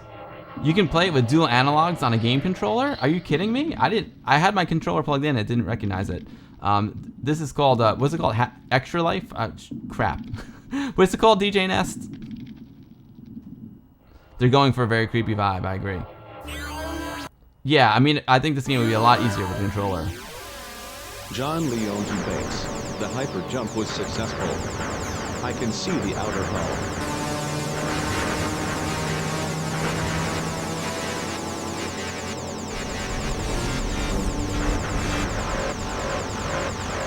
I love it. This game is evil.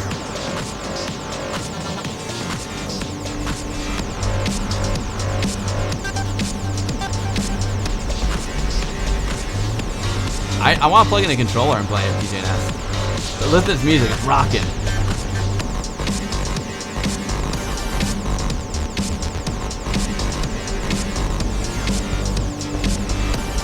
I like how you can shoot back. Playing a shump with a WSD is tricky. But aiming with the mouse is kind of cool. I'm not gonna lie, it's kind of cool. I'm digging it. I hope y'all don't mind I'm playing a PC game, but like literally these streams are the only times like during the week I actually get to actually play games. And this one appealed to me because it's got the retro vibe, you know what I'm saying? Those scarab dudes like leave that green poop behind. This is very much come on, this is so much like the game we just played. It's very much like R-Type, right? When you get stuck in the middle of that dude. You know, I'm not gonna go for that. I'm not gonna go for it. It's too dangerous up there. Whoa! Freaking beetle got me with his green poop.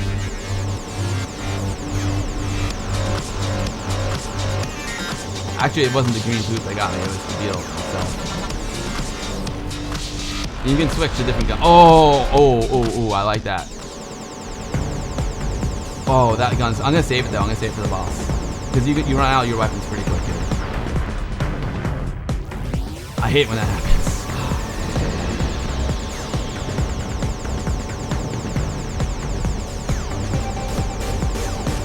Cool music, guys, right? I can switch DJNS. I switch with the middle mouse button. I don't like this cluster bomb though. I like this thing. That thing is rad. That thing just cleans up. And I think right mouse button is the cluster bomb, if I'm not mistaken. Right. Yeah. Right mouse button is cluster bomb. You know what? Maybe I'm wrong. Maybe playing KBM is pretty cool.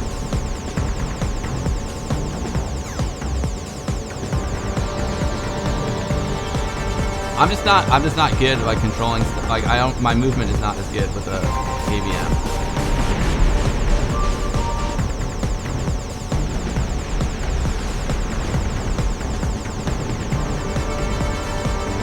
I'm just curious, like is it cool? Like, are you guys like happy to see this game? Like I said, I don't get to like play games at all like during the week. I only get to play like on my stream, so it's just fun to play something else, you know what I'm saying? I mean, I love the Amiga games obviously, but I really want to check this game out.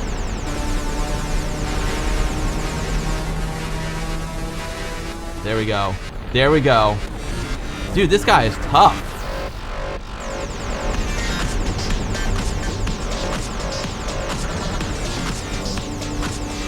Plug? Yeah, is it? Oh no. Did I leave the mission? I was trying to turn down the music a little bit. It looks very similar to the last game, right? What you do with the mouse is you turn off your fire with the second analog. Oh, that's very cool. You start with the idea of keyboard and mouse, so that's your most popular.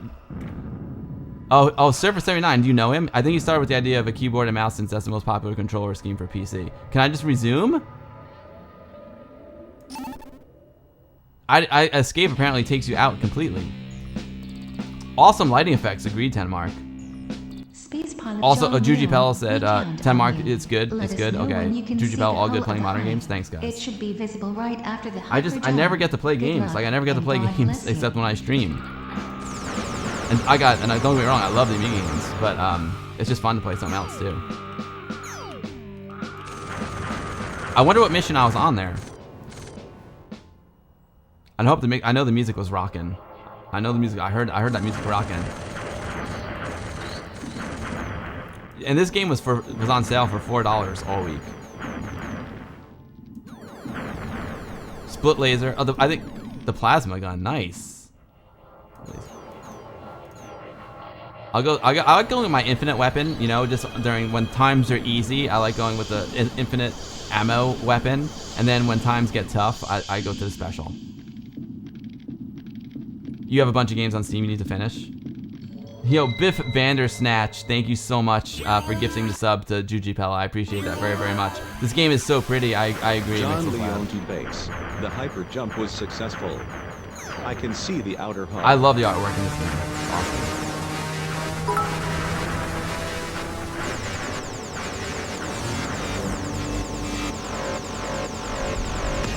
The music is killer too. Oh man, so good.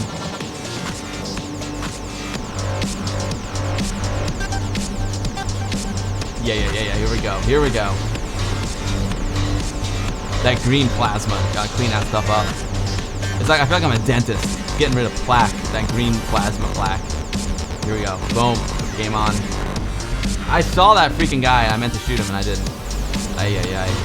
That was terrible gameplay right there. Back it up. Get rid of the plaque. This guy's coming from behind. Not gonna sneak up on me. Nope. Let's get the twist gun. Thank you. Get rid of the scarab. We gotta clean out. This guy was pooping all over the place. Pooping his plasma all over the place. Cluster bomb. Check.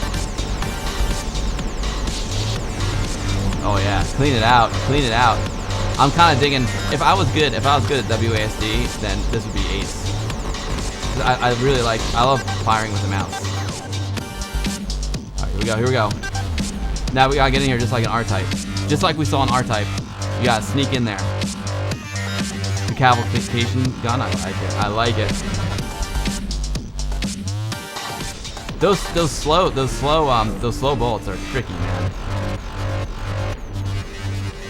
Get rid of that green poop. Get out of here. Get out of my way, green poop. There we go. The green plasma poop. Clear that out. Love it. Oh, this music is so good. It's so good. I hope the mix is all right. I got the volume turned down a little bit on my end because like the music is so good. I don't want to get distracted from you guys. Boom. Take out that big gun. Got it. Take this guy out down here. Clean him up. Get that guy out before he poops. Got it. Boom. Cluster gun. I'll take that. Boom. Yep. We got a GAT coming up. I like it. Let's take out this big gun. Get the scat. Oh yeah. That gun is just like little remote dude, right? Like he's like little remote dude we just saw in R-Type. I love shunts where you can shoot the enemy's bullets too. I like that. I like that feature.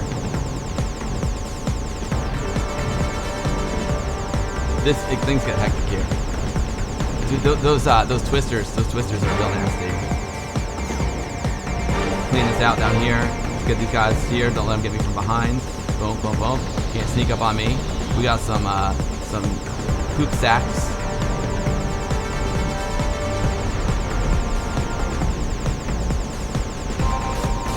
Clean this stuff out. Nice. I think I'm pretty safe from the plasma. The mix is 5 out of 5. Thank you, Juji Pella. Thank you, sir. Juji, I know I'm bummed. I know you came to my stream and I'm not playing the Amiga game. I'm sorry, but you saw a little R-Type, one of the all-time classics. I'm sure R-Type, the Chris Hulsbeck music, is in your mix. Oh, I couldn't get down there in time. Rats. I saw him coming at me. I couldn't get at him in time.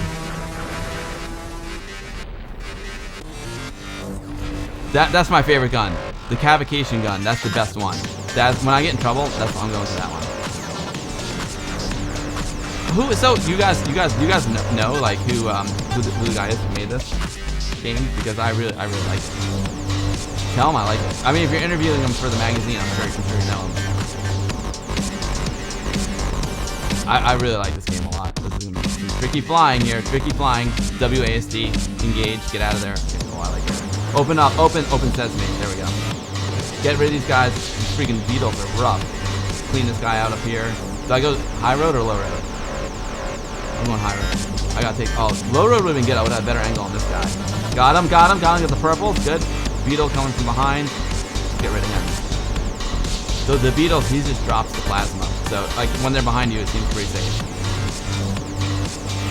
Boom. Did it. This is perfect. Awesome, dude. Whoa.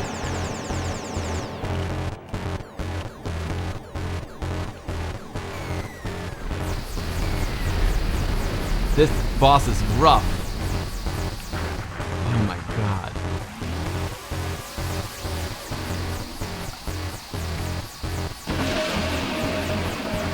Freaking metal. This is a good Halloween game. I love it. It's evil and dark. I love it.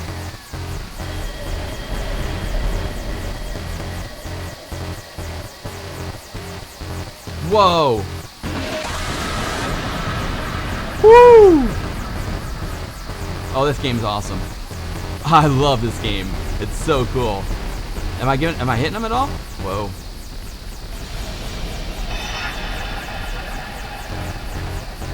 It's still alive. Whoa. Gotta move, gotta dodge with that. Nice. Nice. You like this overtime? Thanks, guys. What was that? I'm a captain. I get a bonus from the main menu. Okay, so I need to accomplish all mission 3. Next mission. Thanks, Andy Beast and UK. Yo, Kurdan69, thank you so much for the follow, Kurdan. Welcome to the stream. I'm Bill. I stream Amiga stuff every Sunday here on Twitch. I'm not playing an Amiga game right now. We've been doing Amiga all day. We had Paul Acill on. Paul's the man. We're talking about how to repair your Amiga, and then we played a little R-Type. And now this is a new PC game made by an Amiga guy. Man, this got a lot of R-Type vibes in it. I really like it. You're spoiled by Amiga Bill today. Thanks. DJ Ness, you spoil me all the time. GG, never thought I'd do that in Amiga Bill stream. I'm not that bad, Smash 80. I'm pretty good. You need to get the creator of this game on the stream. Would you guys be into that? I never really had anyone come on with a PC game before. I would do it though. Maybe it would be a bonus stream. You know what I mean? This game has got so many Amiga vibes. Oh, actually I did. I had the Iridium guys on. Sorry, I guess I lied. This game's rad. Whoa. What? Listen to this music. Look at these little tentacles here. Little wormy tentacle dudes. Gotta get rid of them. Shoot them. Shoot it. I can't get down there. It's too tough. We gotta clear this out. Clear this guy out. Now I can go down. Get my cluster bomb. Shoot the plasma. Clean it up. This guy appears. I'm taking high road. I'm gonna clean out those tentacles and go high road. While I'm at it. Oh, a neutron bomb. I like the sound of that. Oh, I hope that opens up. I hope this opens up. This is gonna require a little fancy flying here. Okay, we're open. Whoa, we're open. We got enemies. Here's these guys out there. And here, this guy. Oh, there's my. I can control this gun. That's rad. Let me get this little dude. I love this. This is rad. Oh crap, this is hard. Whoa, this is hard. Here we go. We're in the circle, guys. In the circle. Gotta clear my exit out. Back it up a little bit. Keep shooting. Mission failed. Game over. Dude, was that mission 2? That is really hard. You still want this game, Smash 80? It's so good, dude. You didn't lie. I forgot. Well played, Oram. You're right. Juji, I usually have more, Juji. It's just that I'm in overtime now. Bring him on and convince him to port it to Aros. I would love to bring him on. You want this game? Blind fire, hope it opens up. Yeah, I mean, that's what you gotta do. No, I mean, I was flying through. I was trying to thread that needle. But I was just doing blind fire to, keep it clear. Now, at first I was doubting the KBM. Was that mission 1 or mission 2? That's the only thing I don't know. Was that mission 1 or mission 2? I think I was on mission 2. I think that was mission 2. It's really hard. The part I was coming up to gets really hard because there's like a timer. There's like a dude, and if you don't kill the bomb in time, here we go. It blows up. Yeah. I grabbed the gat. Oh, this music is so good. I'm so pumped right now. I am so freaking pumped. The X gun, I'm tempted to get it. I'm digging the KBM on the game. It's just that I'm not good at keyboard. I don't have good keyboard movements.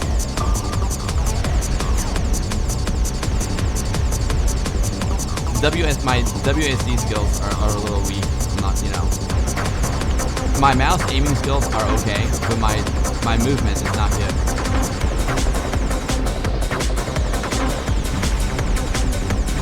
I'm like a click slow. I'm going low this time. Maybe I should have went high. Clear this out. Clear these guys out. I love my remote gat gun here. Here we go. I'm in the circle. I'm in the circle. I'm gonna take this guy out, and then I'm gonna leave the circle next rotation. Leaving the circle. Here we go. And we out of the circle. Love it. What? I need to kill this thing quick. Woo! Just in time. I'm telling you, it's really hard. That timer bomb is super difficult. Back up. Oh, these little leeches are tough. And this game has got proper like weird aquatic and insect things. A lot of insects. Amiga games are big on insects, you know. A lot of insects in this game, so proper Amiga insect style. And the music, so good. The twist gun, I like it. Whoa. I love games with good music. Music is such a big part of games for me. And this is like it's techno music. It makes me feel like I'm out having a good time again. Remember that? Remember going out? I think I remember that. Come on, open sesame. Open this up. What is going? I guess I should have taken a low road. Open up. There we go. There we go. And this game's dark. It's dark. It's like dark synthwave. I love it. Can I kill that guy? Yeah. I knew sometimes those little guys like just give you a headache. You know, like that little floater right there. That's the kind of thing that always gets me because I'm so focused on whatever's moving fast. The little floaters, like I lose focus, and the little floaters get me. Yeah. Oh yeah. Oh, this freaking thing. Those bombs. So surprisingly, those bombs haven't killed me yet. But if you don't kill those bombs in time, they will explode and just wipe everything on the screen. So as soon as you hear that sound, the timer kicking, going down, you gotta attack.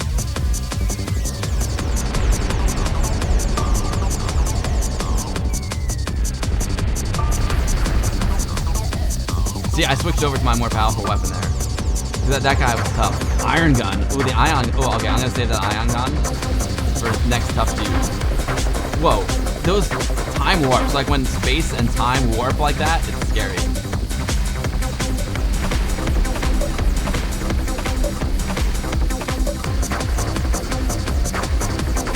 Spike me, this is so good. This game is so good.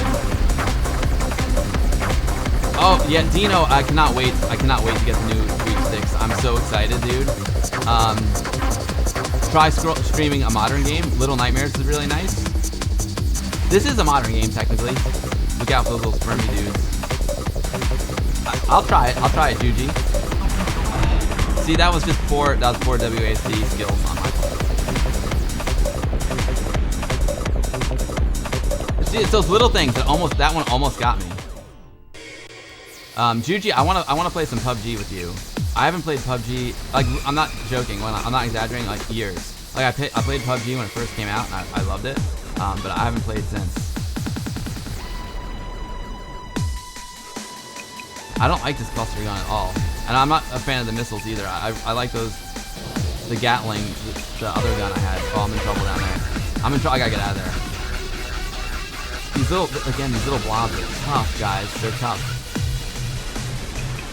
Take that guy out.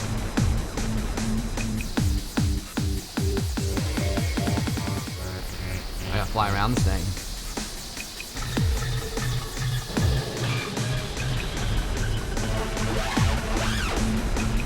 I love the music. Freaking dark synth, so good. It's perfect for Halloween time, you know? Oh, look at these humans. John Leone to base. I have discovered the crew of Hope 2. It's horrible. They are floating in a kind of glass tubes.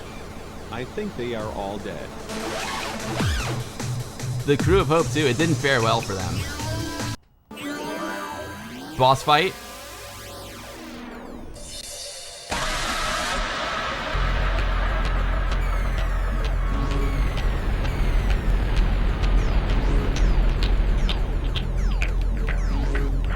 Oh man, that super shot reminds me a lot of R-Type. But how do I know when he's gonna shoot it?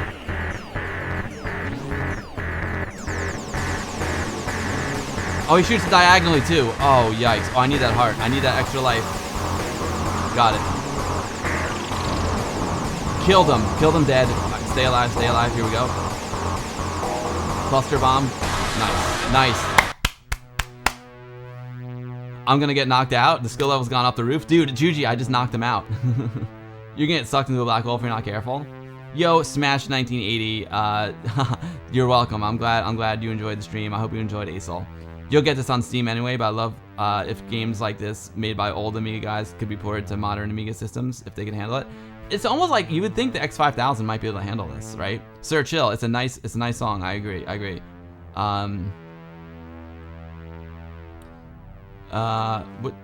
Dino, good night, Dino. I can't wait to get the joysticks. I can't wait. Corona World does suck, Juji Pella. It sucks. Maybe a bit Amiga Bill stream would be the best way to show how much of an awesome community the Amiga still has. We can get him in there. We can get him in there, absolutely. Yeah, Andy Beast in UK. My friend Rob used to play. I used to play PUBG with him, and he stopped playing PUBG because of the hackers, the cheaters. Thanks, Andy Beast in UK. Mixel's Lab, it's so good, right? If I get back into PUBG, other gamers are really good because they're the only ones left. Oh, I got it. The high level. That makes a lot of sense. I'll get wiped out pretty quick. Can I get a new ship yet? I think I have to complete. Yeah, I need a higher rank. I'm a captain, so I got this little ship here. I need to become a colonel. Okay. I'm sticking with the red ship, of course. All right, let's back out. I guess, is it mission 3? I guess I'm on mission 3 now. There's lots on Battlefield as well. I like, I still, every now and then I play Destiny a little bit. I was really good at the PvP in Destiny. I was pretty solid at it.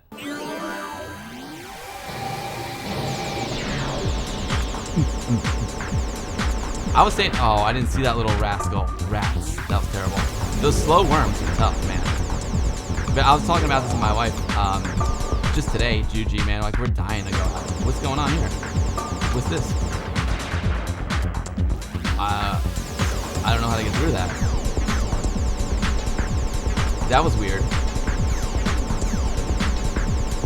Maybe it's a timer thing. Like, maybe you have to get through them before they close.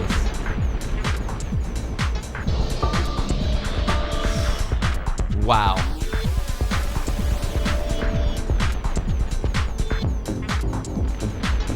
This music just makes me want to go out and party. These little freaking eels are brutal. I can't even see them. I can't. Whoa. X Barry Nostrovier. I actually. Oh, X Barry PL. I just got a case of Giviets.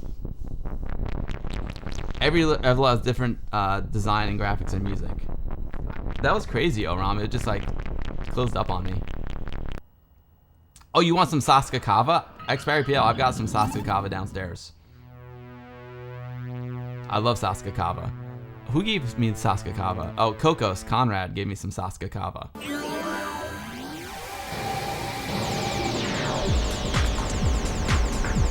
I need to put, I can't. Yeah, look at this crap. I guess I just gotta. I'm not crazy about that design, guys. To be honest, I don't know a way to get through that other than just to kill yourself, or just be like, you know it's coming and get it right ahead of the level. That's what I mean. That's what you need to do, I guess. Those little wormy guys are brutal. I love the glowing blue bullets. Those are so cool. And these humans, like these floating humans, that's rad. And you gotta watch out for those eels. Those eels are no freaking joke. They're really hard to see.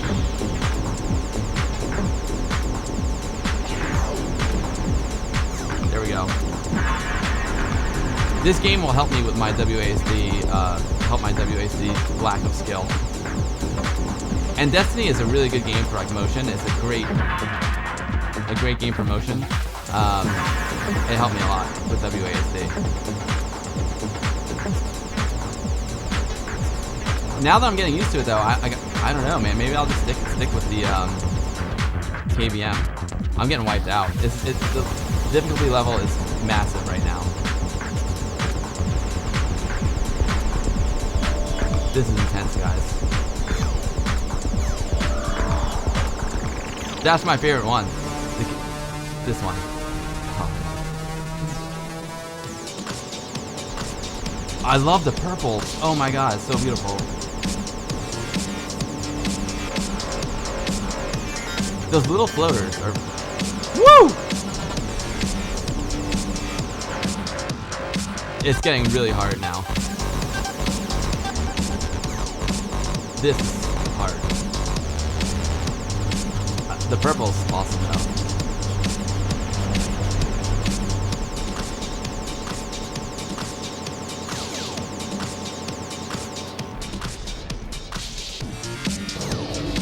These suckers are just come like floating in it. Get out of there. Die. Oh man, we gotta take him out. Oh, that was a direct hit. Come on, give me a chance here. It's on a chain? This is crazy. This is crazy.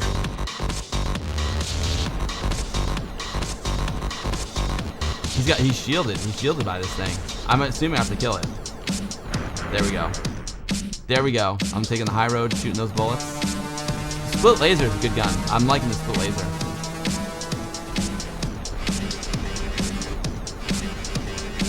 Laser storm. That sounds cool.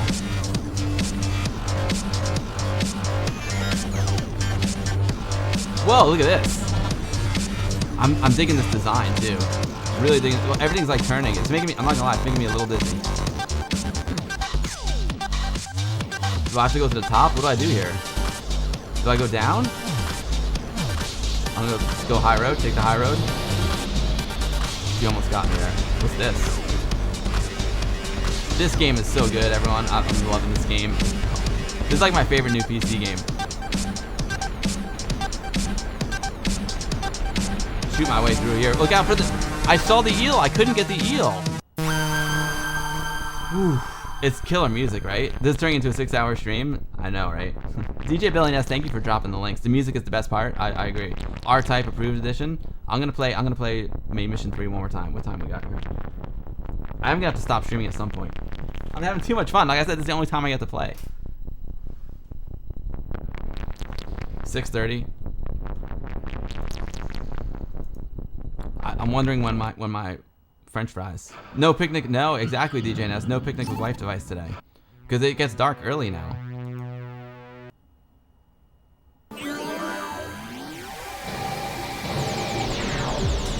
You gotta take that guy out. Look out. Those eels. These eels are brutal, man.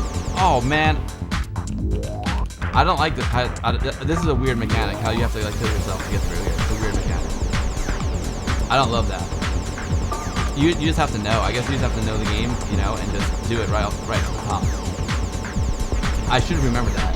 I should remember it. I didn't remember it. I forget a lot.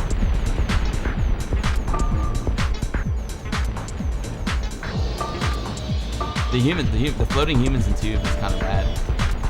Reminds me of Blade Runner 2049 a little bit. I love the mechanic that you can shoot the enemies fire. Great. And there's lots of nice weapons in this game too. Shooting like the tips, shooting those bulging tips, like that's a lot of Amiga vibes too. I don't know how else to describe those things. Those orbs. I don't know. I don't know. What to say.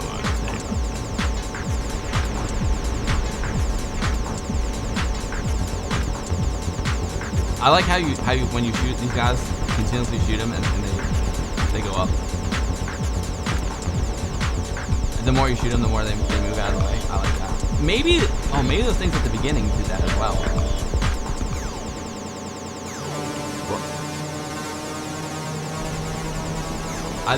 I love this. The purple enemy is cool. I love that color. It's great. Whenever a game's got great artwork, I just love it. That was terrible flying on my part. Terrible flying on my part.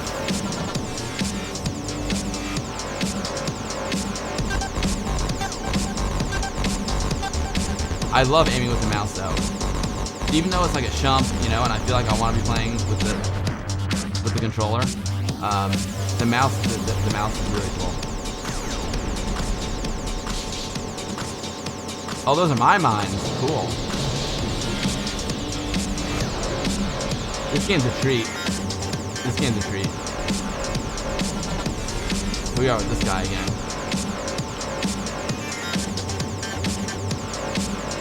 Shooting enemy fire is great. I just love that mechanic. I'm not good at the WASD though. I'm not good. I need to get my WASD team better. Especially on a shump. I flew right into that. It was as if I was trying to catch.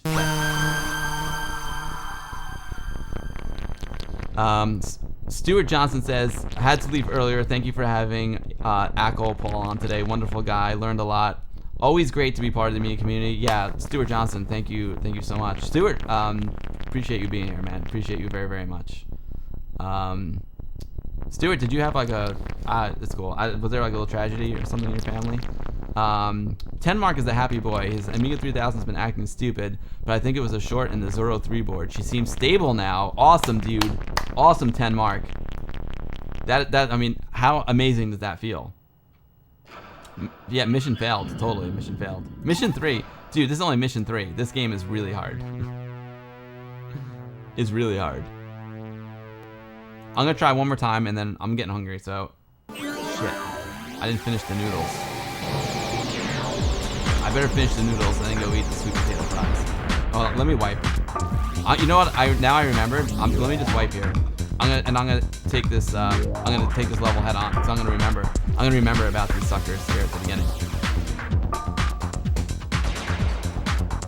I'll use some noodles while I'm at it.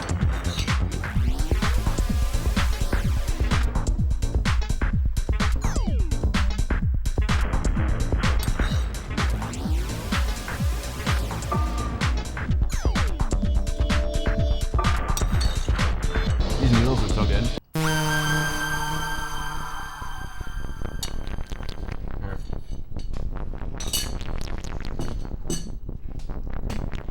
Someone asked me for marriage advice on the last stream. I said separate bathrooms, compromise, patience, and always finish the noodles. Always finish the noodles. Does this work in Proton 5? I'm not even sure what that is. Oh, steps. You rule. You rule.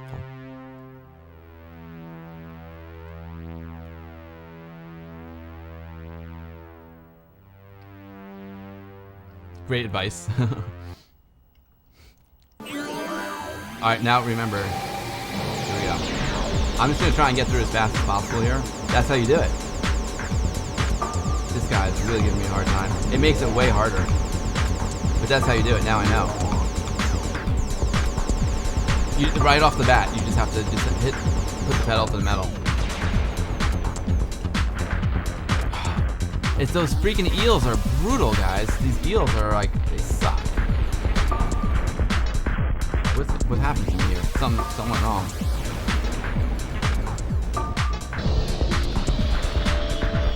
I gotta wipe again, hold on. I gotta wipe again, sorry. Start again. I'm gonna hit those, I am, one more time. Have to play at work. This is a really good game. Here we go. One more. There's always one more round. I'm addicted to the game. I love the game. What can I tell you?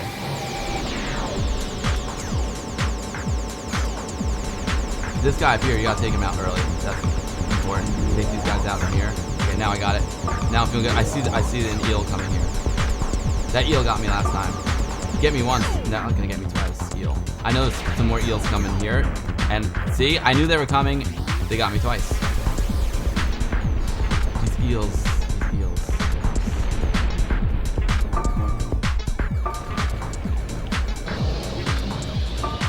Oh yeah, look at that. I guess I'm getting tired. I'm not playing well, guys. I need up my favorite weapon back. The music is so good. I'm just getting wiped out.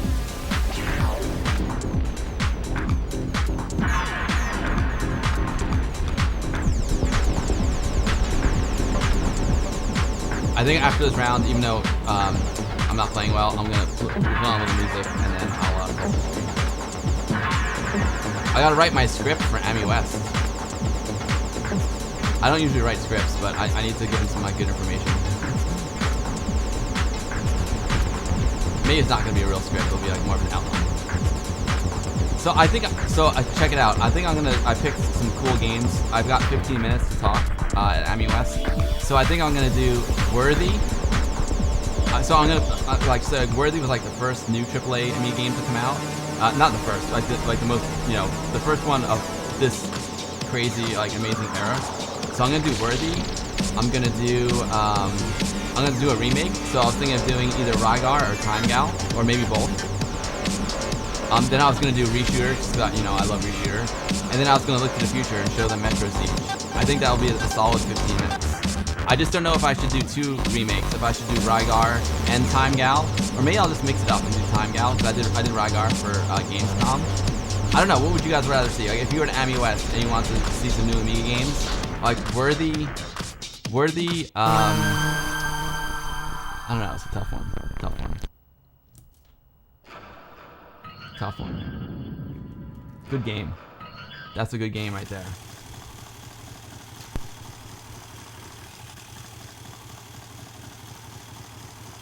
Oh, choose gameplay system. Play with keyboard and mouse or play with the gamepad. That's pretty cool. Pressing escape in the menu screen allows you to switch between the controllers. That is really cool. I love the skull over here. It's so good. Really, really well done game. I'm a big fan. It's called Remote Life.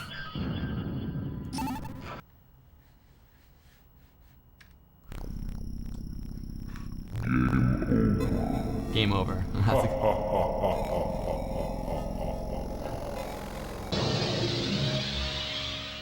Oram seen Worthy, Time Gal. I haven't. Yeah, Time Gal is one that people have kind of forgotten about a little bit. Maybe I'll do Time Gal. I was kind of debating more between Time Gal and Rygar.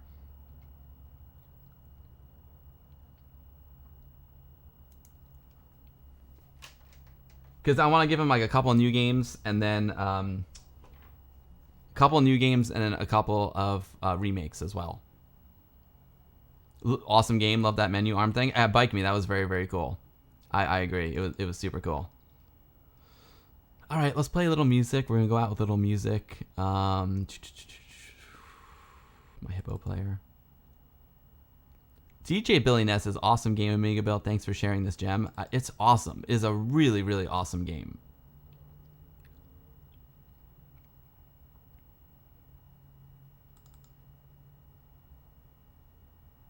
For you, DJ Ness, here's some Citrix Jungle. BS Bass. Beggar Bass 2. The Jungle is wicked. I love The Jungle is wicked, DJ Nest.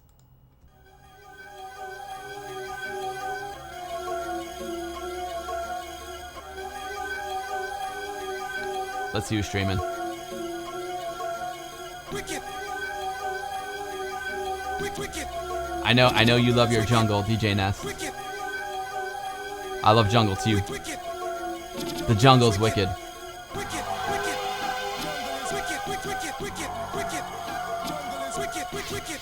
Acmafin, thank you for hanging out, dude. I really appreciate you. Thank you, Acmafin. I'm sorry I missed the Amiga Missionary stream. I'm bummed. My82, thank you. My82, thank you so much for hanging out. I can take this moment to I don't know why I can't hear myself, but I see I'm going out. Let me take this time to thank my VIPs. Like over here, I got Milo Loves Chocolate.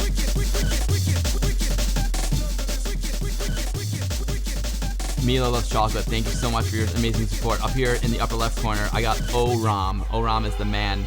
Over here, I've got SR Baker. Coming down a bit lower, we got Tim, Sanzian01 from the Pixel Gaiden podcast in the future was 8bit.com. We got RetroBench.com, LemonAmiga.com. We got Chris, Crastus1 from the Dark Horse Observatory. And we got Maya82 down there. Just got raided. Oh, I'm so sorry. Luba3D, thank you so much for the raid. Num47, thank you so much for the follow. Finbirdie, hello from Finland. Hello from New York. Thank you for the follow, Num47. What's up, Raiders? Oh man. Should I play one more game because I just got raided? I was just about to end the stream, guys. I was just about to end the stream. Luba3D, I really appreciate the raid. Thank you so much. I really gotta go. Foolsesque, thank you so much for the follow.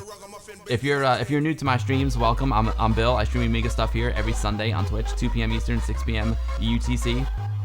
We had an amazing stream today. We had Paul, Acill, Rezendes on the stream. We were talking about Amiga hardware. So I still have my C300 on over there. Yeah, there it is. We're checking out the battery damage on my Amiga 500 Plus. We're talking about what to do with your Amiga if you pull it out from storage after like 30 years hanging out there, 20 years hanging out in the attic. I'll play a quick game. Num47, thank you so much for subscription.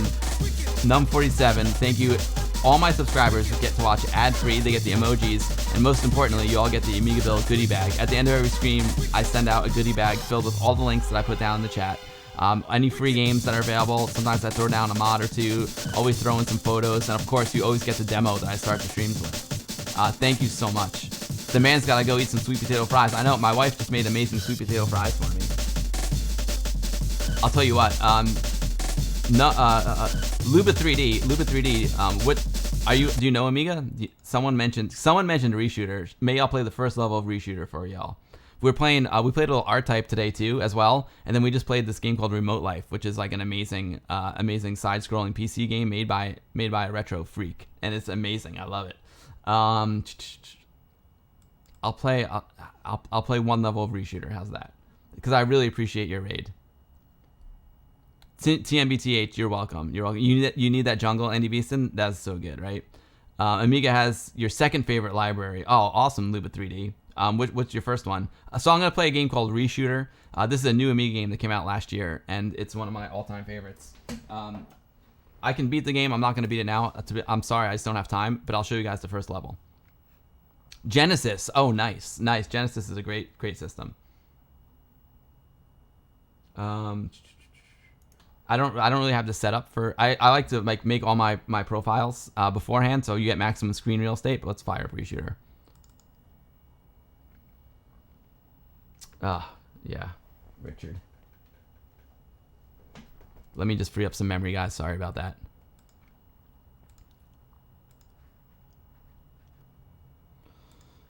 Yeah, let me just free up some memory here. Whoops, wrong one.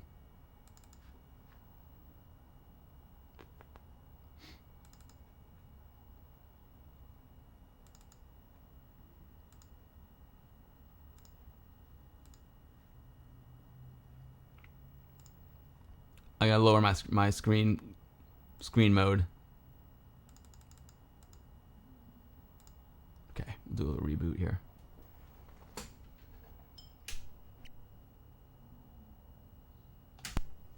Reshooter for the win. Amiga for life. Yeah, you know it. It was an awesome stream. Need to get some sleep though. Yeah, Locust, thank you for hanging out so much. Today was an epic stream. How long? I've been live for almost 5 hours. This is an all-time record. I've never streamed this long. This is we're in so much in overtime. Thanks everyone for hanging out today. Let's see what X Barry PL's got going on here. I love my community so much. Oh, look at this. X Barry PL, what's that? X Barry PL, that's your Amiga setup? That is awesome, dude.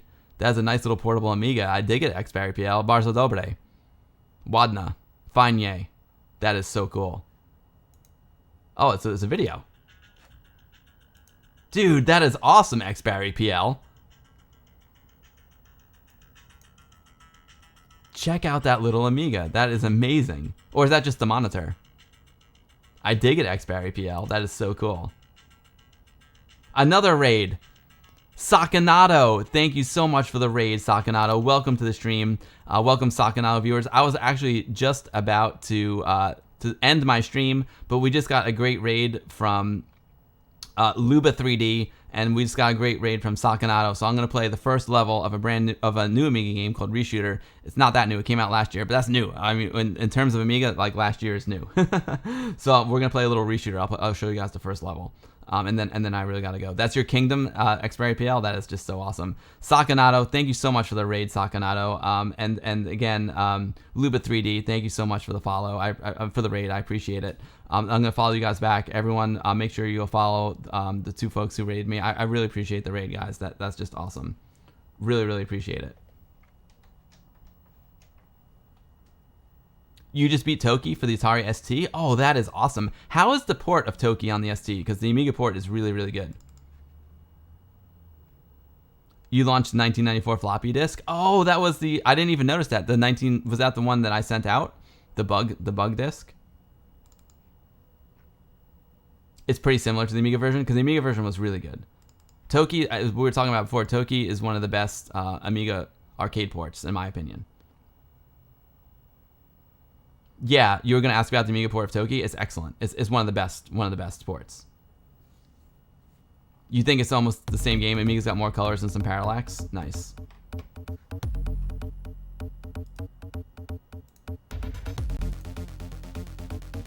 Let me just fix this for you.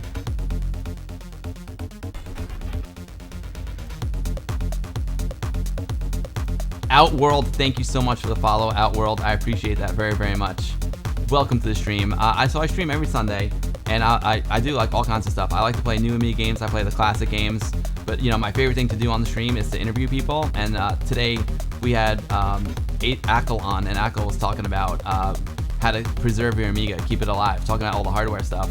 I also have game designers on. I'm gonna have a game designer on next week. It's a Genesis game designer, actually. He does Genesis and Amiga, and he's got a new game that uses voxel graphics. He's from Retrobones, and it's called Verge World Icarus Rising. We're gonna have the creator of that game on for a little while. We'll talk to him.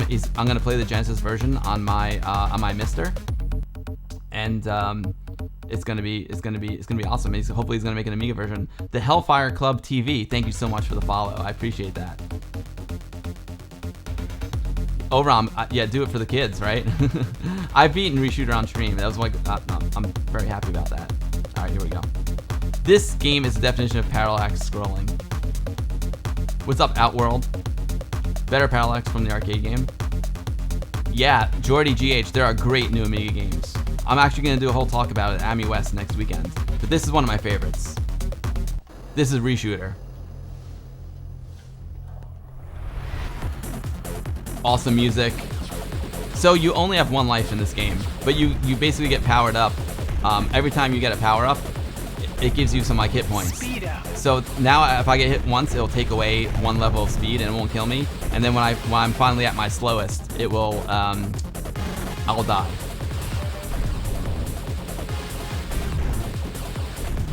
It always comes down to Reshooter, everyone. It always comes down to... This is my game.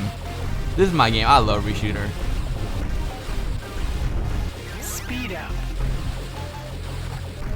It's great music, right?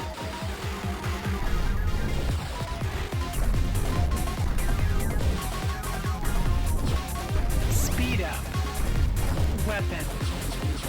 So you got 4 power-ups for your speed up and 4 for your weapon. The weapon makes you shoot better, but it doesn't help you as far as lives go. The speed up, if you get hit once with the speed up, like I said, it slows you down. It won't kill you, and then when you're finally at your slowest, it will kill you if you get hit.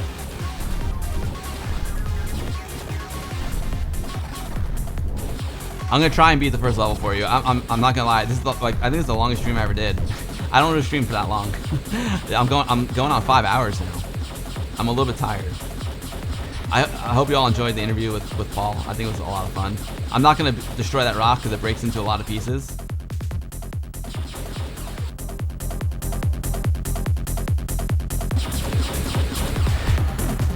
I turned up the music for you all though. Music by Martin Aman. Martin is a really cool guy, man. A really cool guy, and obviously a super talented musician. There's also a physical edition of this game. I've got the signature edition. It comes with a CD of the soundtrack, and it comes with a CD-ROM that you can play. You can play the game off the CD-ROM if you got a CD32, or if you have a CD-ROM drive for your Amiga 1200. It's freaking awesome.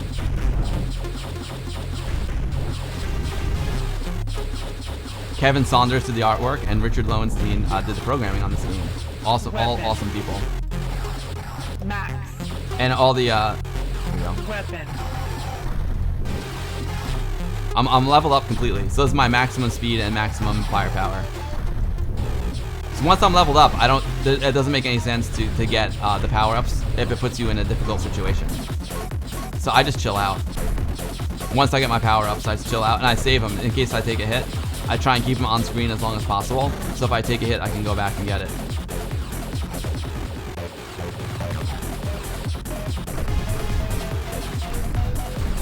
And it's really important to kill that guy on the bottom, and I didn't. So I'm in a little bit of trouble here.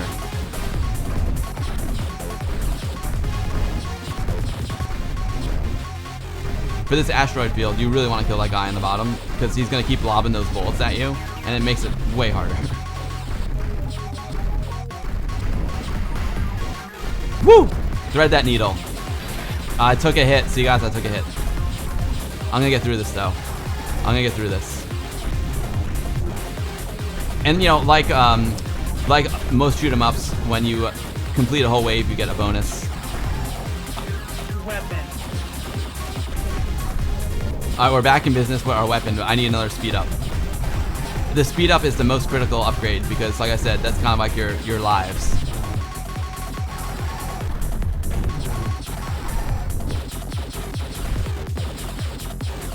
So I really could use a speed up right now. Sorry if I'm not looking at the chat.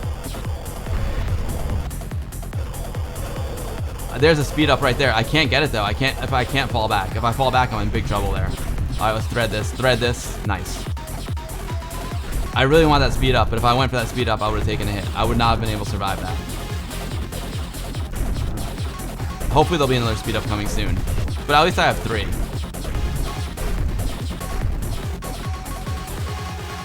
Firepower. See, I don't need the firepower. I'm full. I'm maxed out. I just got it anyway. It's like, why not?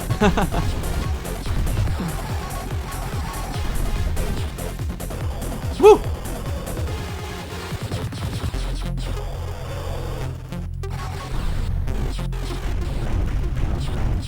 There we go. I love bobbing and weaving. I call it threading the needle, like when you just like sneak in between enemy fire. I love it. But I really could use the speed up. I just feel, there it is. There it is. Nice, we got it. So we're maxed out. We are maxed out with our speed and our guns right now.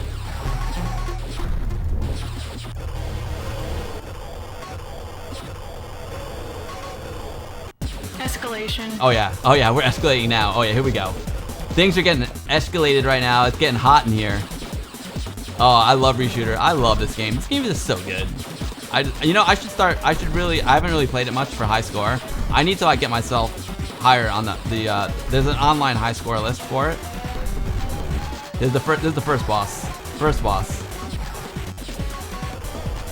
Thanks to everyone who's like followed today and subscribed. I really appreciate all your support so much. It means the world to me.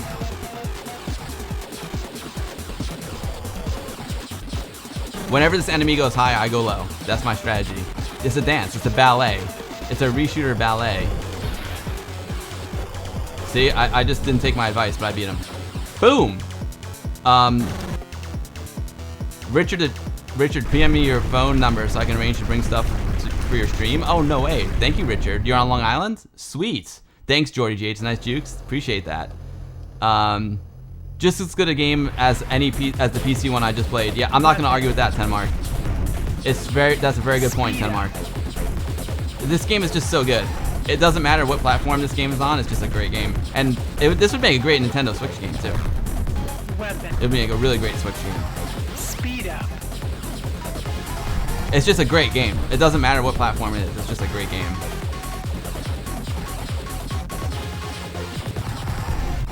I told you I was gonna play level 1, but I'm still going. Speed up. I missed that bullet there. Yo, Electronics Wizard, thank you so much for the follow, Electronics Wizard. You would have enjoyed the stream earlier because I had another Electronics Wizard on Acill, and we were talking about how to fix your Amiga repair, Amiga hardware. It was really cool. What to do when you pull your Amiga out of storage for the first time in many years.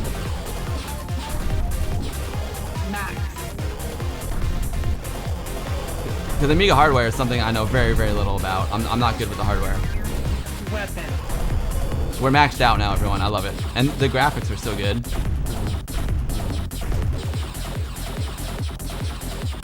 Another trick in this game is when in a situation like this, where you can go take the high road or the low road, I prefer to take the low road because you can use the environment to block the meteor shower. So you can see that I'm using it to provide a shield for myself. The downside is that you can kind of get a little cornered like I am now.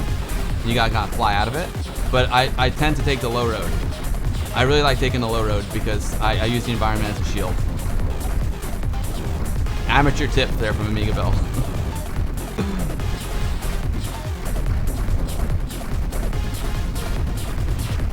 This is double overtime. We're in double overtime today, everyone. I never did a double overtime stream. Lots of false endings. Paul's amazing. You enjoyed that, Richard? Thank you. Paul really is amazing. And I'd never talked to Paul before. What you saw today on the stream was the first time I actually ever talked to Paul. And he's such a nice guy. I had no idea, you know, I mean, I assumed he was nice, but he's like a really soft-spoken, just gentle, like, nice guy. I was really impressed. Very impressed with him.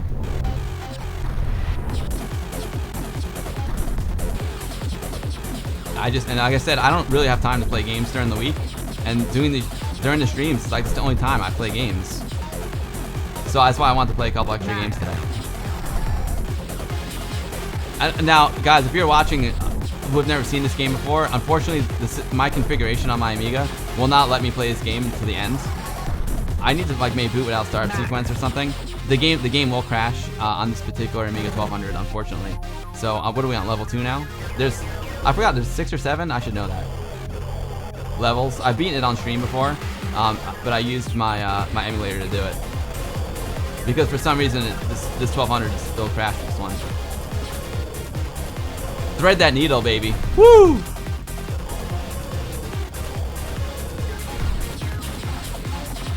That was close. That was like some dodgy rocks right there. The grades. And just like R-Type and classic games, there's lots of I'd say there's like aquatic theme going on here. Like the enemies are kind of like shellfish. You know what I'm saying? This is insane. Oh, thank you, Richard. You're so nice, dude. Richard, do you want to, like, you should come to a WOG meeting, Richard. We're doing online right now, virtually. And if you can ever, you know, get up to Westchester one day, it'd be great. I'm going to do, like, special meetings during the week when this COVID situation settles down. Hopefully, if it settles down, you know. I'm dying to have, like, a real WOG meeting. I want it so bad.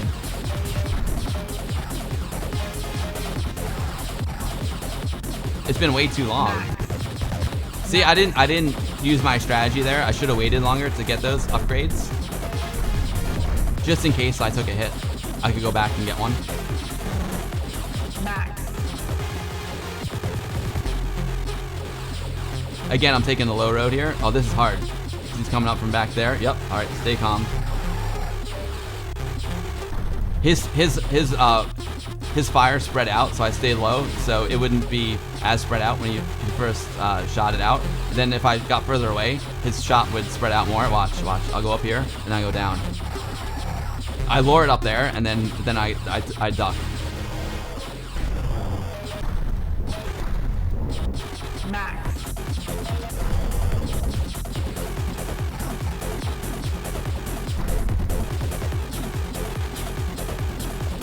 Again, I'm taking the low road. Sometimes the low road gets crazy. Hey, what's up, Retro Tributi?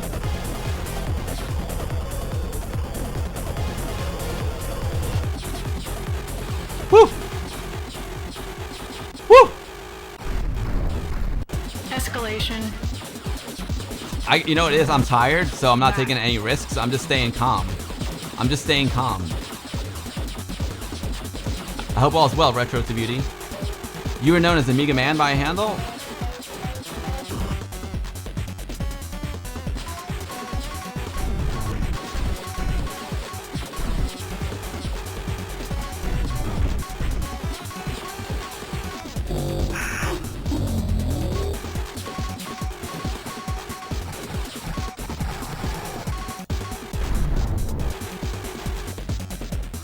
Boss number 2 down, baby.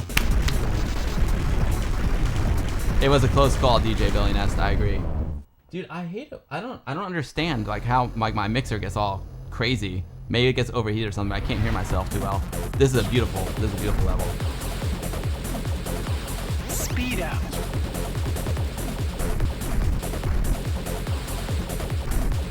Speed up. Weapon. I can't stop playing. I can't stop. It's too fun. The other thing I like to do, as soon as those guys appear on the screen, I go all the way to the other side so they don't converge on me. See? I'm going to go between them and get behind them like that. This way when they converge. Because if you're in front of them, their converge is really tricky. It's hard to defend yourself against their converge.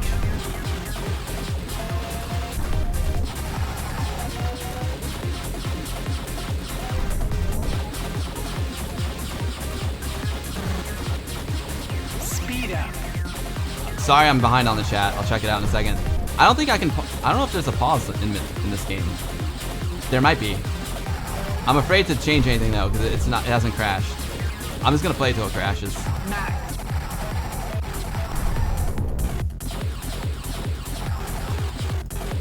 Weapon. Oh god. Woo! Woo! Woo! Oh man, I was good. I got cocky there. I got a little cocky there. I need that speed up is what I need. Speed up. Weapon.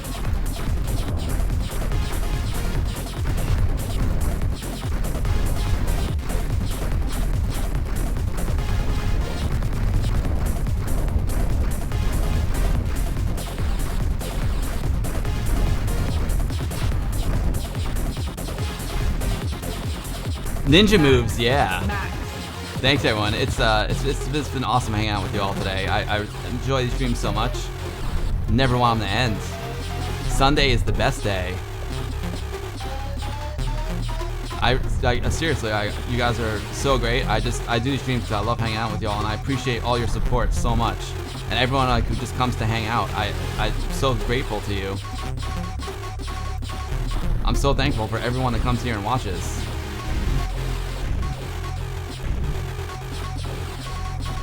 In this case, I'm taking the high road because down there, if I knocked the block out down there, you can see the enemies were coming from the bottom, and it would have been, I wouldn't have had enough time to react to them. And I really hope y'all enjoy my streams. You know, I really enjoy doing this. I'm certainly not a pro streamer, but I hope you enjoy it. I try really hard to make it. I appreciate everyone's time, and the fact that you guys come here to like watch me. I try my best. I need to build the Amiga Bill VIP lounge. That's coming. Club Amiga Bill is coming. Like I got so much stuff to do. I got to finish my video for Ami West. I just wrote the script. I gotta actually shoot the video. I'm gonna shoot the video on Tuesday, and I'm gonna reshoot it. Will be part of it for sure. Max.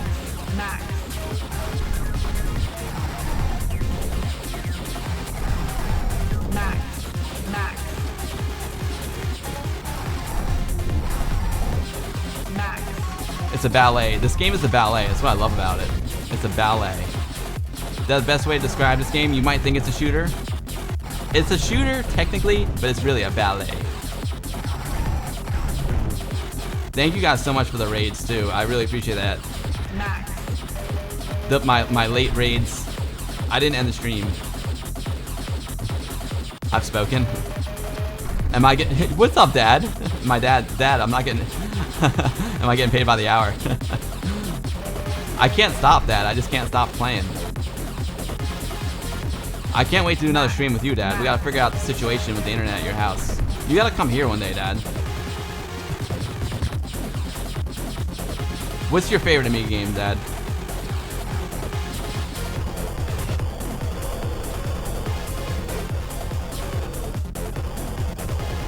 My dad's an Atari 8-bit guy.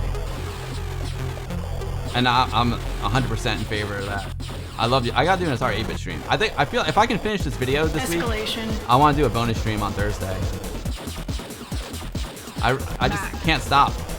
Even wife device is like, you know, you should stream twice a week.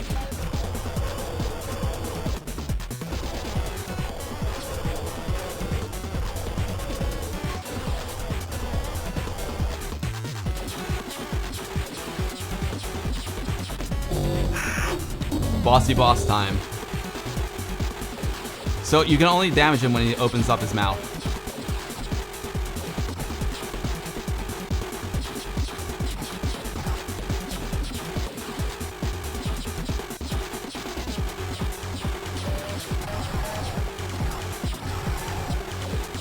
I don't have a good hitbox on him right now.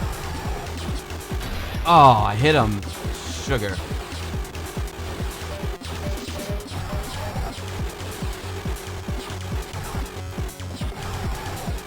I usually give him more damage than that. I think the hitbox is a little higher than you would imagine.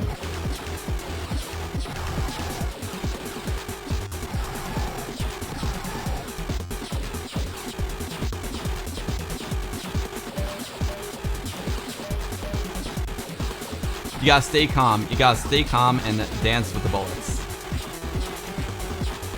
I'm not getting good hits on him though, to be honest. I love how the pitch ramps up. I took a hit there? What? Hit me.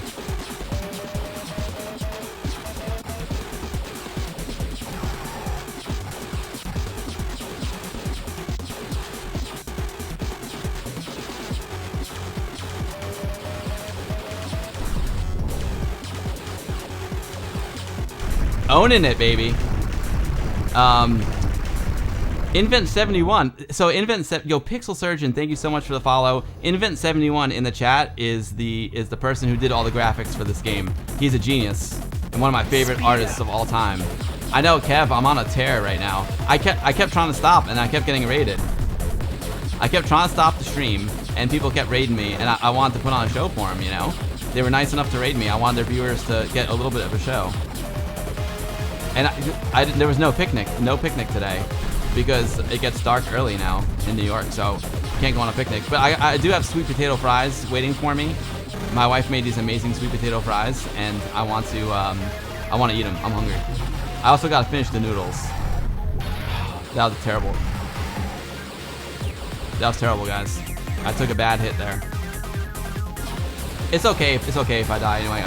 I do need to stop the stream soon.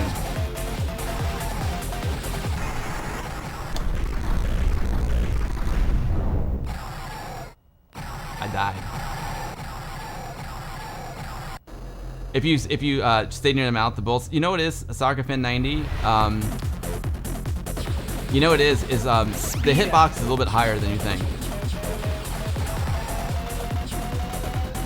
Go eat my fries. DJ Nest, I'm on fire, dude. I'm on fire. I shouldn't have died there. That was pretty lame. 10 Mark, that'd be hilarious. I wanted her to come on stream, but she went on an excruciating hike today while I was streaming, and she's just like, nah, I'm all dirty from my hike, you know? Yeah, the answer there is to go high.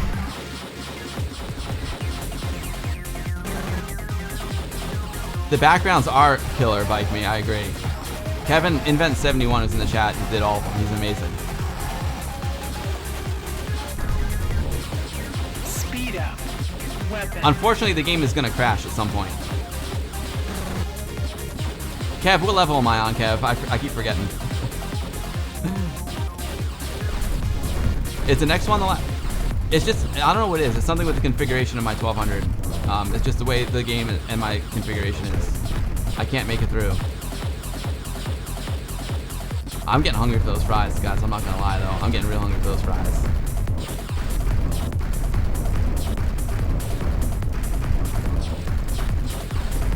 Kev, your pixel art of that Amiga 1200 is like insane, dude.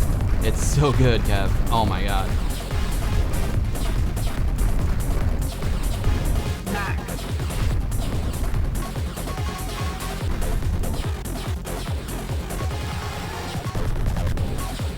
Those little guys, those little heat seekers are tough too. Your hopes will drown in my ocean of obey.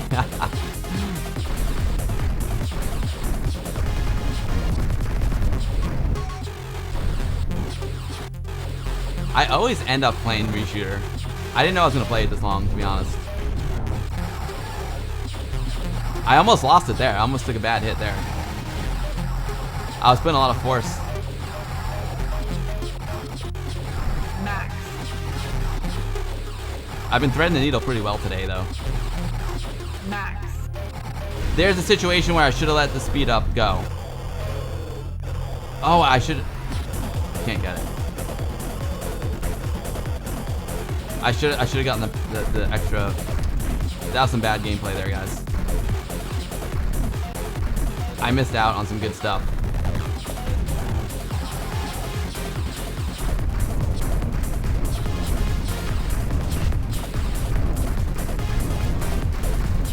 I'm maxed out on the speed, but not on my bullets. There we go. Max. Now I'm maxed out. Weapon.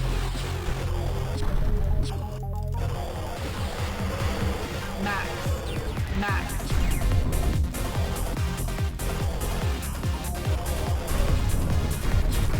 Kev, did you use light? You didn't use lightweight for any of these graphics, obviously, right? Because they're not 3D. Kev, I gotta learn how to like use brilliance as well. I need to learn some like shading techniques in brilliance. These guys take a lot of hits, man.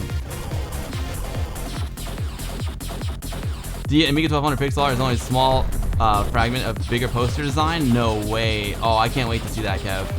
I don't know what you got up your sleeve. I don't know what you got cooking there, but I can't wait to see it.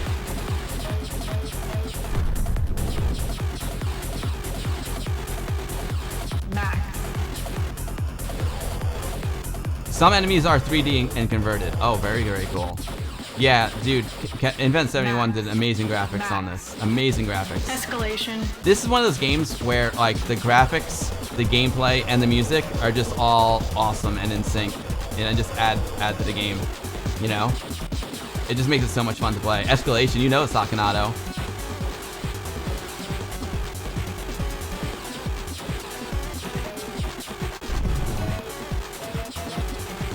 It's his claw. His claw is the hit point.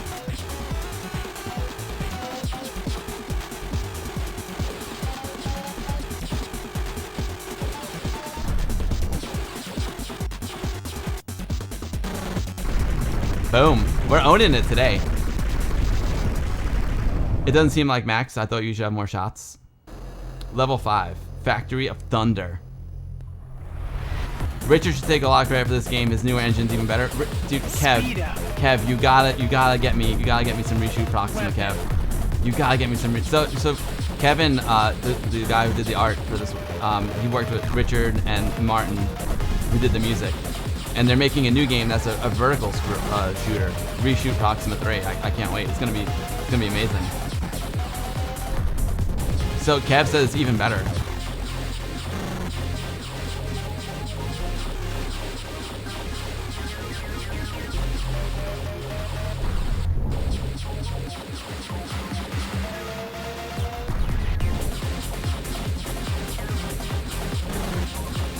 Iridium is finished, so nice to spend some more time for RP. Oh, awesome, dude. Congrats on that, Kev.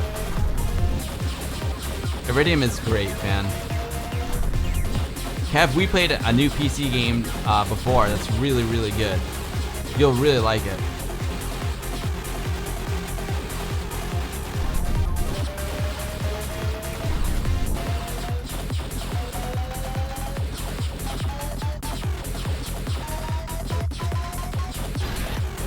Oh, what am I doing?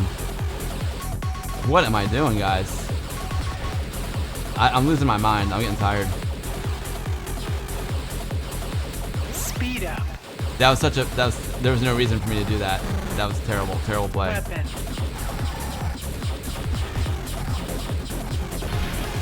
Oh, Kev, you fooled me there, Kev. I thought I didn't know that was the environment there. You fooled me, Kev. Weapon. Kev is Invent71.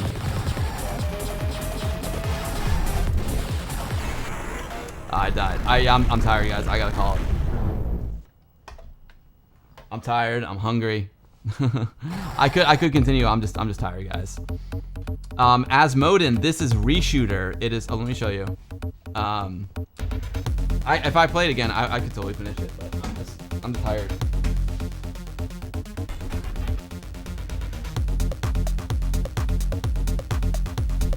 It's Reshooter.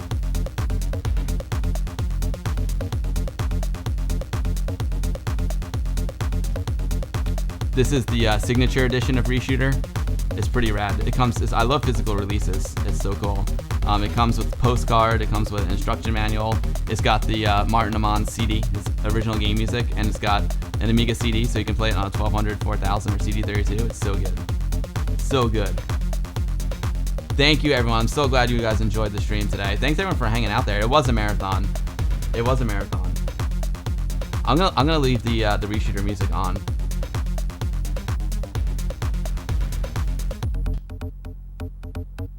Let me see if any of my friends are streaming. Is there a soundtrack disc for this game? Yes, Oram. Yeah, it's right here.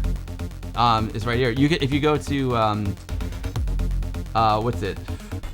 Not Spielschreiber. It's man, Kev, you know where to get it from Andres. The Andres at Amiga Future. Oram, let me know. I'll give you the link. So yeah, that's the CD right there. It's got one of them is for the game and one's for the soundtrack. So good. Dad, you took a nap? I'm going. I'm done now, Dad. Thank you, DJ Ness. Dad, I'm gonna come over for dinner either tomorrow or Tuesday. Dedicated lurking 9 to 5. Nice. What's up, dude? Oh, there you go. AmigaShop.org. Thank you, Brother Bill, for dropping that link into the chat. You're gonna go sleepless to work tomorrow? DJ Ness, you're the best, dude. DJ Ness, you rock. Let's see if any of my friends are streaming.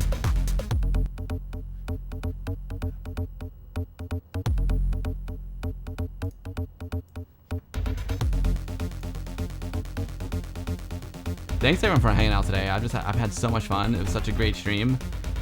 Like I just had so much fun with y'all. So good. I learned how to fix Amigas. It was great. Learned some Amiga hardware. Someone wanted me. Oh, Richard, can you send Richard, the train engineer? Can you send me a whisper so I can remember to send you my phone number?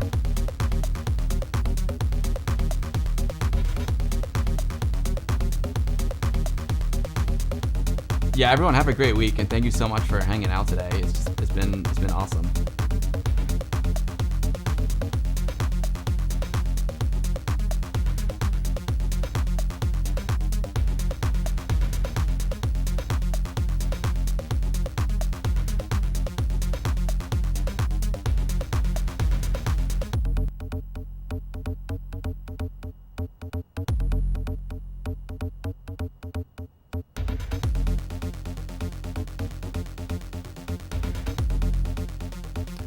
Trying to figure out. So Team Spooky, I don't know if you ever saw the documentary. There's a documentary called the Last Arcade, I think it's either Lost or Last Arcade, and Team Spooky is like in that. It's an amazing documentary. It's on, I think that's on Amazon. They're playing random titles on the Mister, so that might be kind of cool, and we never rated them before. That might be kind of fun. Let's raid Team Spooky. They don't know who I am. I'm just a big fan of that documentary, The Lost Arcade. It's all about this arcade in Chinatown in New York City. It's a great documentary, and Team Spooky is featured heavily in the documentary. And they're playing with this. They're using the Mister. It's an FPGA card that can run. You can load different cores and basically emulate Amiga, arcade, Atari ST, Atari 8-bit, Commodore 64, tons of great stuff. Neo Geo, Mister's awesome. So we'll raid Team Spooky. Again, they don't know who I am, but I'm a big fan of them in the movie, so it'll be great. Oh, Ram, you're too kind, man. You're too kind. Thank you, Amiga Cami. It's been a pleasure hanging out with you. Thank you, Amiga Cami. Amiga Cami gets up at 4 a.m. or 3 a.m. to watch my streams from from Australia. That's amazing. Amiga Cami, you're an all-star, Amiga Cami. Thank you so much for your support. It's really a pleasure to have you here. So we'll raid Team Spooky. All right, everyone, we're going to take it to the hot tub. If I finish my video for Ami West in time, I'll do a a bonus stream on Thursday. If I don't finish in time, I'll be back on Sunday for sure. Yo, Zek94, thank you so much for the follow, Zek. Thanks everyone for hanging out today. It's just been awesome. Awesome stream. Huge thanks to Paul Acill. Don't forget, anyone who subscribes to me or follows me or is a patron of mine, you guys will get the Amiga Bill goodie bag, and we'll have all the links to Acill stuff in there. We'll have all the links to the games I played. Lots of good links today. Lots of good stuff. And of course, the demo that we started the stream with, Black Lotus. Classic stuff. Thank you everyone for hanging out today. So we're going to raid Team Spooky, and I'll either see you guys Thursday or Sunday. I hope everyone has a great week. Don't forget to follow me on all the social media. ! There you go. I am at The Guru Meditate on Twitter. I am my YouTube channel is The Guru Meditation, youtube.com/The Guru Meditation. I do it with my buddy Anthony, and facebook.com/The Guru Meditation. Hope everyone has a great week. Sakanato, great to see you. Thank you again everyone for the raid. Thank you for the raid, Sakanato. That was really, really nice of you. And Luba 3D, thank you guys for the late raids. Appreciate that. And we're gonna take it. Yes, we're gonna take it to the hot tub. Cammy had some local Tasmanian apple and passion fruit cider with pizza last night. It sent me to sleep pretty early. That sounds amazing though, Amiga Cammy. That's awesome. All right, guys, we're taking it to the hot tub. Have a great week, everyone. Amiga forever. Thank you for watching.